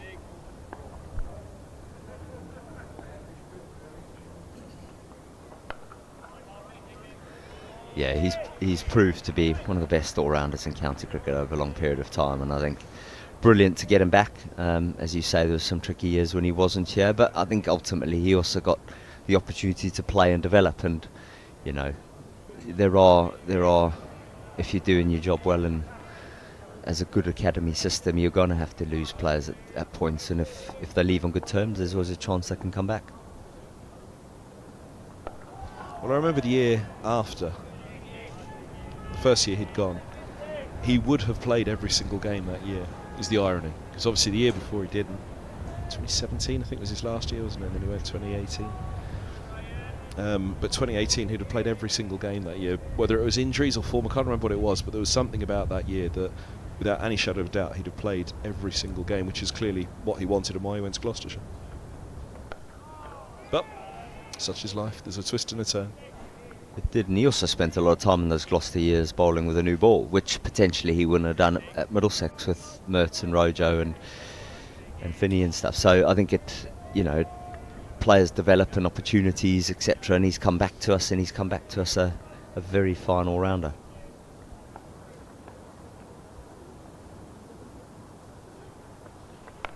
If he'd have stayed, Middlesex could have got rid of Merter much sooner. Actually, I didn't realise that. Good point, Kev. Could have retired him off way sooner. 42 for 1. There you go. You mentioned him. You got your wish. Here's Zafar Gohar bowling into the winds, which is blowing that MCC pennant. Yeah, and there's a little bit of rough outside the left-handers off stump, so hopefully something with the left-handers that Gloucester have got in their lineup that Zaf can exploit. Yeah, and enforcing the follow-on, although the legs are still fresh, they're still getting their way into the season, aren't they, for the bowlers? So there will be a hope that he can occupy this end and ease the load of the seamers. Absolutely, and hopefully allow seamers to come in shorter bursts from that top end, so they're not having to bowl longer spells. And as you said there, we can rotate the seamers from that end, and whilst there's a wicket threat at both ends, with Zaf doing some good work this end. Where Middlesex lost Higgins to Gloucestershire for so long, obviously they've gained Gohar now, haven't they, from the opposition, so he too will know these boys pretty well.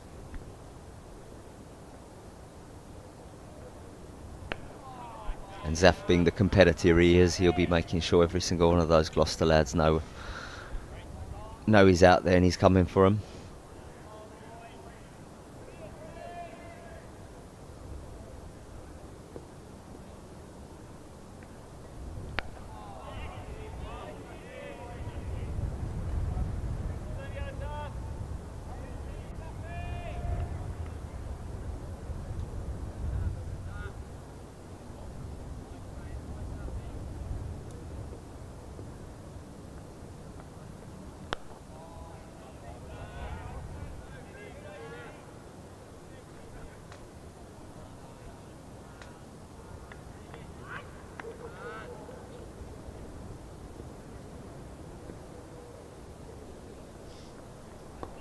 Into the wind will be the preference for the spinner, won't it, rather than having the wind behind you, pushing that ball on in the air closer to the batter. But that doesn't necessarily make it easy, especially when the wind's this strong, just getting the flight and the pace right.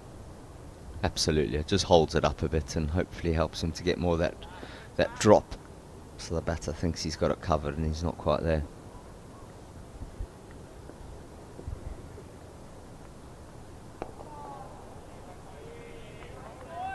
Yeah, when it's this strong, it's still a challenge, isn't it, though? It's hitting that chest of you just as you open up as the spinner. Just trying to get it right, floating it on a wind this strong.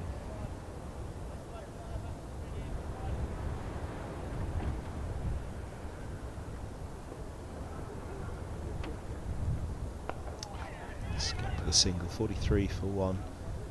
Van Buren had a good start though, didn't he? Obviously had that ball to get rid of Cracknell.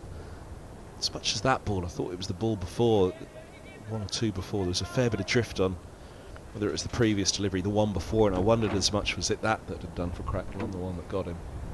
Yeah, I think the lads felt, obviously, Van Buren, a lot of the balls that he bowls sliding in towards the stumps. He doesn't look to turn too sharply, but it was often that ball coming in at the stump, whether it be paired LBW or bowled, was the real threat. And obviously it was a beauty to Crackers, which just held and spun away, and for Crackers, unfortunately, as well as he played, to fall 3 short of another 100.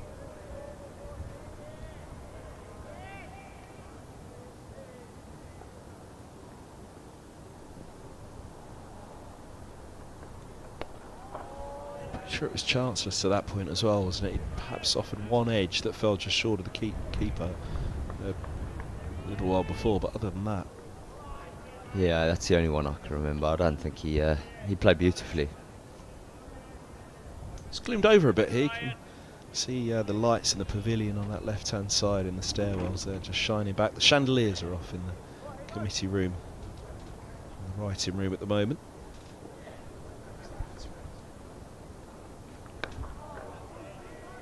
Just one particularly dark cloud has swooped over us, but other than that, the skyline's still pretty clear and we should be uninterrupted today. That was the other thing in terms of the follow-on as well, wasn't it? The forecast for today had been mixed early on, but it's obviously cleared up a lot. You can never particularly know day to day, so wanting to get this win was another reason for enforcing. Absolutely. I think this time of year, light always comes into it. Yeah, it's gloomed over later in the day. On both of the previous days, there's been some periods where it's got quite gloomy, so I think it always means you may potentially lose some time in game. So, as you said, Kev, another reason why getting Gloucester out there batting again was the preference. Talk about players coming through the system, of course. For a wider audience, that's what you've done yourself pretty much, Rory, in terms of the coaching route, isn't it? Through the academy we talked about.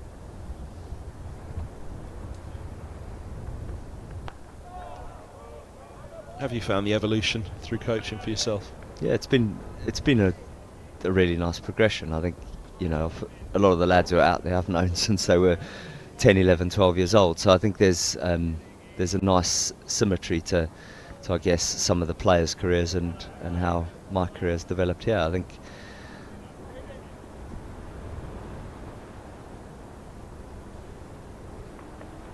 now was there a little bit of bat involved there? Did it just pitch outside the line? it looked like a bit of bat.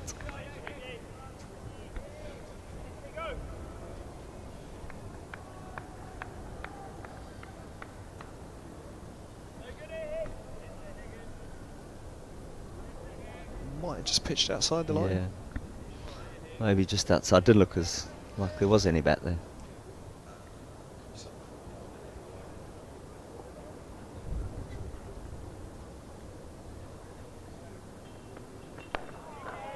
So there we go, 43 form. We'll have a look at that again from behind. Might just give us an idea on the line of leg stump.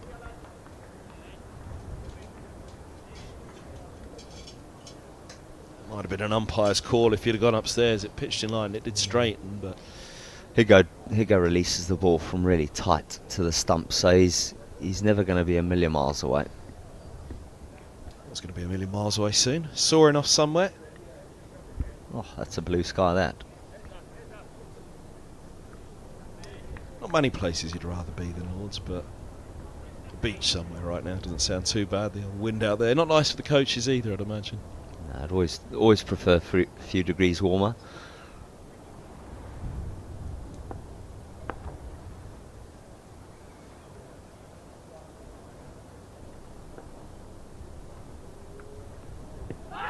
Close, unless there's bat. That did look close. Although he's pushed it, pointing down the leg side, Gohar. Oh, again, would it have been umpire's call if he'd have gone upstairs?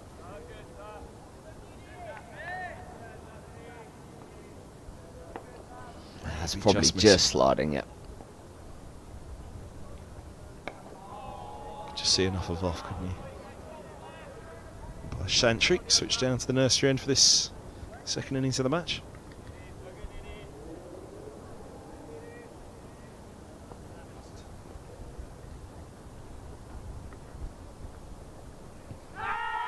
Again, that was less likely.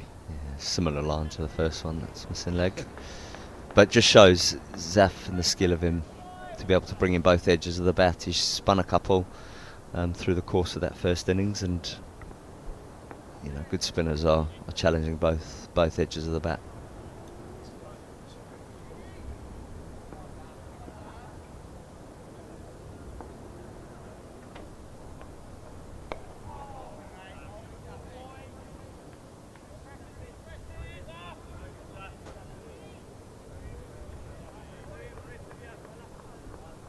Such good control over his flight.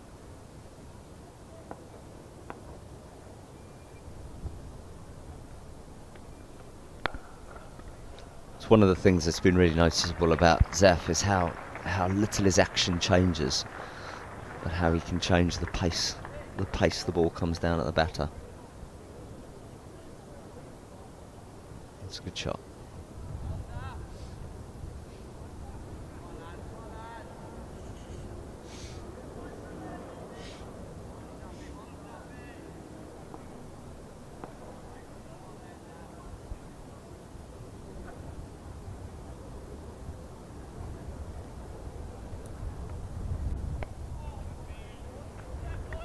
That's what he done. 47 for 1, 4 overs to tea. What was lunch today? I haven't asked you yet. What did you have? Roast beef. Easter Sunday. Oh no, Easter Sunday usually lamb, isn't it? It was lamb yesterday, so I think we're a day ahead of schedule. But roast beef, so always a lovely lunch. Pudding. I did have some ice cream. 2 scoops of chocolate ice cream, Kev. Is it ice cream or fruit's the option at the moment? Yeah, ice cream or fruit salad, I think. So the days of the Mississippi mud pie have gone, have they? Yeah, unfortunately, I think the rise of the S&C has put many a pudding on a sliding scale in the wrong direction. Did you ever get the Mississippi mud pie? Apparently that was the dessert. So I must say I'm partial to dessert, so that's disappointing. Actually, the opposition batting coach, Ed Joyce, remember Nick Compton was always one for devouring a Mississippi mud pie, and Joyce just shook his head and he said that I'd have to run around Lords too many times to work that off. He seems to just look at it and the calories burn off for him.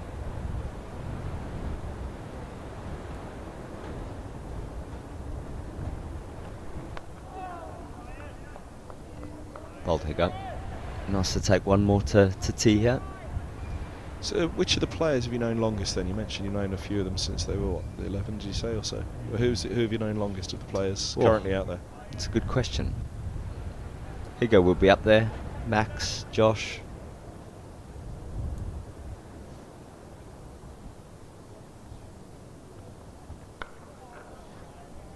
So I guess you've known Higgins longest, but who have you known since the youngest? So who have you known since 10, 11 years of age? For Luke, Josh, Crackers, who's out there? Seb, Nav. It's strange to see, you obviously back with the academy, saw them as kids, and now you see them as men in the first team. I suppose there are some parts that are different to it, but I think it's brilliant to see them grow up as men, as blokes, but also as cricketers. I think there's such a rewarding part to those academy roles that you do, where you see them go through those formative years and actually through some really challenging education years, because a lot of them are on academies when they do GCSEs and A-levels, and how they balance education and cricket, and you get to know them and get to know them in quite a unique way.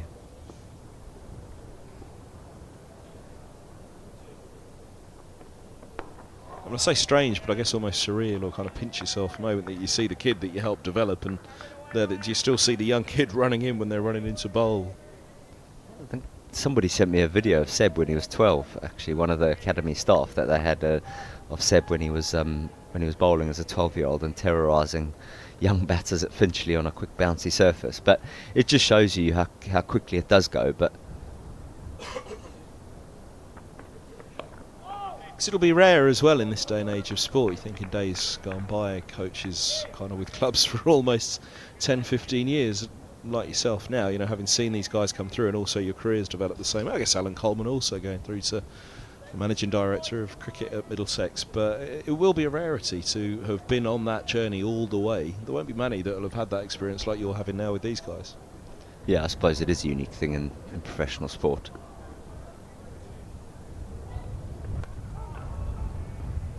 But a real rewarding one. I think it's been really a really great part of however many years it's been now, where you get to see these young lads come into Finchley with hopes and dreams, and ultimately being able to give a few of them their caps when they make their debut. Moments like that are incredibly special, and yeah, ones that you're proud of, because there's a lot of tough parts that come with developing young players, because some won't go on, but the ones who do, it's a really rewarding part of the role.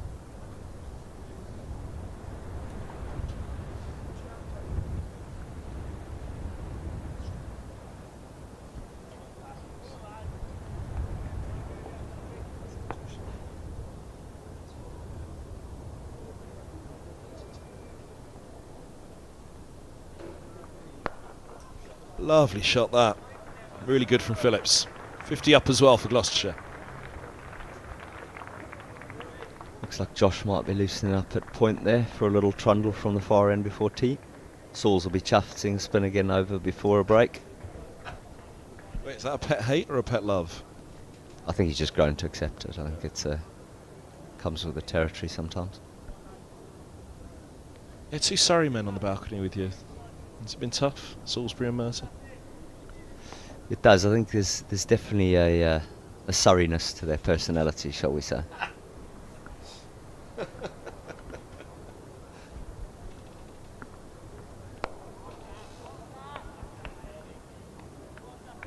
Surprisingly nice fella, Salisbury. Yeah, I think he's become a nicer bloke since he's come to Middlesex, because Middlesex brings out the best in people, doesn't it, Kev?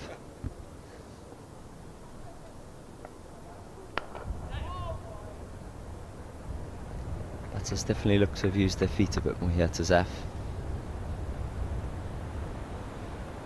Well, we saw them try to be positive against him this morning. And getting out, my feeling was he felt that Gloucestershire just couldn't wait for that second new ball to then knock them over short of the follow, and he had to try and push things on. Yeah, it happened a bit yesterday evening as well, where Price and Hammond, we bowled really well at them, but just struggled to score. And then I think that wicket in that last over of the day was quite a big moment and a swing of momentum. That's Little charge again. Actually, it was Roland Jones that got hammered in the end, wasn't it? But he nearly fell to go hard just before. right. It was a pull shot, wasn't it? Or attempted pull shot, rather.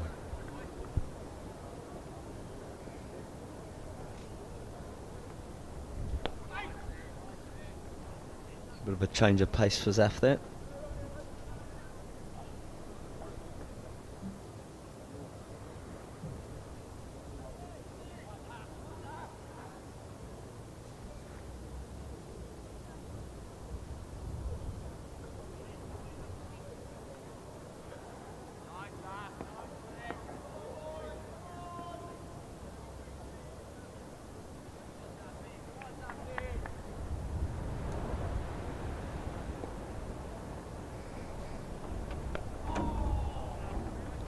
Two to go before tea on day 3, 53 for 1.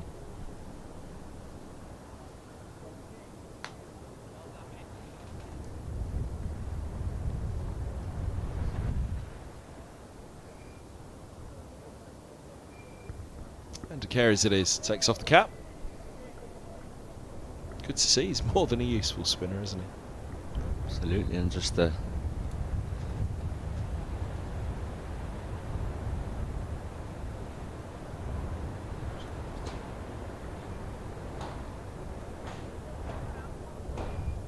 That's a Badger-esque run-up, it has to be said.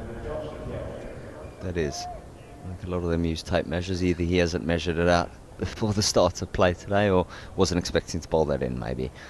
I think Josh hopefully can bowl one of his renowned straight breaks.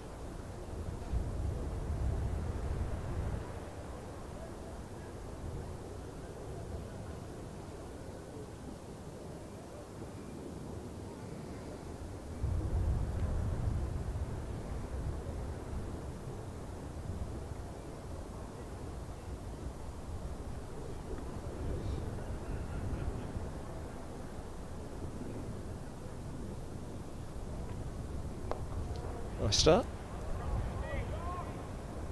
Bowling with the slope, so he's turning it down the slope away from the left-hander. Yeah, Josh has got a knack of getting blokes to play for spin, and the lack of spin actually being their undoing. There's a lot to be said for that, though, isn't there? Well, you always bring the wickets into play, I suppose.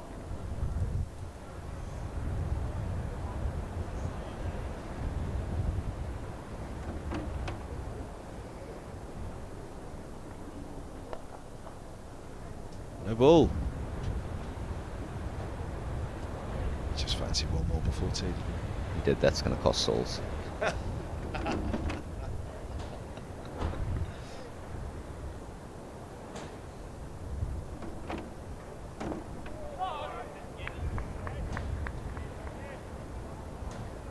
Must be that strong breeze behind him just pushing him over the front line.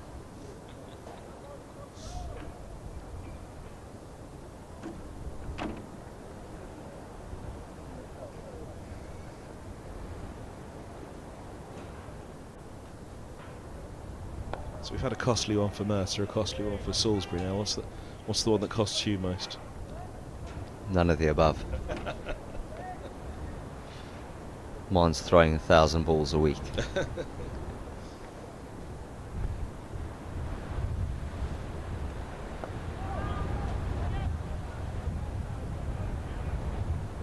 Bowling coaches just tend to stand and look pretty at the back of a net with a mitt on, whereas us batting coaches have to roll our sleeves up and throw lots of balls and do the real hard work.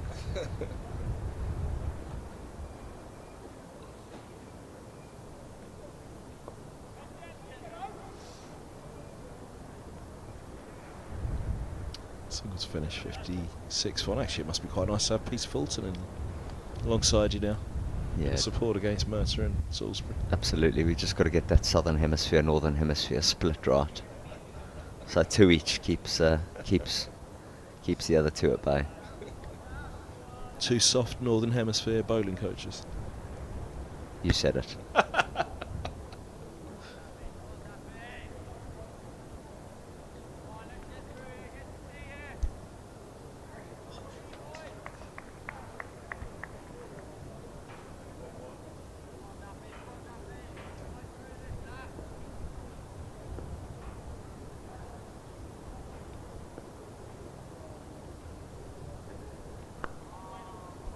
Last over before tea on the 3rd day. Middlesex are scrambling for that final wicket before lunch to wrap up the first dig. Kev was just admiring that strong beanie in the crowd there for this. Needed in this weather. Absolutely, it's a chilly day.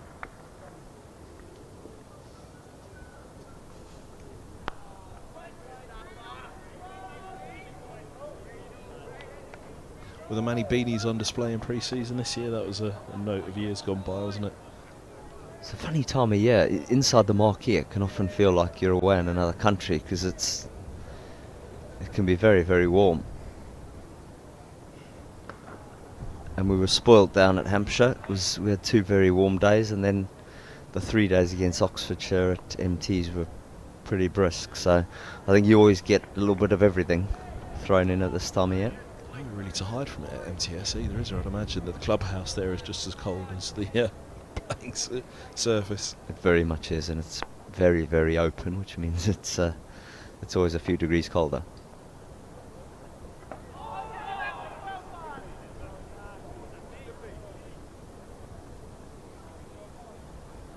Still the venue of the coldest day I've ever experienced in my life, Merchant Taylors. When was that? Against Essex 2 or 3 pre-seasons ago. There was sleet, snow and everything.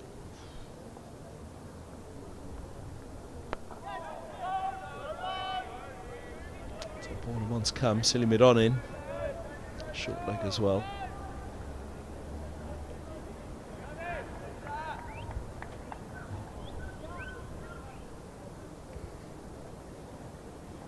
That bringing square leg up.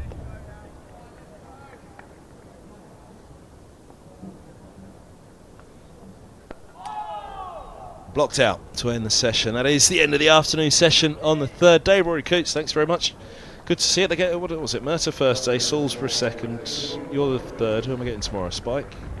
I tell you what, Spike, you'll be good company. Well, thank you, Kev. Thanks for having me. Good to see you, Rory Coots. Thanks for the time. Much appreciated. We'll be back after tea here in the live stream in association with Daffabet. 57 for 1, Gloucestershire. Still trailed out by 172 as they follow on.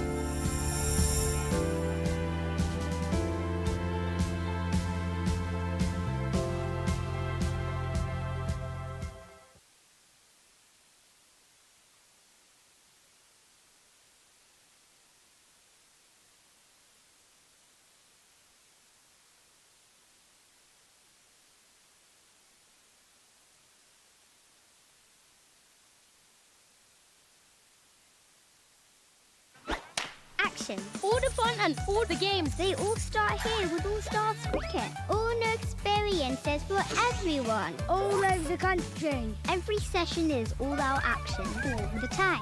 All really welcome, all invited. Even mums and dads. Skills, Friendships, smiles, dreams. it all happens here. All you need is delivered right to your door. Best of all, it even has your name on it. All the activators are fully trained, and all they want is for us to have a great time. Always. Surf, ball, Catch. throw. Try it all. It's time to go all in, all together. And it all starts with All Stars. All you need to get started is at allstarscricket.co.uk.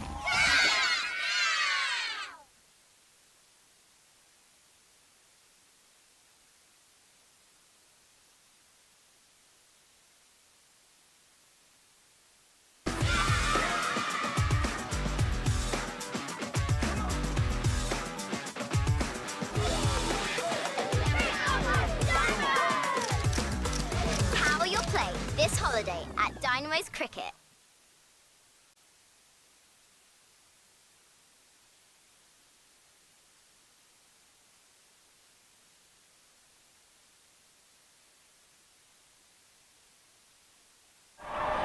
And that's a big moment in the match.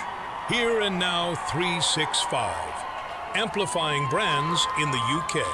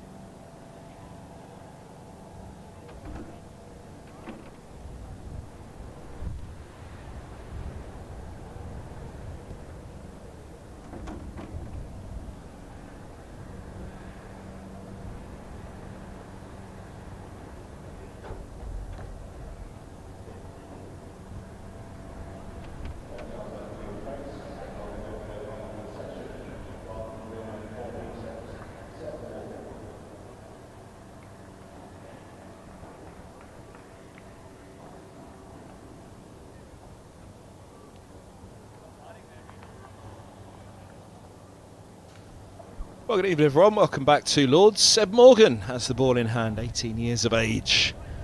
25 overs old now, the ball from the pavilion end.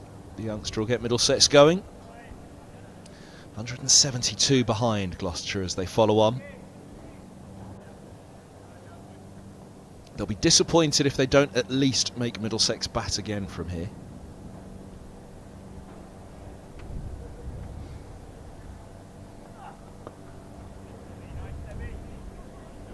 But a wicket could bring two, and then all of a sudden the pressure shifts heavily back onto the visitors, as it has done on a number of occasions in this match now. Since they won the toss on that first morning, haven't really been able to get on top of Middlesex at any stage.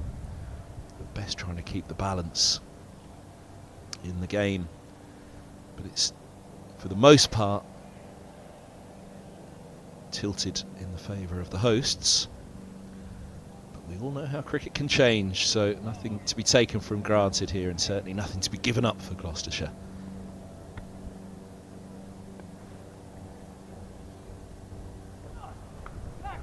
It's a nice steer. Down to the vacant deep third and a boundary for Phillips.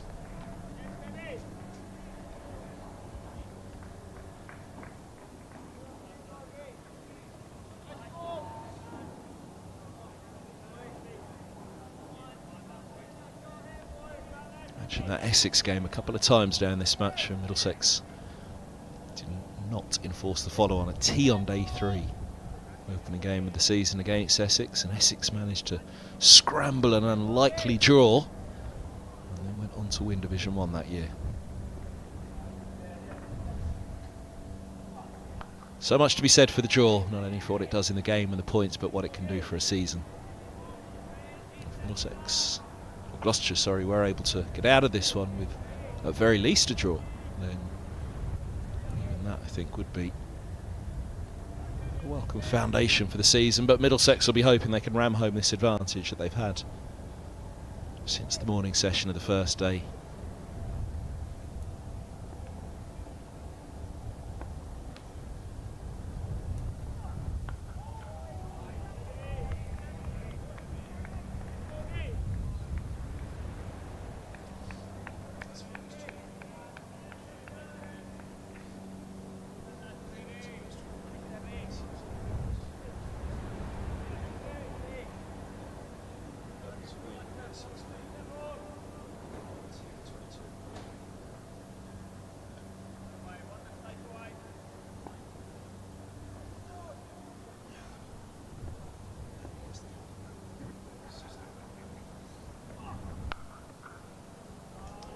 Cracking shot.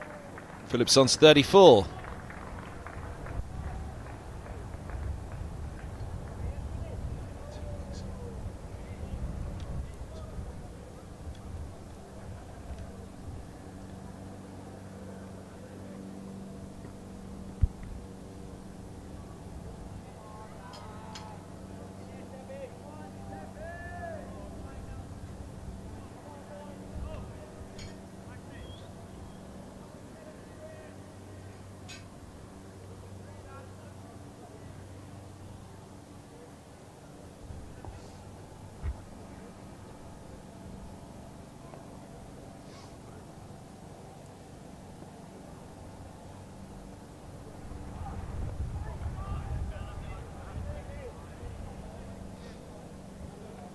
First over after tea, 9 off it.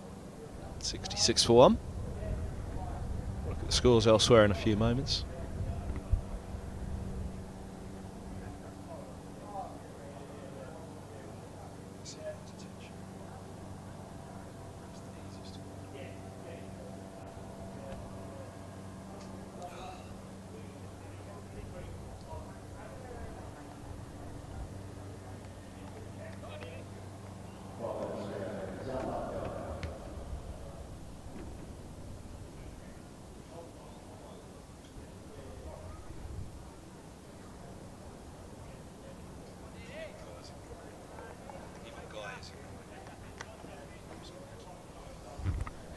Go hard to continue at the nursery end.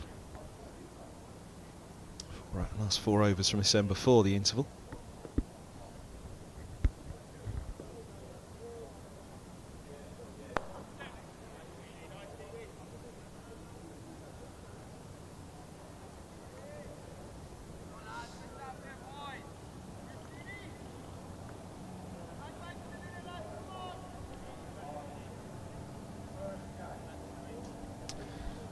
Division 1 games. Glamorgan, they're 7 without loss, leading Yorkshire by 83 runs in their second innings at Cardiff. 302 and 7 without loss. Yorkshire 226.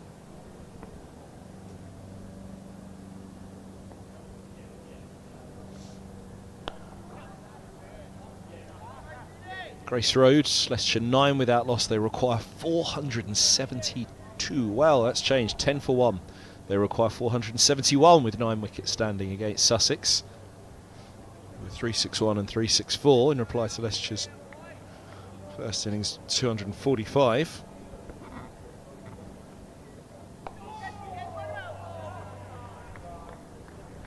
Somerset 49 for 1. They lead Nottinghamshire by 58 runs at Taunton in the second innings. 347 played 338 in the first dig. Sorry, with a bit of work to do at Warwickshire. 328 all out. Warwickshire posted 544. Shovelled a little into the onside, but he checked it, Charlesworth. Sorry, 25 without loss. They trail by 191 in their second innings. 144 for Dan Mousley in the first dig. Hayne with 94 for Warwickshire.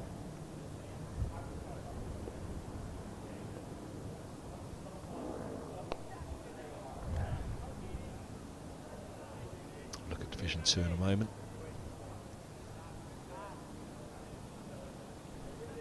Is that the definition of leaning on your shovel? Come on, Ray. One more session of the day, you can do it.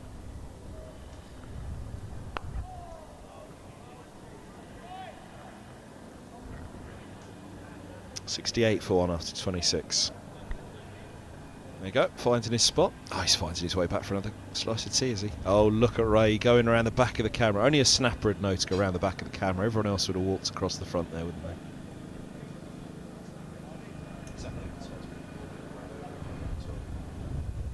All those advertising boards you'd have just seen there blown over also in the wind.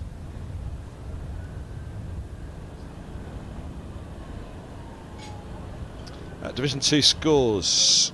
Derbyshire 625 for 8 declared. Worcestershire 303 for 7. The first innings still 173 runs shy of the follow-on at 303 for 7. Extraordinary.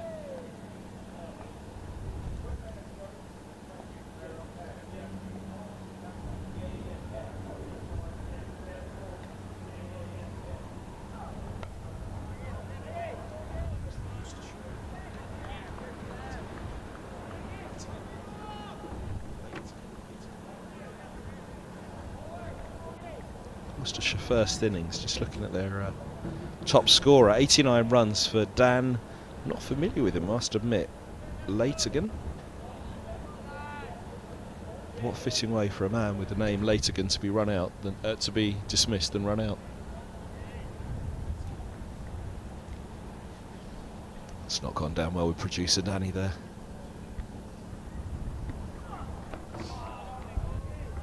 Latigan run out. I thought it worked anyway.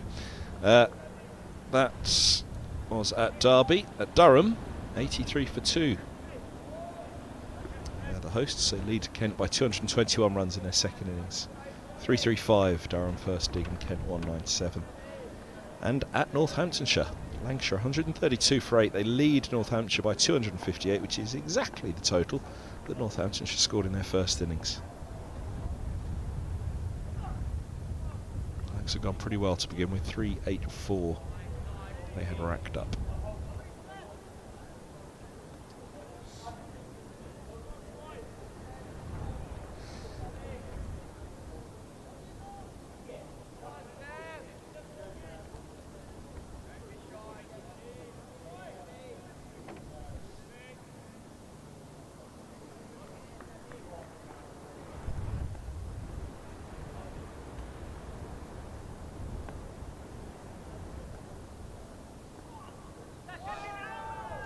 Down the leg side.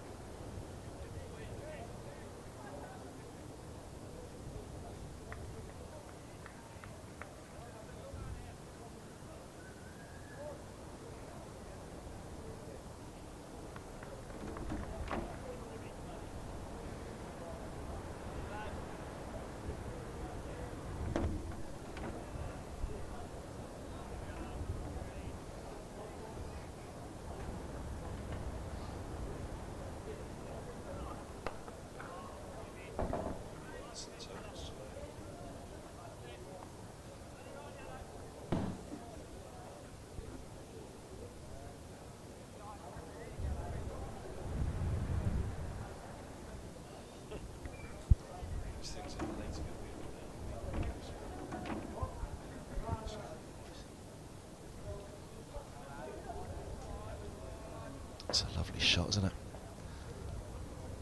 A bit of orange tinting the background there. Late evening sunshine.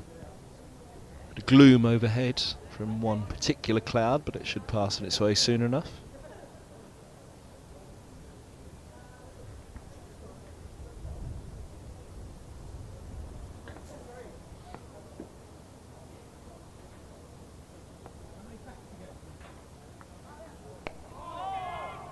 Smothered by Phillips.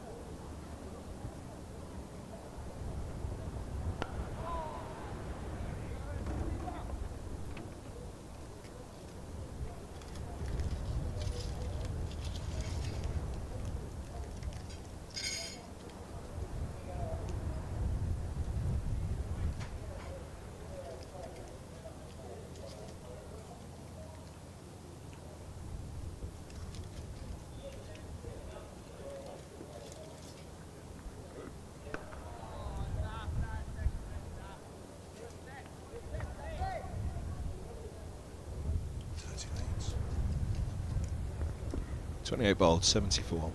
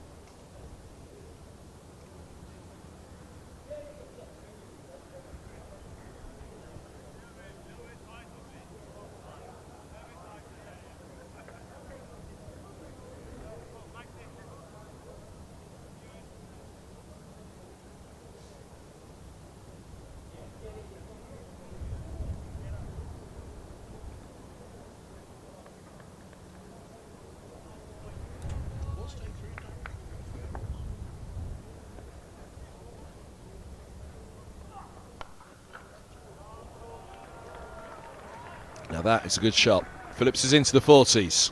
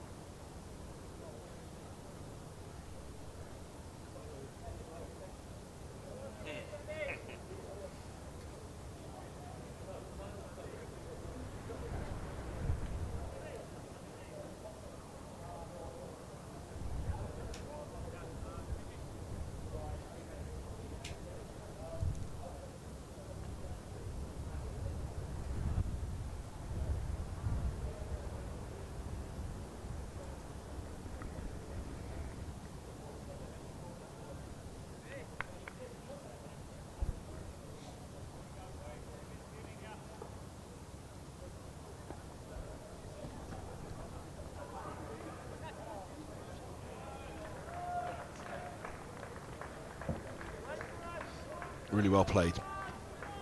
Steered away fine. Gloucestershire fighting hard as they've done all match. I think that's been a mark of this game. Pressed by the bowling, they let themselves down with their catching. Paul was doing a lot. Middlesex really had to resist. Some testing conditions and bowling in the first innings, the first day, first half of the second day as well. The sun came out. The ball hasn't done quite as much, but it's been a good battle between bat and ball all the way. And a gully in place now for Phillips. Ooh.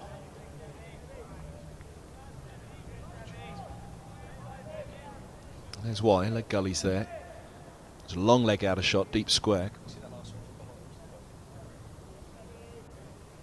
They're trying to set him up with a ball like that, but left well alone.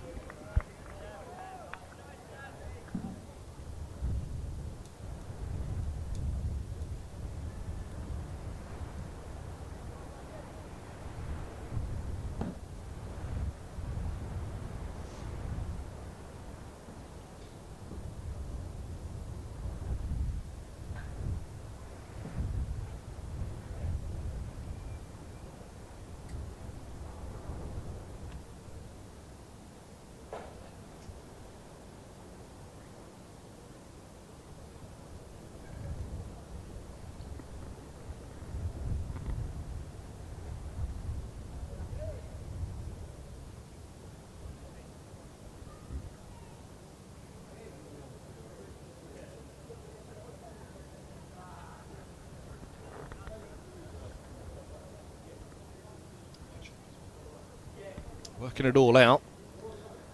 Slipping a short leg. Point and a mid-off. Now where's... I think it's Sam Robson. Where's he going to settle? In at silly mid-on. As well as mid-on, although Gohar... Yeah.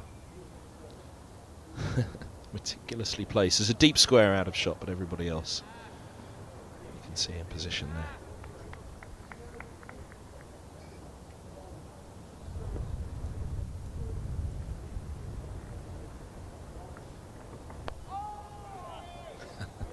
Higgins likes it.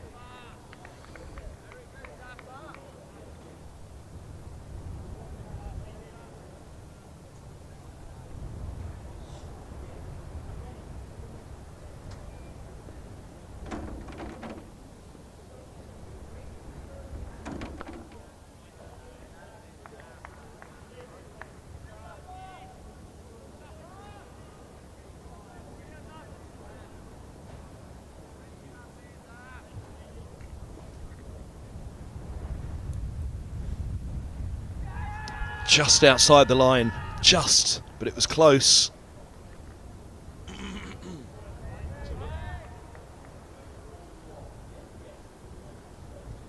Front pad there, look, you see a lot of middle and... Oh, I tell you what, my goodness me. For all you could see a middle and leg there, that outside of the pad struck, that was close.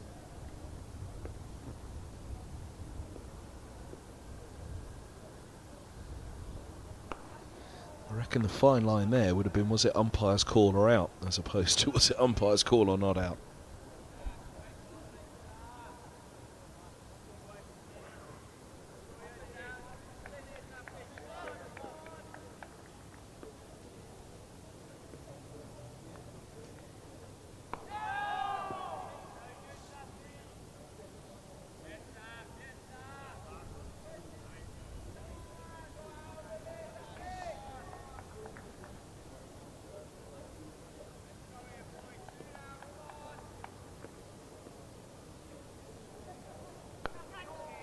He's asking a question on that off stump. Charlesworth getting across to smother it. 78 for 1. Should it have been 78 for 2? Let's have a look. Just see all of the middle and leg, but look at where the ball strikes. There. Umpire's call, I reckon. if you're going upstairs. So.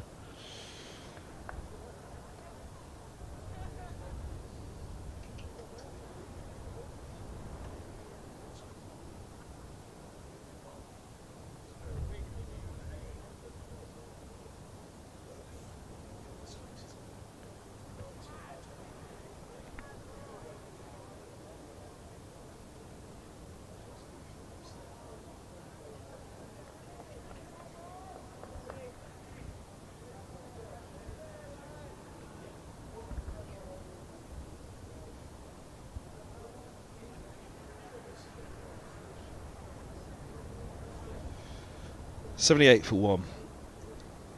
Morgan 1 for 30 from 8.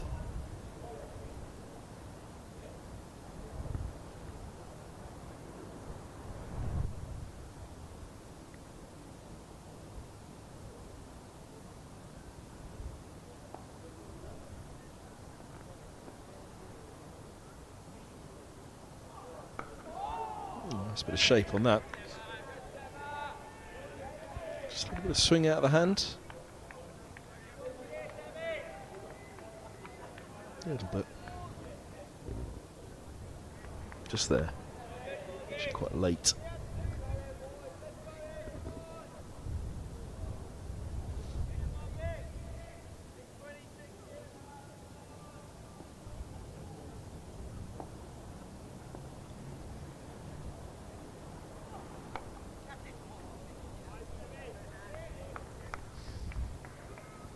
Not 100% sure, but I'm going to guess Sam Robson by the way he's gone about it all. Sam Robson it is.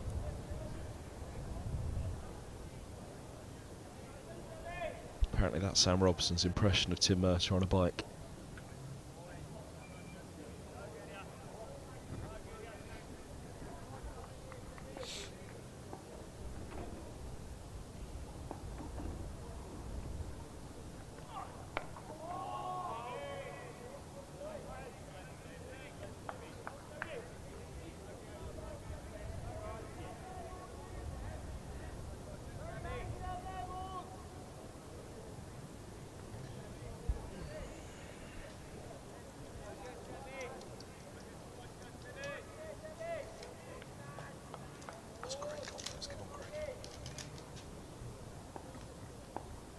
Tell Greg I reckon he had 3 Cadbury's eggs. That's why I need something special out of it.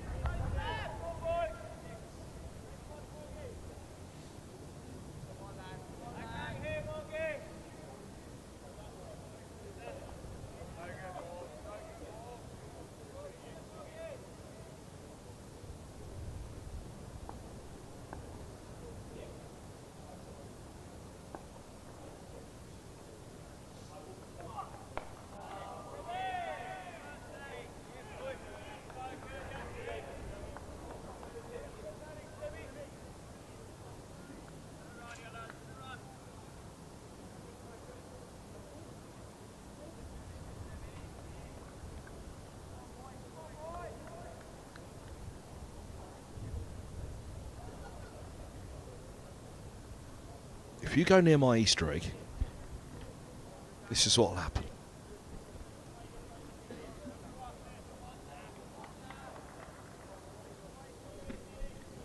Do you recall a sketch from the Three Stooges? And this is what they used to do in shows like that back then, son.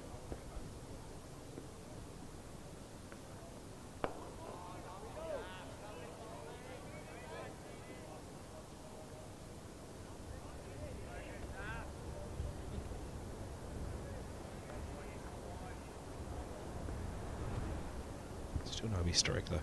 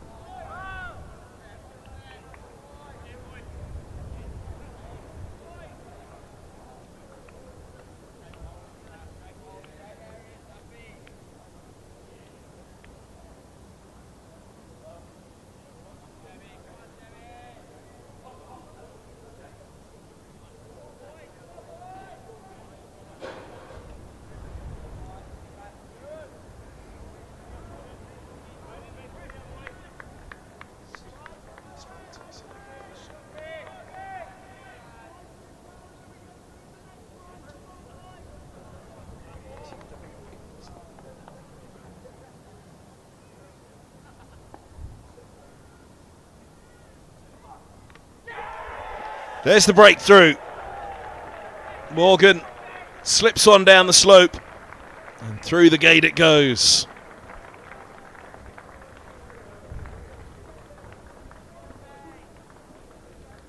Phillips put up a fine fight, but, well, almost Roland Jones-esque from the first innings, that one.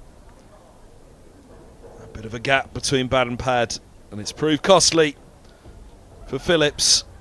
Great reward for Morgan. An absolute delight for the 18-year-old.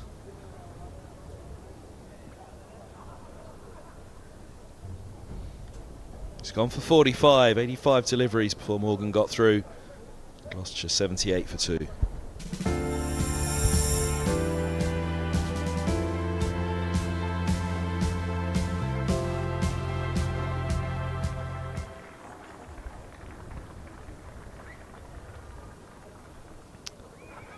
Compared to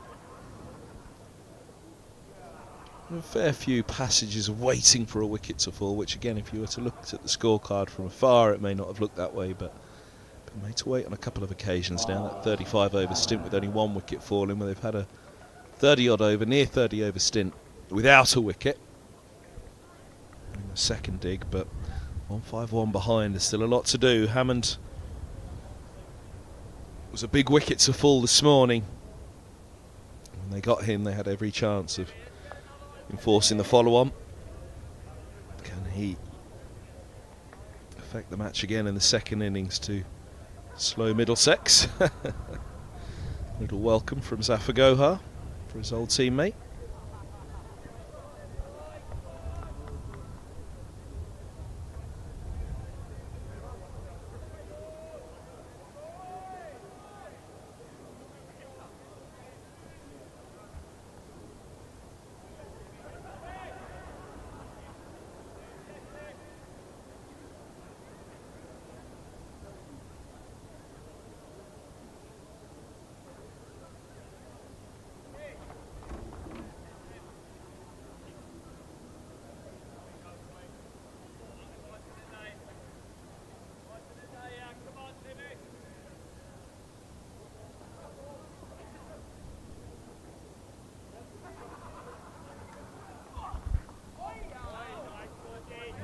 In that one from Morgan, pushing it down the leg side.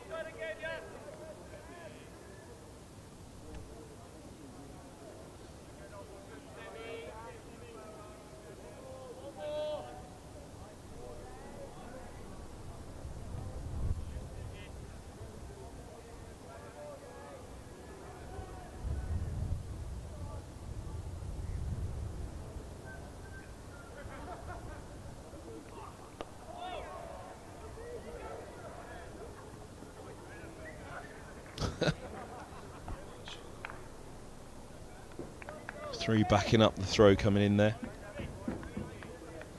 Higgins with a heroic roll, but he was backed up by Holden anyway.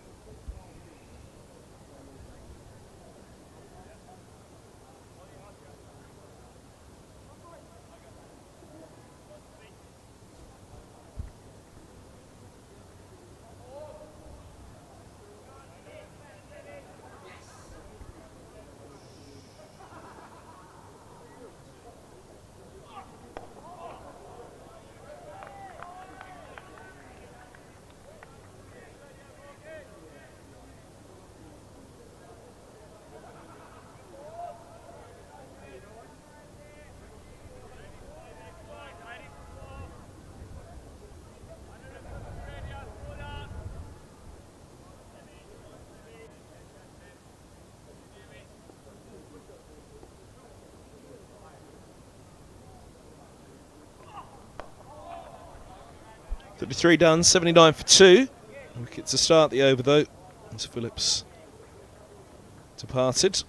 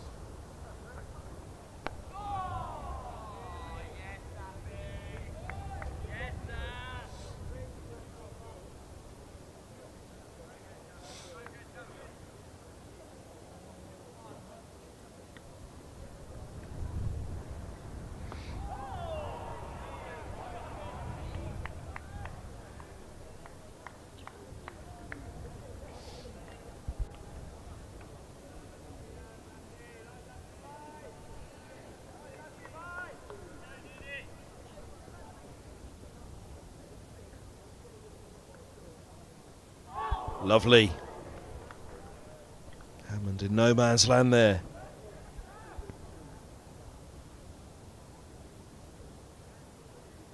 Skids it on past the edge.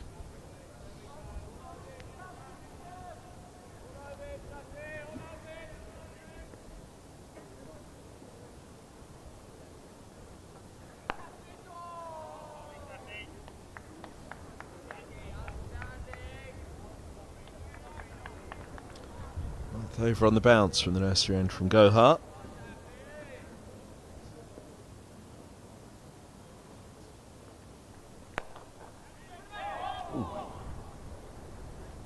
Let's get through. Single off the last balls. 80 for 2, 34 bowls, 22 to go today.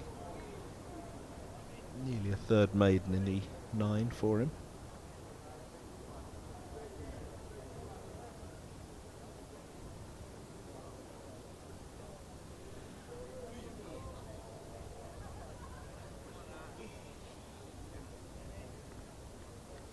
Gloucestershire yellow in there.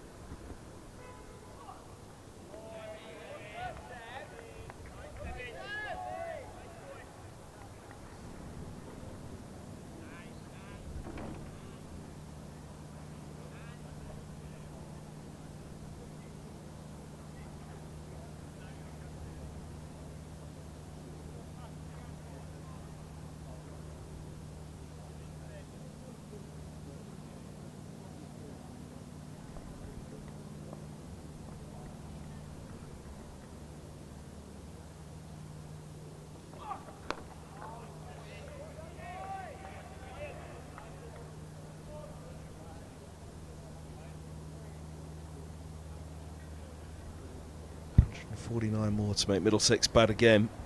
21 remaining today. In terms of saving the draw, guess they've got to bat very close to, if not to, tea tomorrow.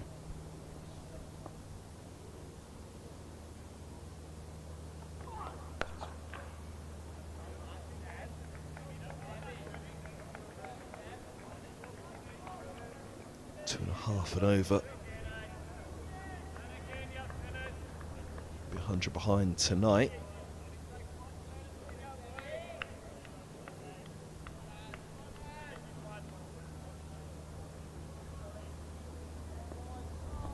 Somewhere close to level by lunch tomorrow, and then by tea could there be 150 ahead?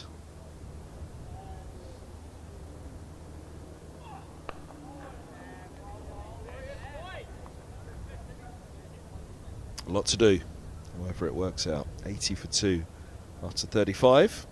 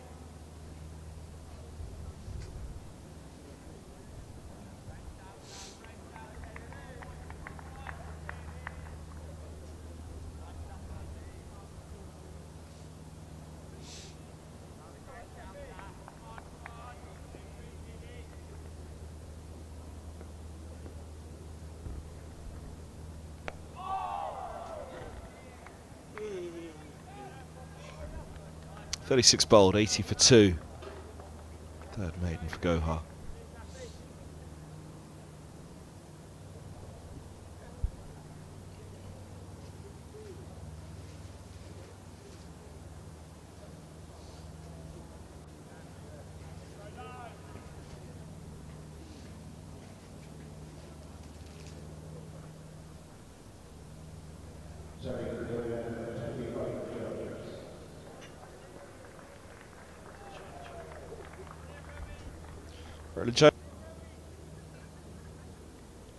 Roland Jones returns.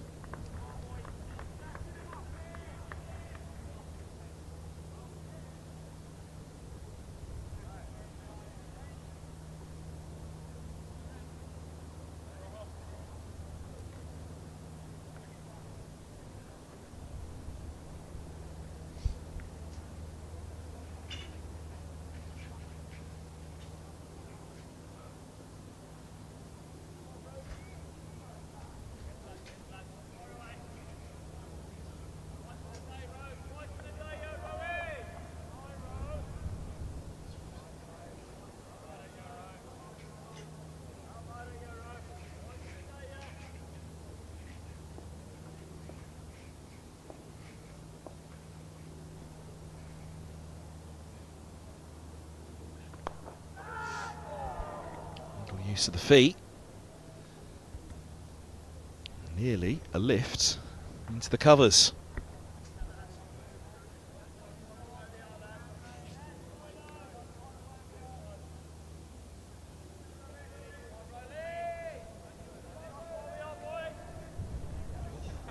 That was close.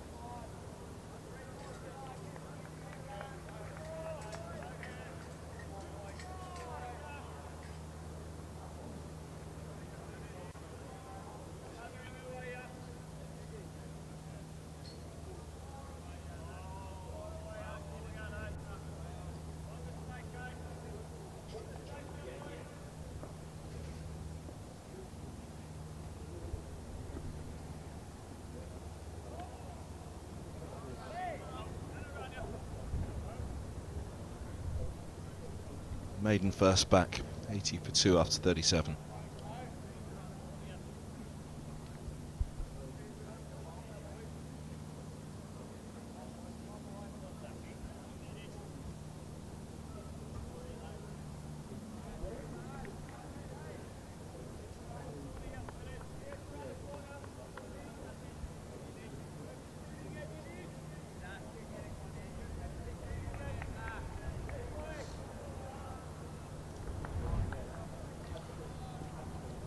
Pointing off to St John's Wood High Street.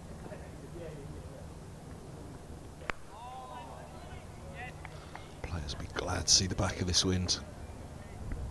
Although Gohart might just hope that he can float one on the wind from the nursery end.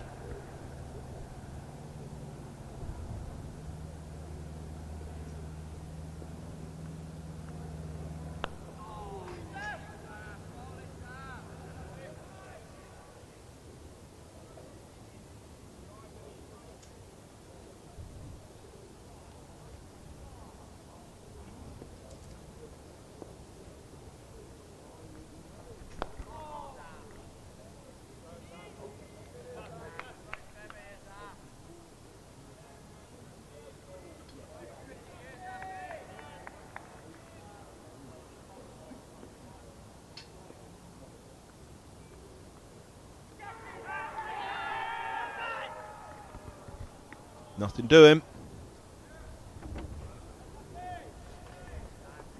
Only really the bowler that went up for it.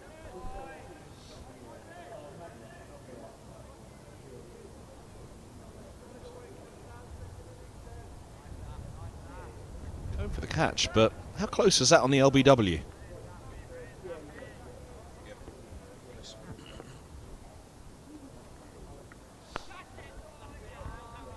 $115 deliveries faced now by Charlesworth. 24 to his name.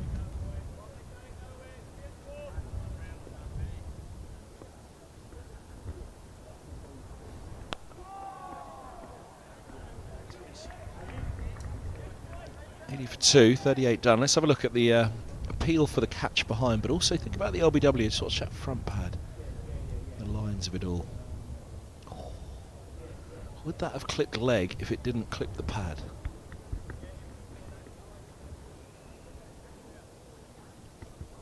I reckon it was in line, but it was the catch they were going for.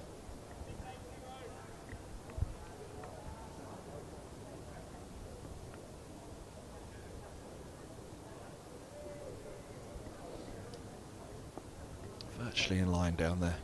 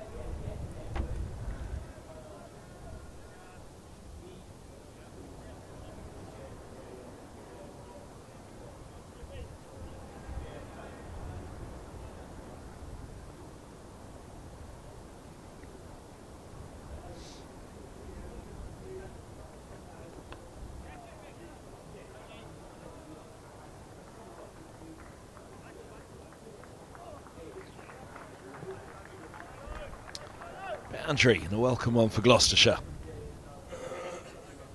Run away nicely, all along the floor.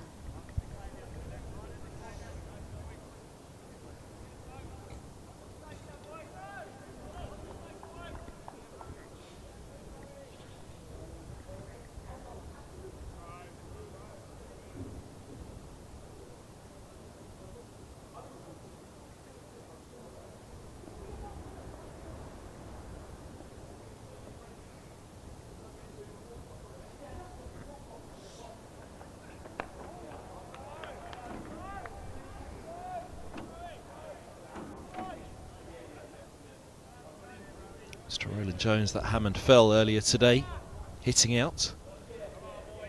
But a few steers along the way like that will help steady masses now.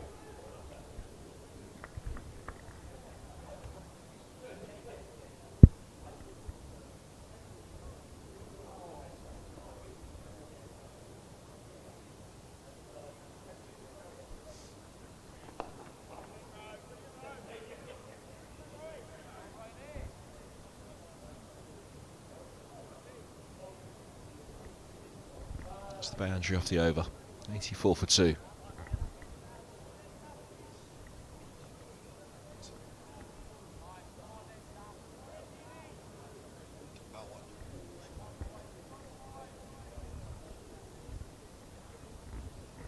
Graham Van Buren on the right, Tom Smith second right.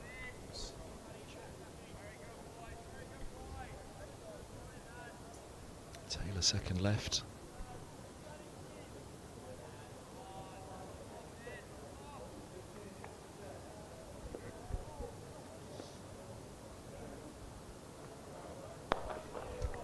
Wow. Down the ground it goes. Just the one bounce.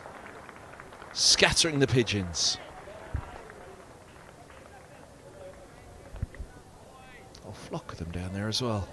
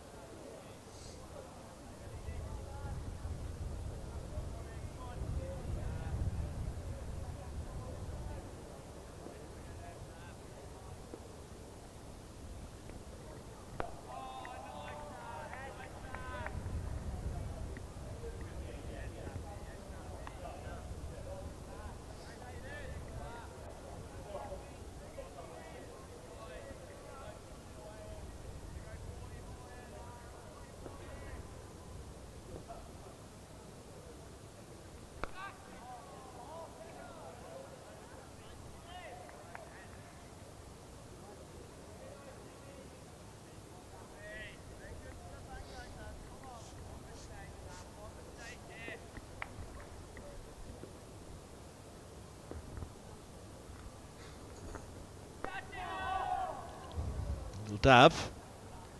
Nearly the downfall though for Charlesworth. A bit of excitement around the bat.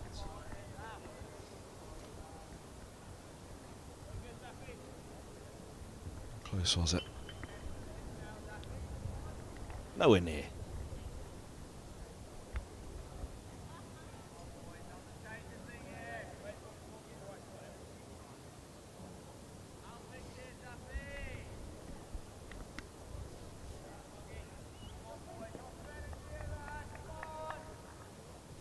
Dragging the deep mid wicket and a little bit off the rope down there. Seb Morgan, is it, I think? Might be Josh de Carey's. Not much going for that one.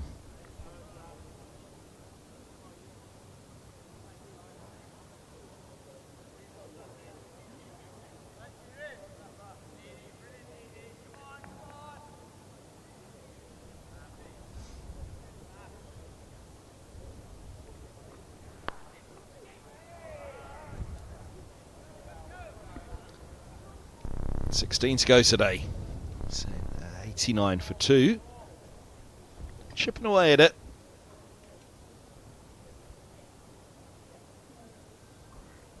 .29 faced now by Hammond, 120 by Charlesworth. Those are the main figures. They've got to take time out of this game. They've got to put the overs into the legs, tire the bowlers. Try to take it deep into tomorrow. If they can put a bit of fatigue in the early season legs of the bowlers, then maybe there's runs to be had. But in the meantime, it's all about keeping that wickets column as stagnant as possible.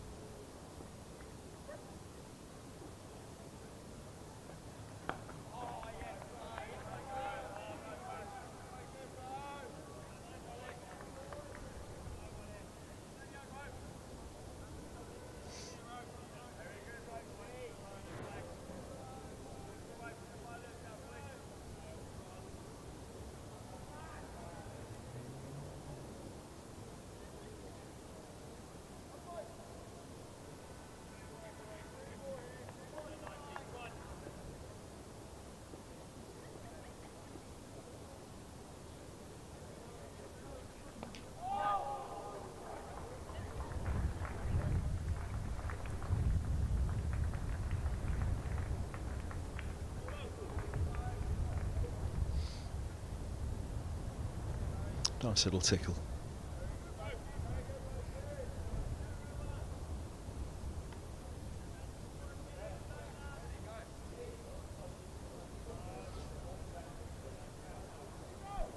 Blue skies in the distance. Shadow is stretching even with the hands of the face of the clock.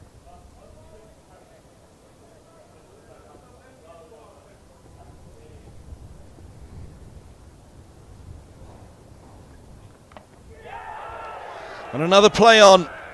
Another wicket for Roland Jones. Another shake of the head for a Gloucestershire batter. Charlesworth's defiance comes to an end. 125 deliveries. And a chop on once more.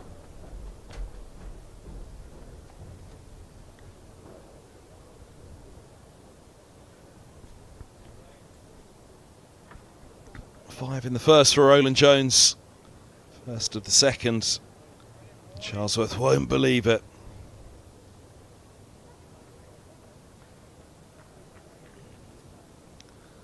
Roland Jones around the wicket. Back up the slope to take the inside edge. All of that time, all of that perseverance. Charlesworth has to drag himself off. Gone for 33 and 93 for 3 the score.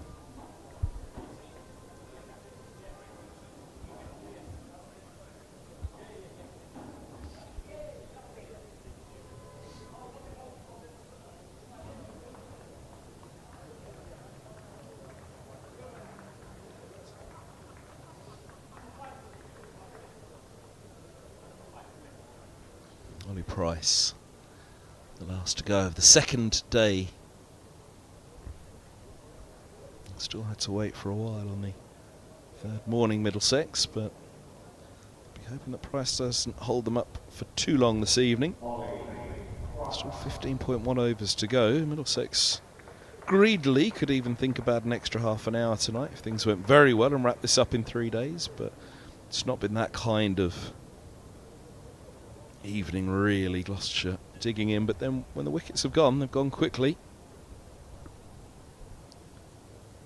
Those first 3 in the first innings came in quick succession, and in the end, after the Bracey and Hammond partnership was broken, they all went relatively quickly then as well.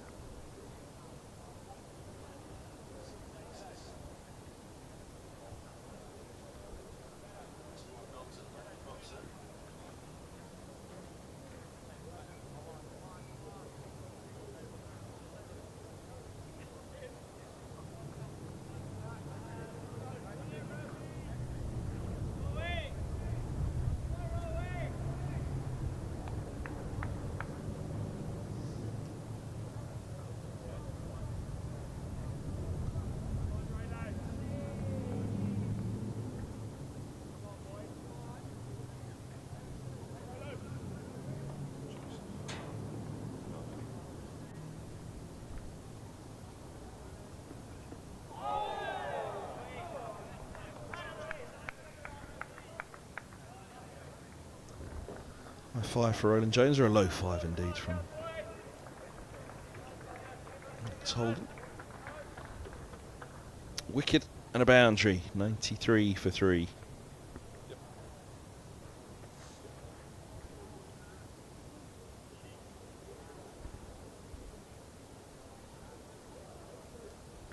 A little look back at the wicket there, Charlesworth afters, but no real movement to be disconcerted with.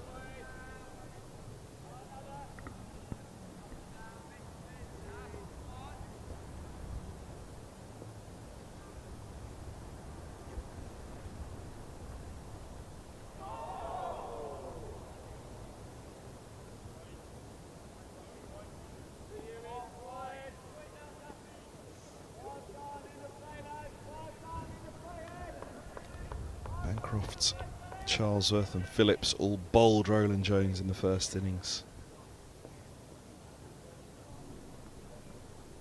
Charlesworth falling in the same fashion in the second. Bancroft and Phillips both bowled Morgan in this innings.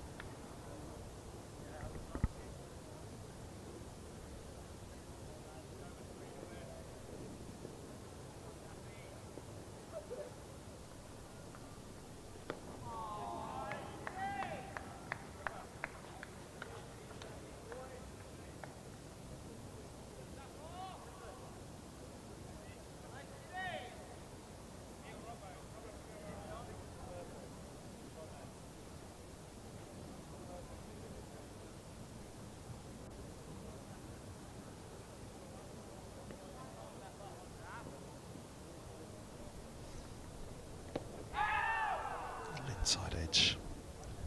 Saving Hammond on that occasion. Excitement around the bat and behind the stumps, but Gohar knew it.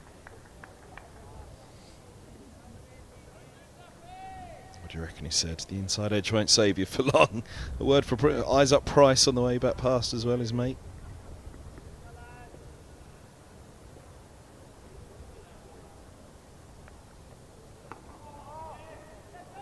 Oh, a little late call of yes from the non-striker's end there, I fancy. Or was it the striker himself? But it seemed as though he wasn't quite balanced when he set off. Which is why I wonder whether he was called through from the other end.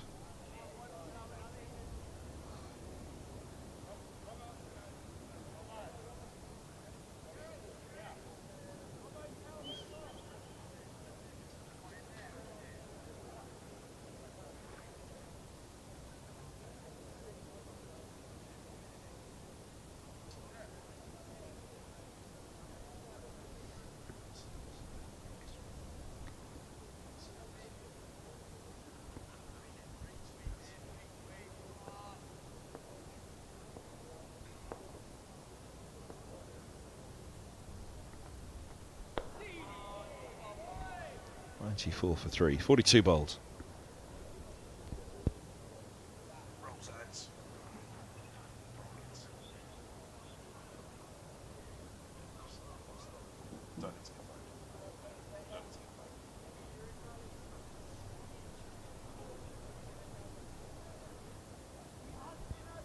Oh, score's being kept.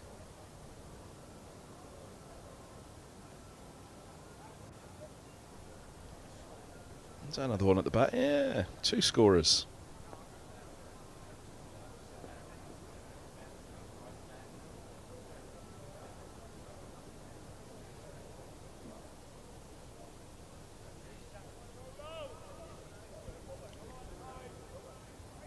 There's the official scorers. Adrian on the right there, Don on the left.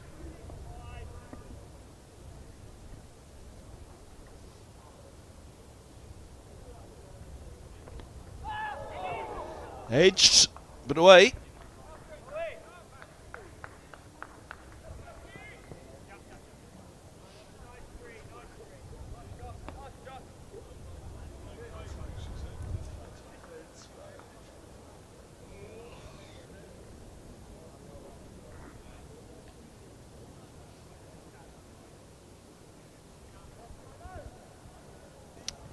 Just wide, possibly just short as well.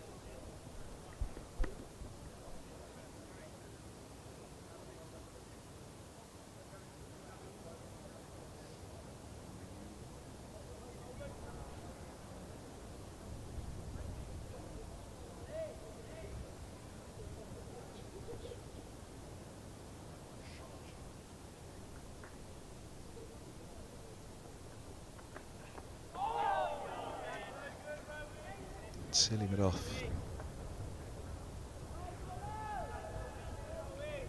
Max Holden. 2 slips in a gully as well, catch him.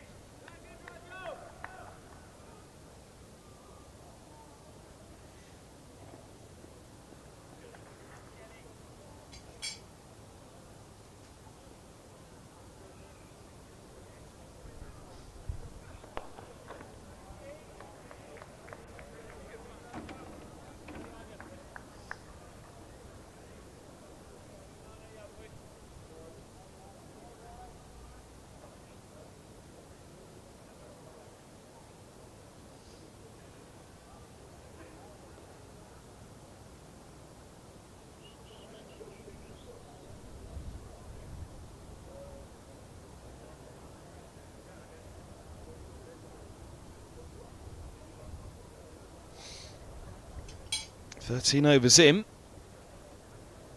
No wicket yet for Gohar in this innings. 3 in the first.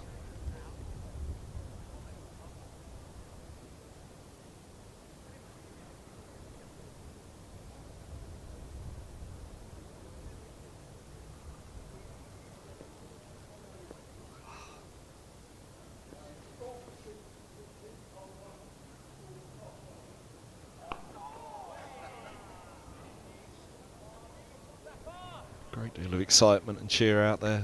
Higgins having the time of his life by the looks of it at slip.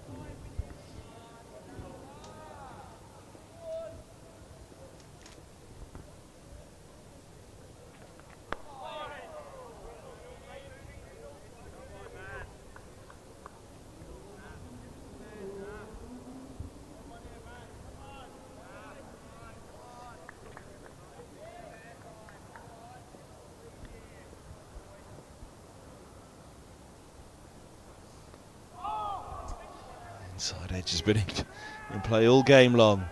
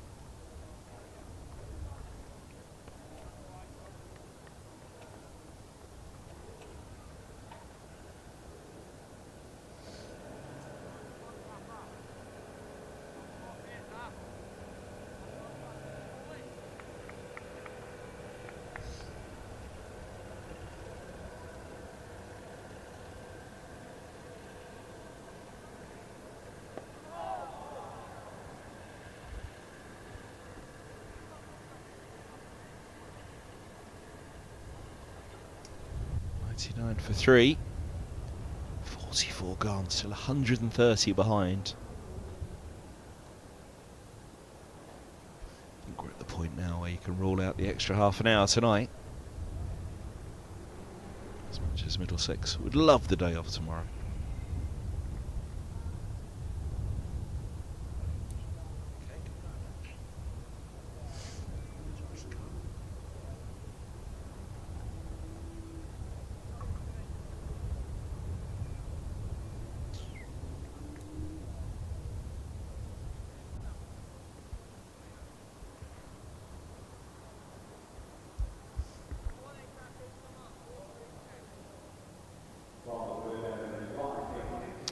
For 2 from his 5 so far. Higgins is back.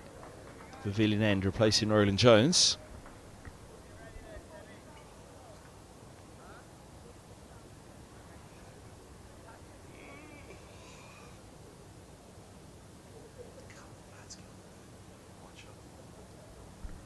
Working it all out there still.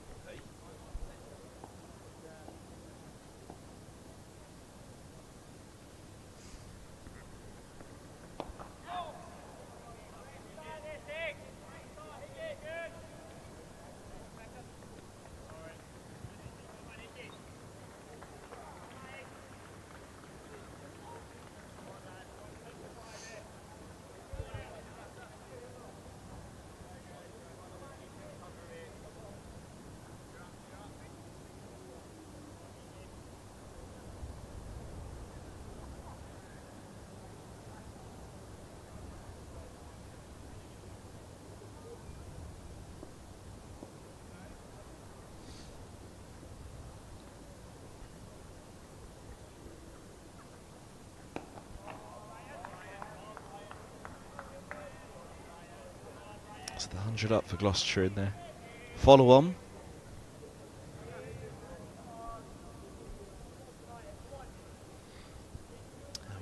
scorer from the first innings. They really need somebody to dig in and get a century in this second innings to defy Middlesex.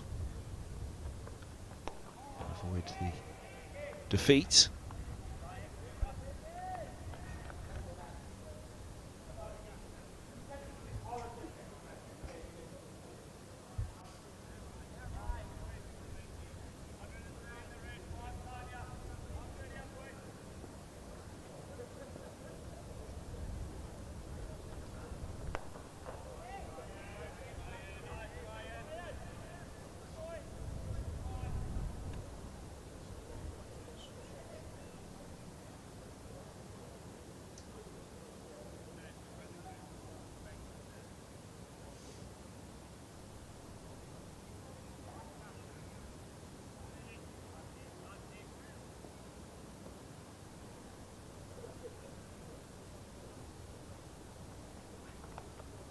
Edge to put down.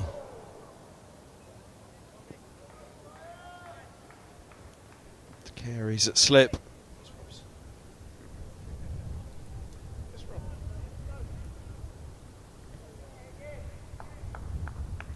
Keeper standing up always makes it that little bit more difficult. But he'd have had a fair look at it and he'll be disappointed. He didn't hold on to carries to that one.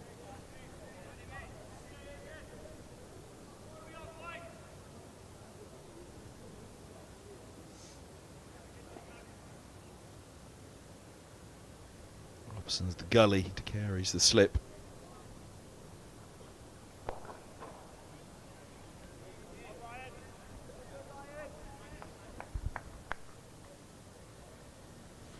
One for 3. Coulda, shoulda been 100 for 4. Led off for Hammonds. Is it a lifeline that Gloucestershire can grab?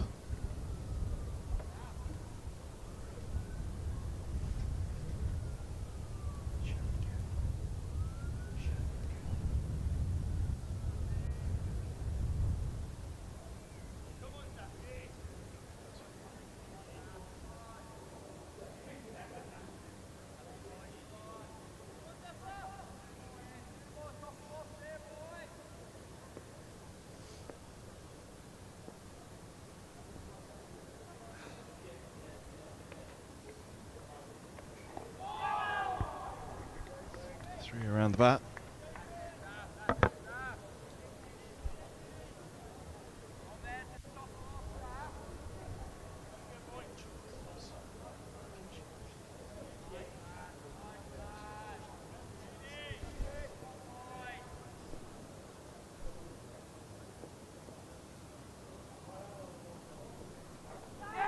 Edged and gone. Oh no, he's not. Middlesex don't like it. Gohar doesn't like it. The umpire didn't like it. Hammond likes it. Let's have a look.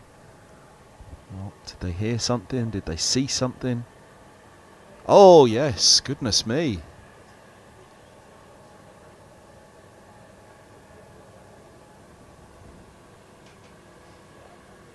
Well, it happens. He's a good man, Jack Chantry. And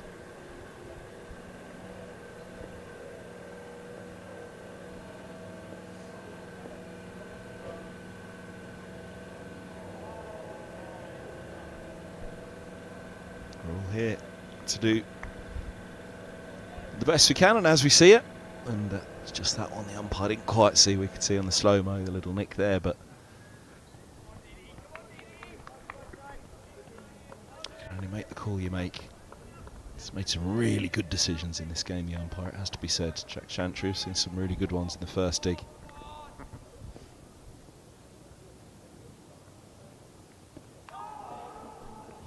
Gohart really ready to reel away there once more.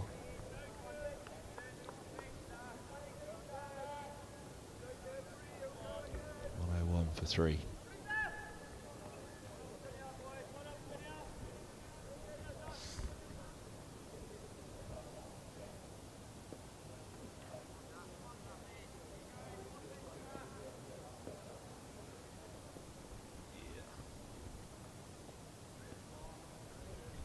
1 for 3. 1 to go the over.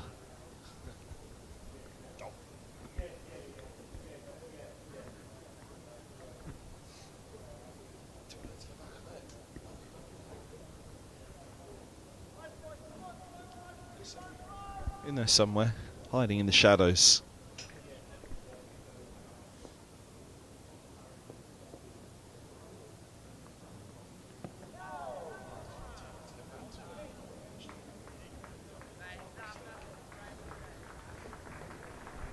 One for 3. Drop catch in the previous over.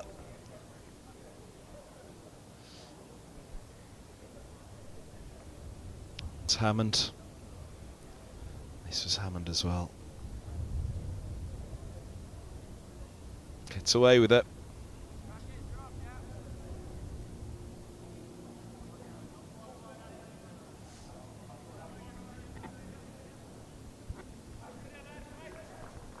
Middlesex would have been flying high if they'd have picked up Hammond. Still might.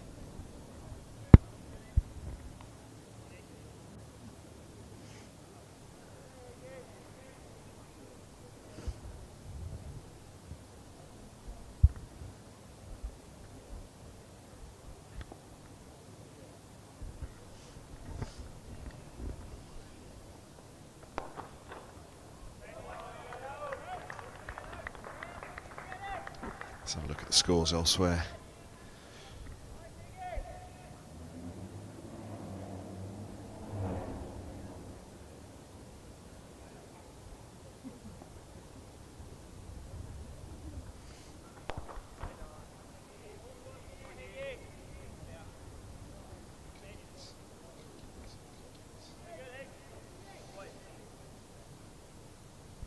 Glamorgan 50 for 2. They lead Yorkshire by 126 at Cardiff. Day 3 of that Division 1 fixture. All day 3 the games around the country. Hampshire 128 for 4. They trail Essex by 177.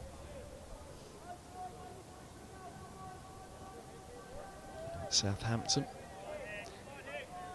Essex 461 for 7 declared in their first dig. Leicestershire 74 for 4. They require 407 more to beat Sussex. At Grace Road, Sussex 361 and 364 after Leicestershire's 245. Oh! That could have been nasty. Short. Mid-off in place, Max Holden. Higgins just reactionary throwing out a foot, but that ball could have ricocheted anywhere.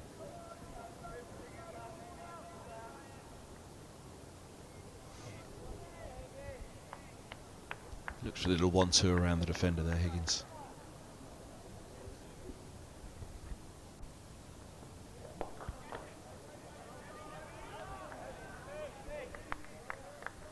Sorry, 108 for 1.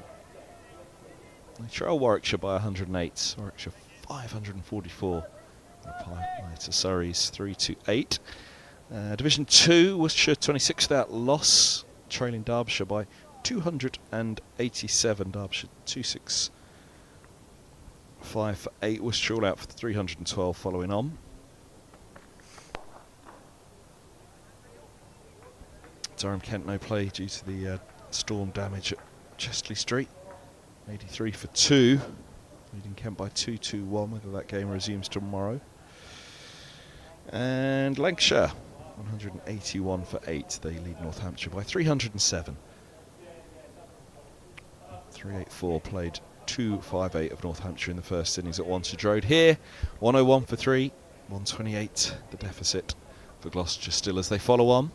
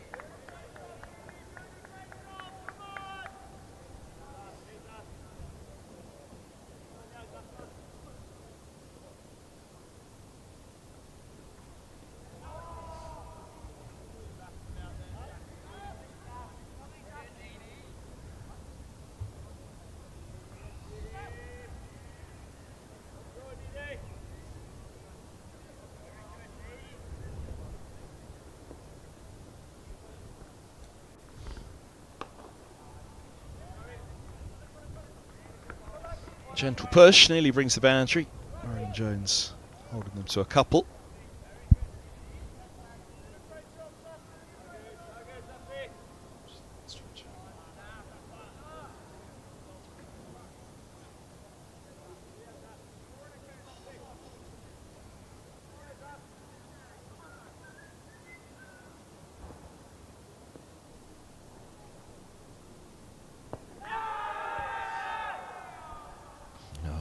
Desperation about that one, long way outside off.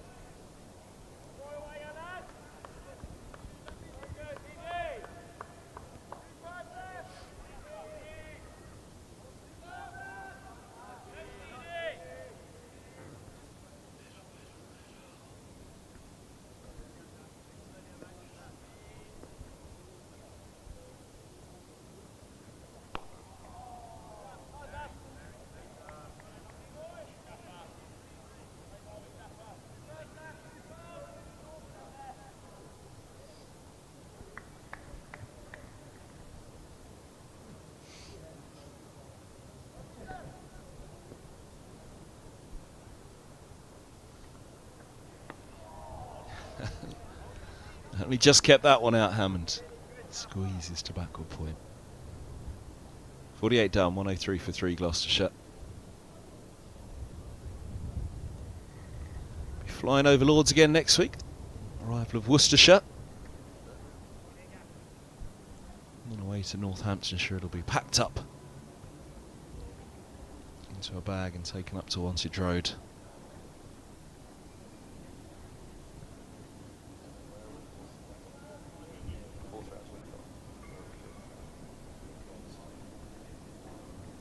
It's Durham, then is Middlesex's fourth game, and then away to Lancs.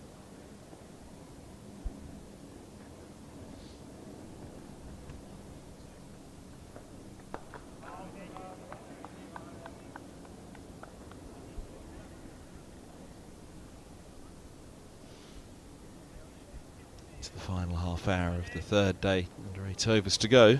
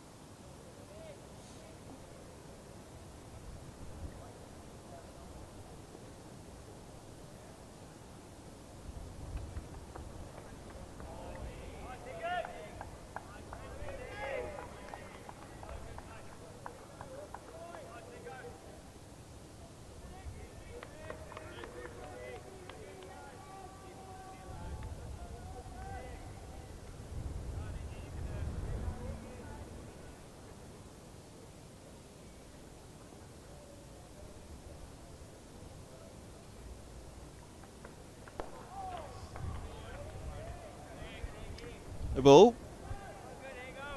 Time for a free hit yet, though.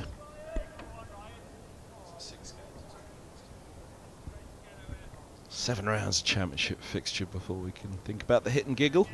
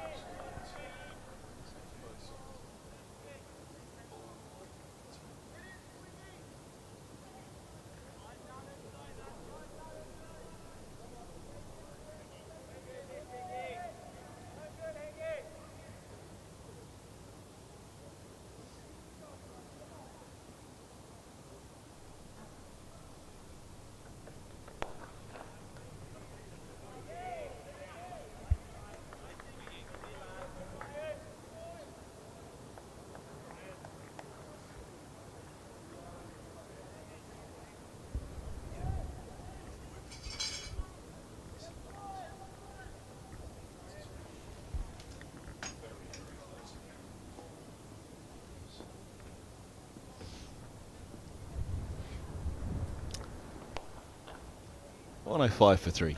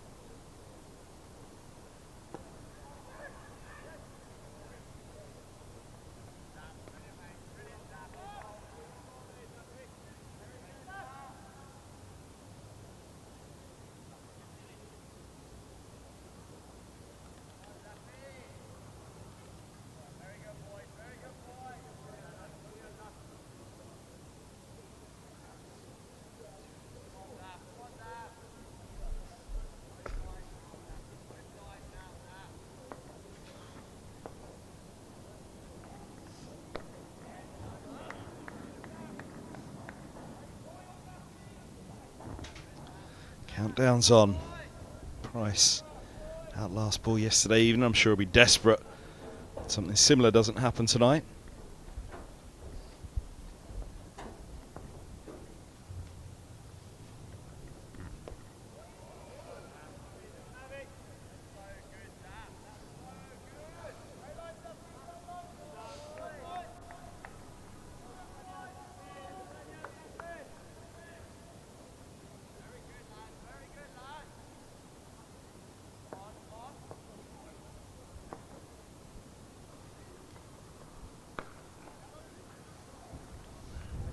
.50 overs bowled, a couple of singles in that one.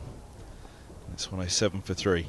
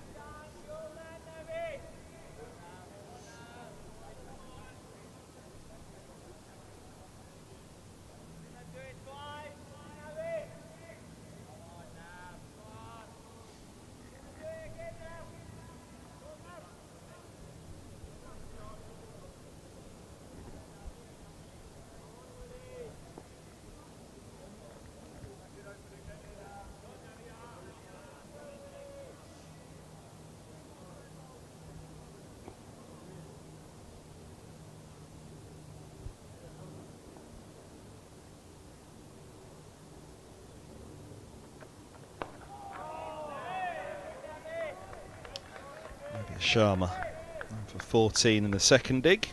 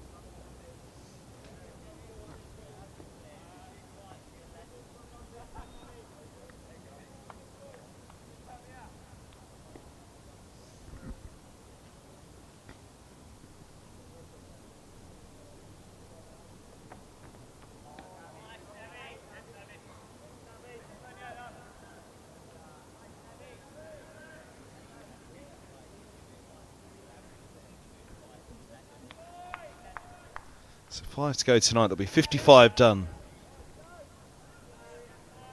Oh, there'll be 56 done tonight. So 24 overs to the second new ball tomorrow. So we've got half an hour or so with it before lunch.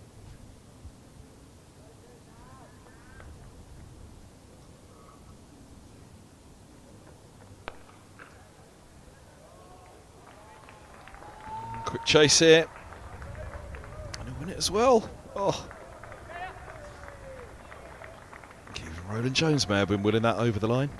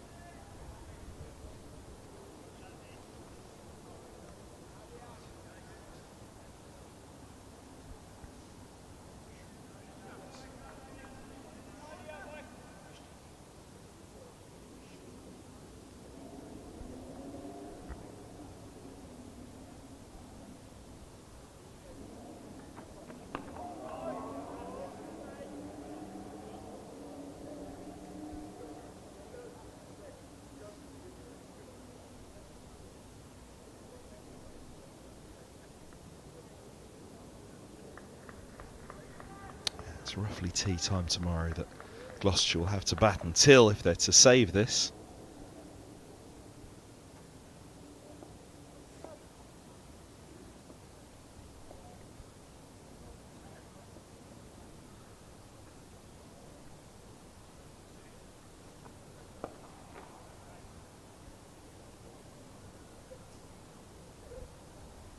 And now they've got a Nelson on the board to contend with as well. 51 bowled, 111 for 3.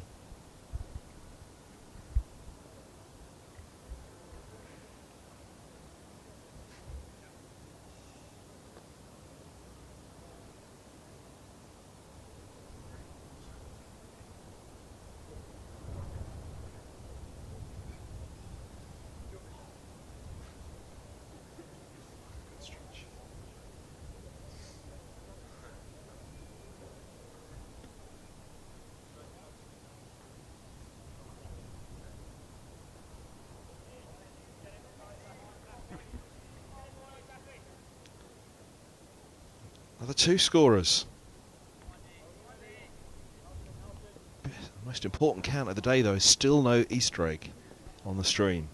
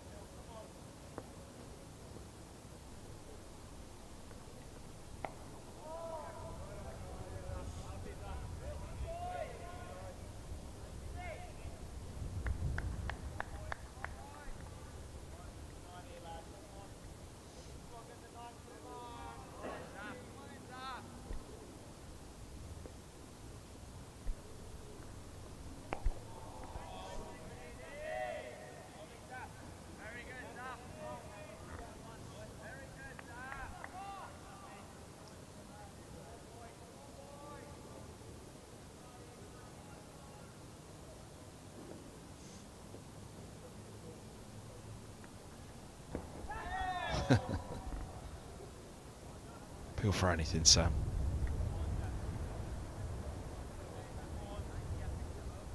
Ben Geddes under the helmet at short leg, Sam Robson at silly point.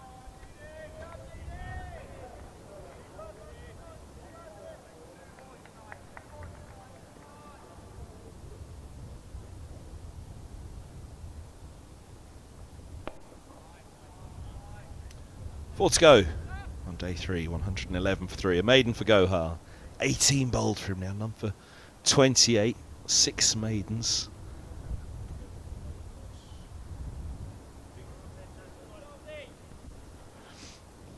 Higgins, look at his economy.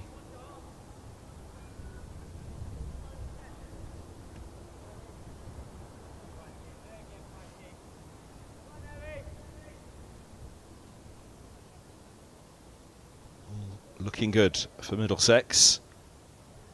Of course, one thing. We open the curtains in the morning, see what the skies are like up above.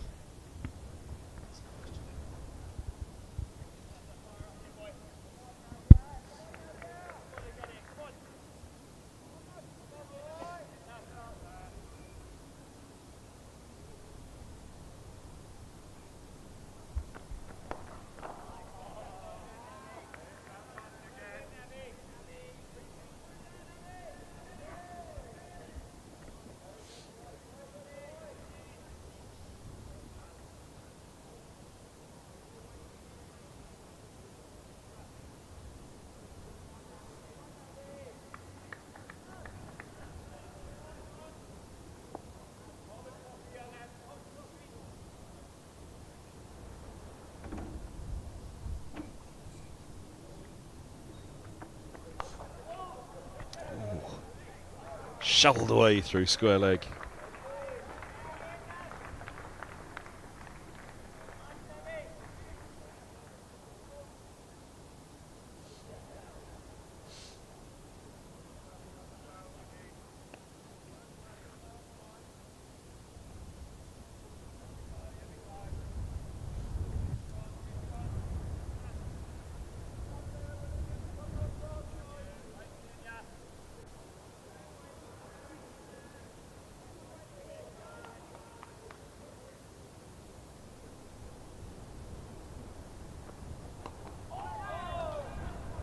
Short legs there, well, just fine of the fielder.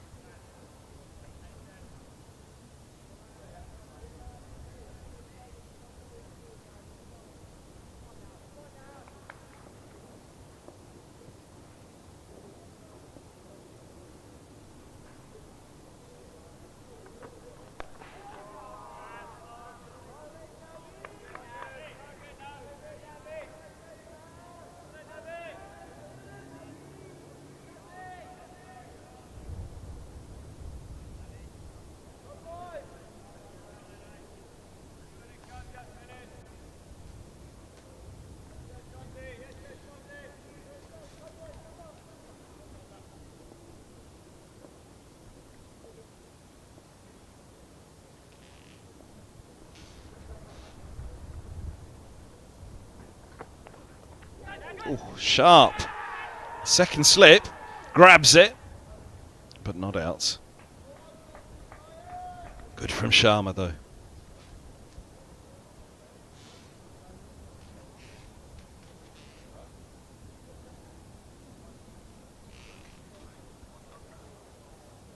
Where did it hit him? Left shoulder. Just gets the head out of the way there and pop. Oh, it's got to have hurt though, surely. Very good bouncer from Sharma.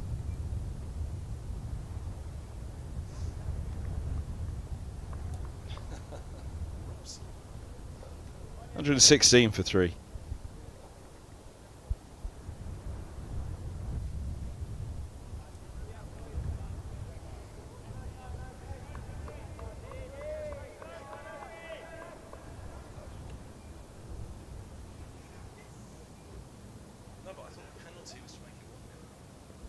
So you get 2 penalties.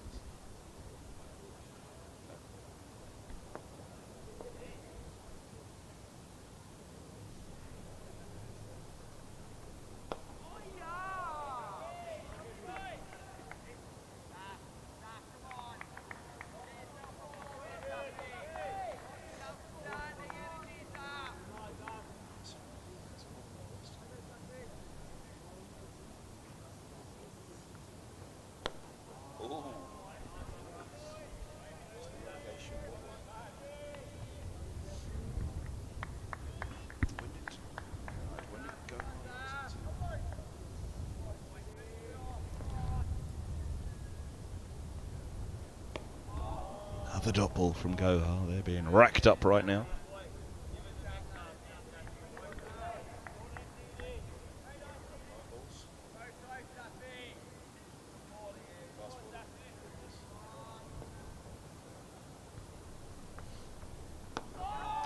Dot balls in a row for the left arm spinner now.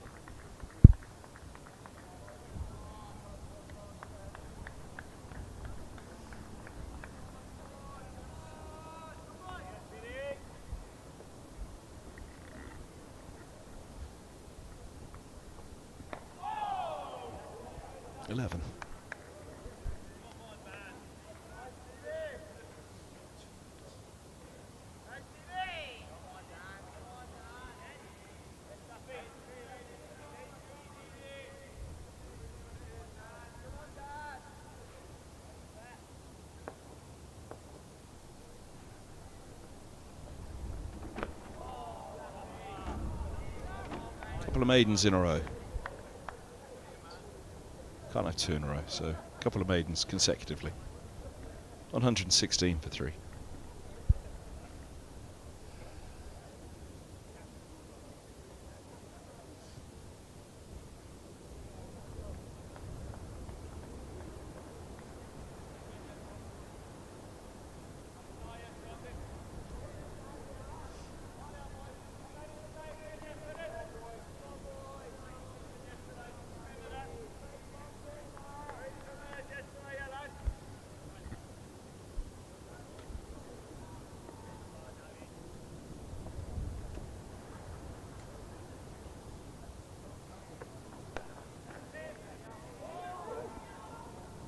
Oh, wow. Oh, dear.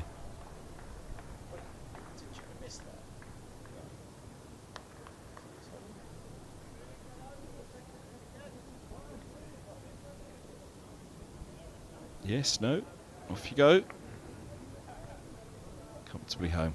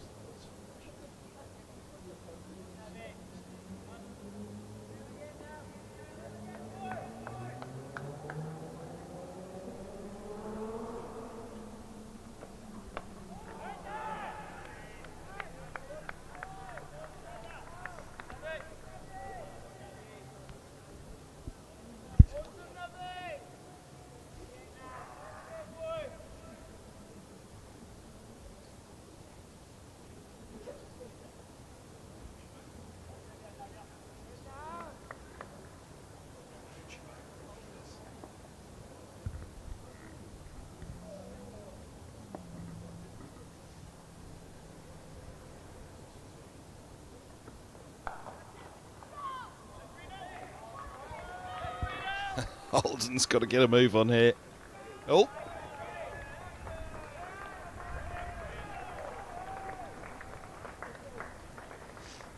Appreciated by the bowler. Holds him to 2.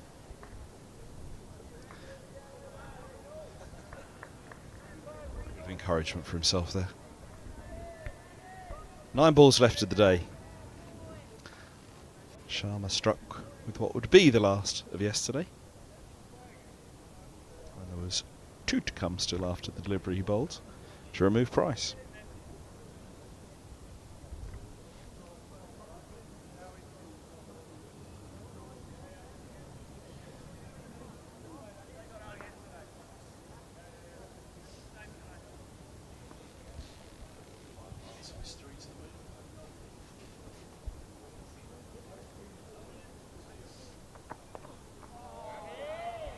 And for the bumper again, it was with the 4th ball of his final over yesterday that he got Price pulling to mid-wicket.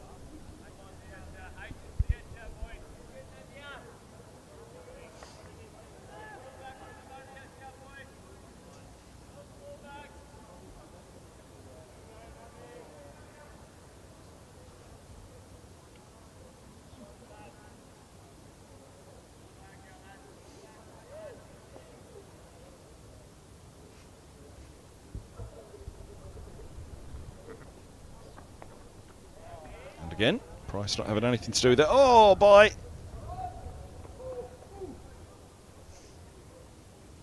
Little tired cricket in the evening all round.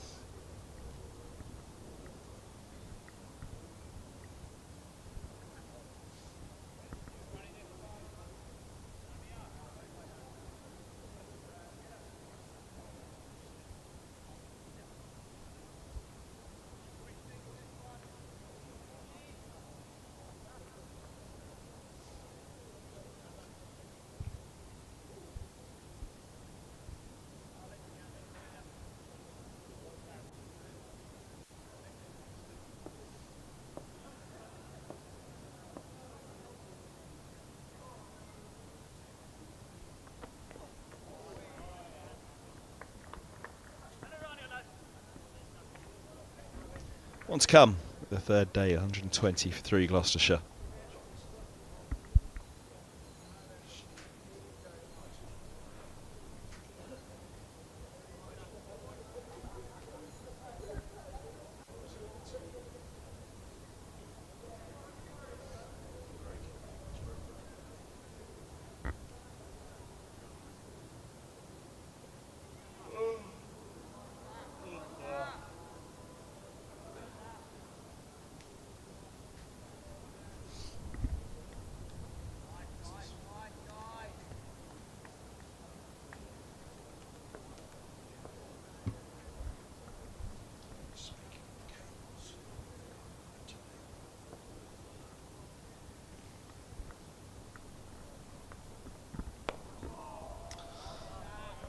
Gohar grab his first of the 2nd innings in the final over of the day.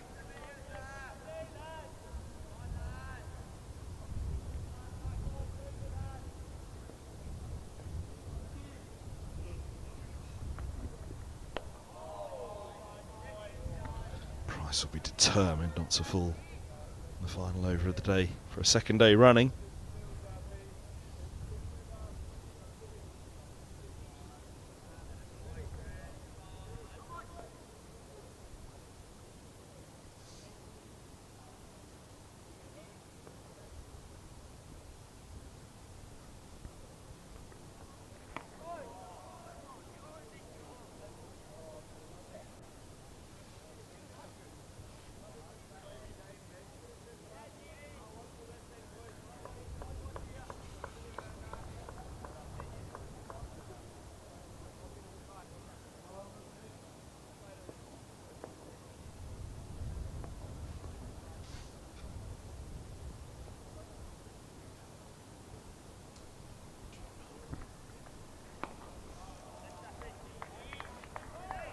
To imagine that Price will allow anything to get through this evening.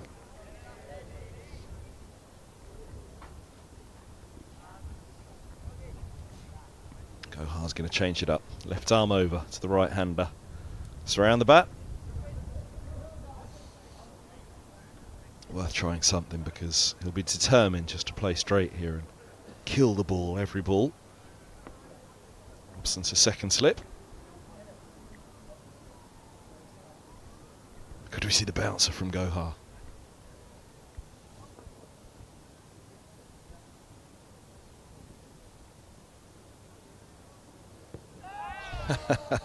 Kicked away by Price. That'll get a little bit of chatter, I'm sure.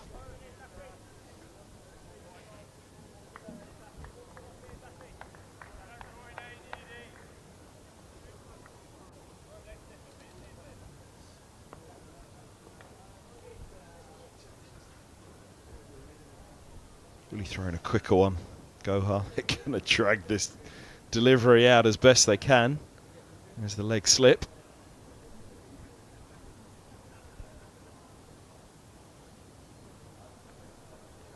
Nope. Pace off again. Kicked away, and that is the end of day 3. Another good one for Middlesex. 120 for 3, 109 behind Gloucestershire as they follow on. An awful lot to do. A little word from Gohar to Hammond there might be about a certain little bit of wood that was involved a few overs back. Gohar seeing the funny side at the moment. That's because Middlesex are on top. What can Gloucestershire do on the final day, though? It's been Middlesex each day and every session so far. Gohar certainly.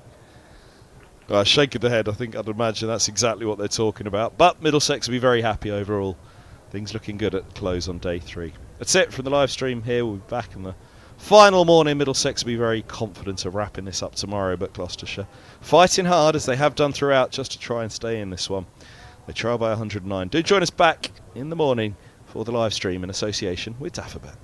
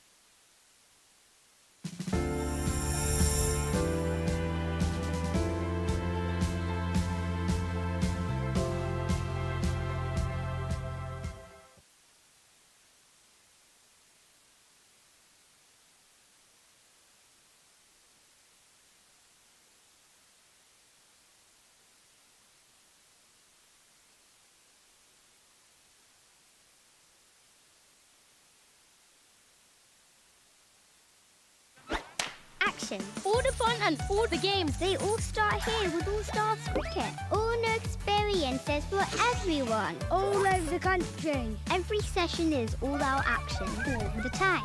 Fully welcome, all invited. Even mums and dads. Skills, Friendships, smiles, dreams. it all happens here. All you need is delivered right to your door. Best of all, it even has your name on it. All the activators are fully trained. And all they want is for us to have a great time. Always. That's ball.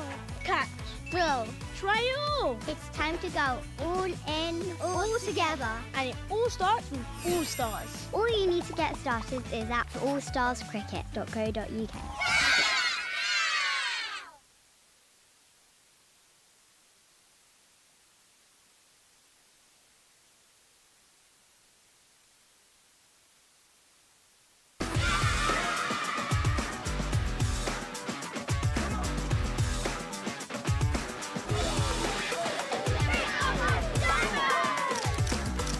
Power your play this holiday at Dynamo's Cricket.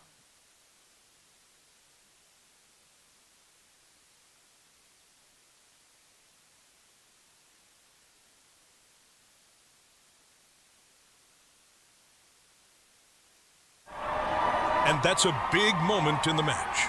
Here and now 365. Amplifying brands in the UK.